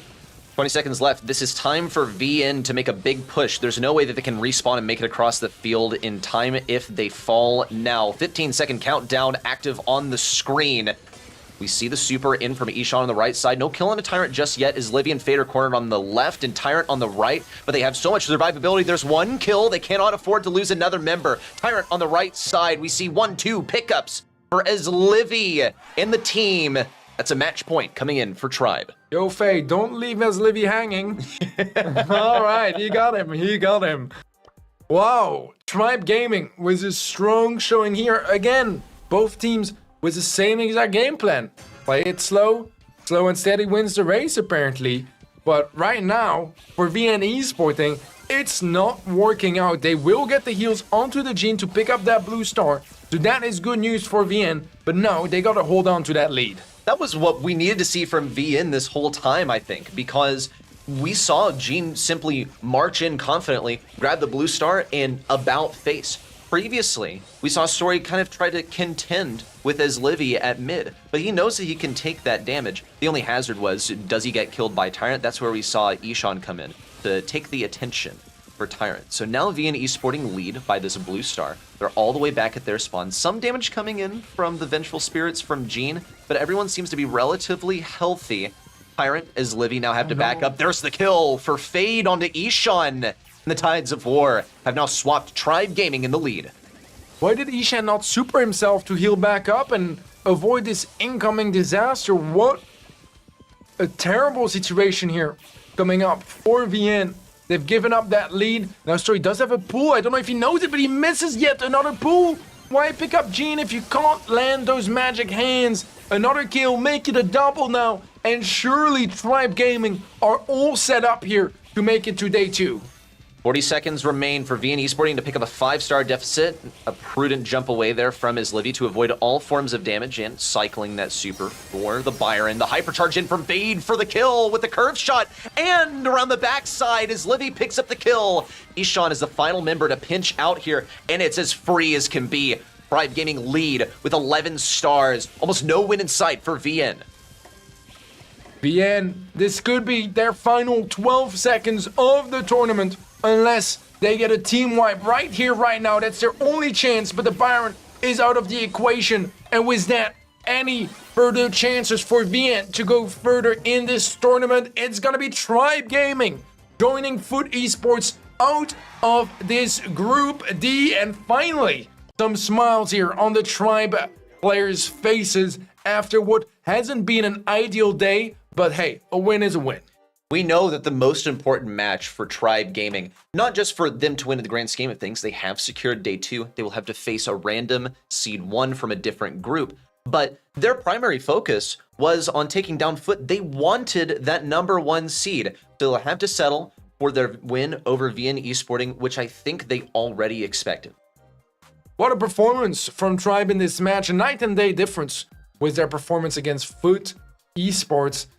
Ending the day with a W, I think, is something nice to take into account when you have to look at the tough matchups that will be revealed for tomorrow. I don't know if we'll actually get to see that today still during the stream or tomorrow. We'll hang tight for a few more minutes. Although our time is limited here as well. Wow, what a day. Some crazy storylines. We got Wiggly Spoo back with us. Do you have any thoughts to share about this final match of the day? I think our predictions so far have been pretty on point. We did have some upsets happen in today's cast, but I think this was not one of them. I think we did expect Tribe to get completely destroyed, and they did. And we did expect VN Esporting to finish, pretty much bowing out. I did see some fight. Impressed by what they did, and I hope that they come back. I hope so too. I mean, I disagree with you a little bit. I think that the predictions were a bit crazy if we look at things. I mean, with Toxic Lotus going through, we're still waiting for some results as well from the Group C, but I think we have some information coming up here. This is the final standing for Group D. It's Foot Esports with the 2-0 victory here that make them jump through to the next round. We got Group C as well that is actually still ongoing. The match between BC Gaming and Team Queso is not over just yet. So Eclipse are here looking to potentially secure the second place unless we get a three-way tie, in which case it's going to be a lot more awkward.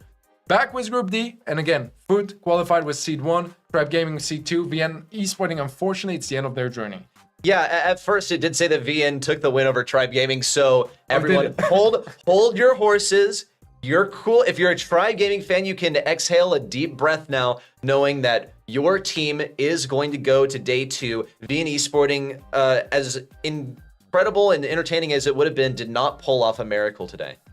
Yeah, I would have loved to see those kinds of storylines. Were there any particular stories for you, Wiggly, that you think impressed you more than anything else? Well, production's hearing me. Toxic Lotus taking up against Navi here. Now, I gotta say, threw my predictions out of whack because I did want to see a three-way tiebreak in this group as well. Didn't happen. I should have gone to my gut a bit more and trusted the Teddy prediction. Totem is still rocking it strong. They just completely dominated this group really, really well. Toxic Lotus, though, I think they really, really showed up to play today. I just congratulated OU over text. Dio, I hope that they do well tomorrow.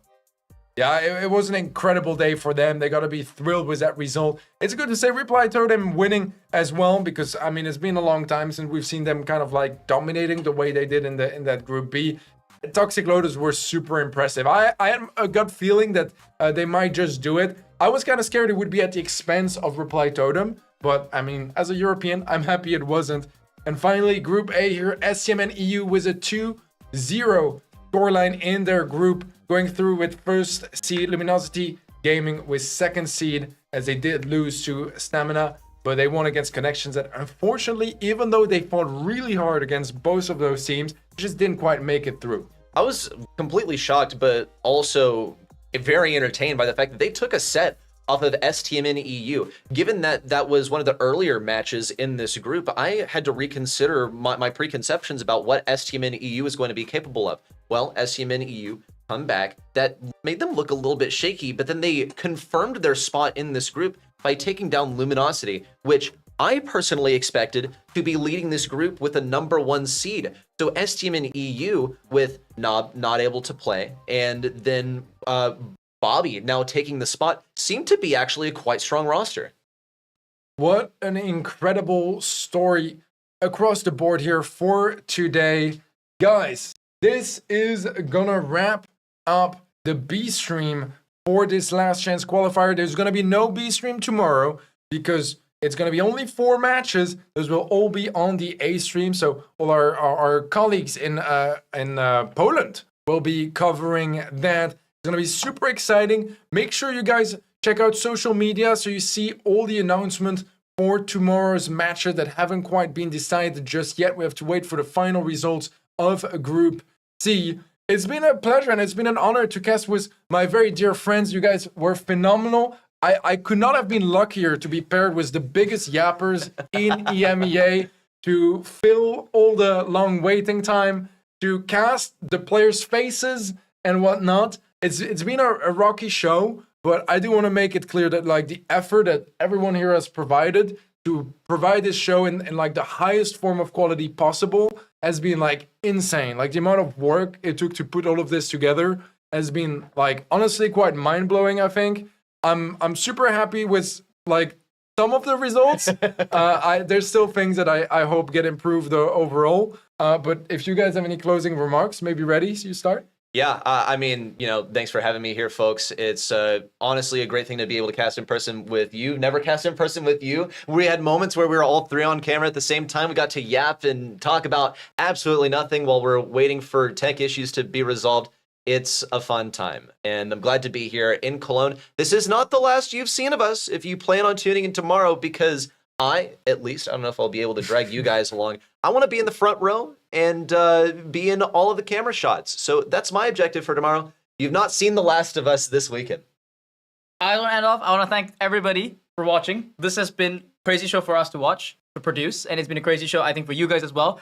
I thank production in the background. I think they probably had a massive heart attack after heart attack today. And of course, we have to thank the beautiful people here at SK Gaming here in the Magenta facility. Thank you so much for letting us borrow their facility. We're going to be wrapping up the show right now so we can hand this facility back to them because we've been occupying it a little bit too long. But thank you so much. And with that, I bid you farewell. All right, well, you heard it here, guys, from Wiggly Spoo. We are done for today and for the last chance qualifier on the B stream. We are going to be ending the stream here. I think there's still a match happening on the A stream. If you guys want to have a look at that, I invite you to switch over the tab on the event side or just switch to the official Brawl Stars channel on Twitch or on YouTube, the Brawl Esports channel, if you want to follow those matches. Thank you very much, everyone, for watching. It's been a pleasure to be here. We had a lot of fun, I think, covering this event, and we are hoping for some more fun events to cover in the future. Thank you very much again to production, to the teams that have participated as well. Congratulations to the ones that are through. Commemorations to the ones that are sent home. And we will see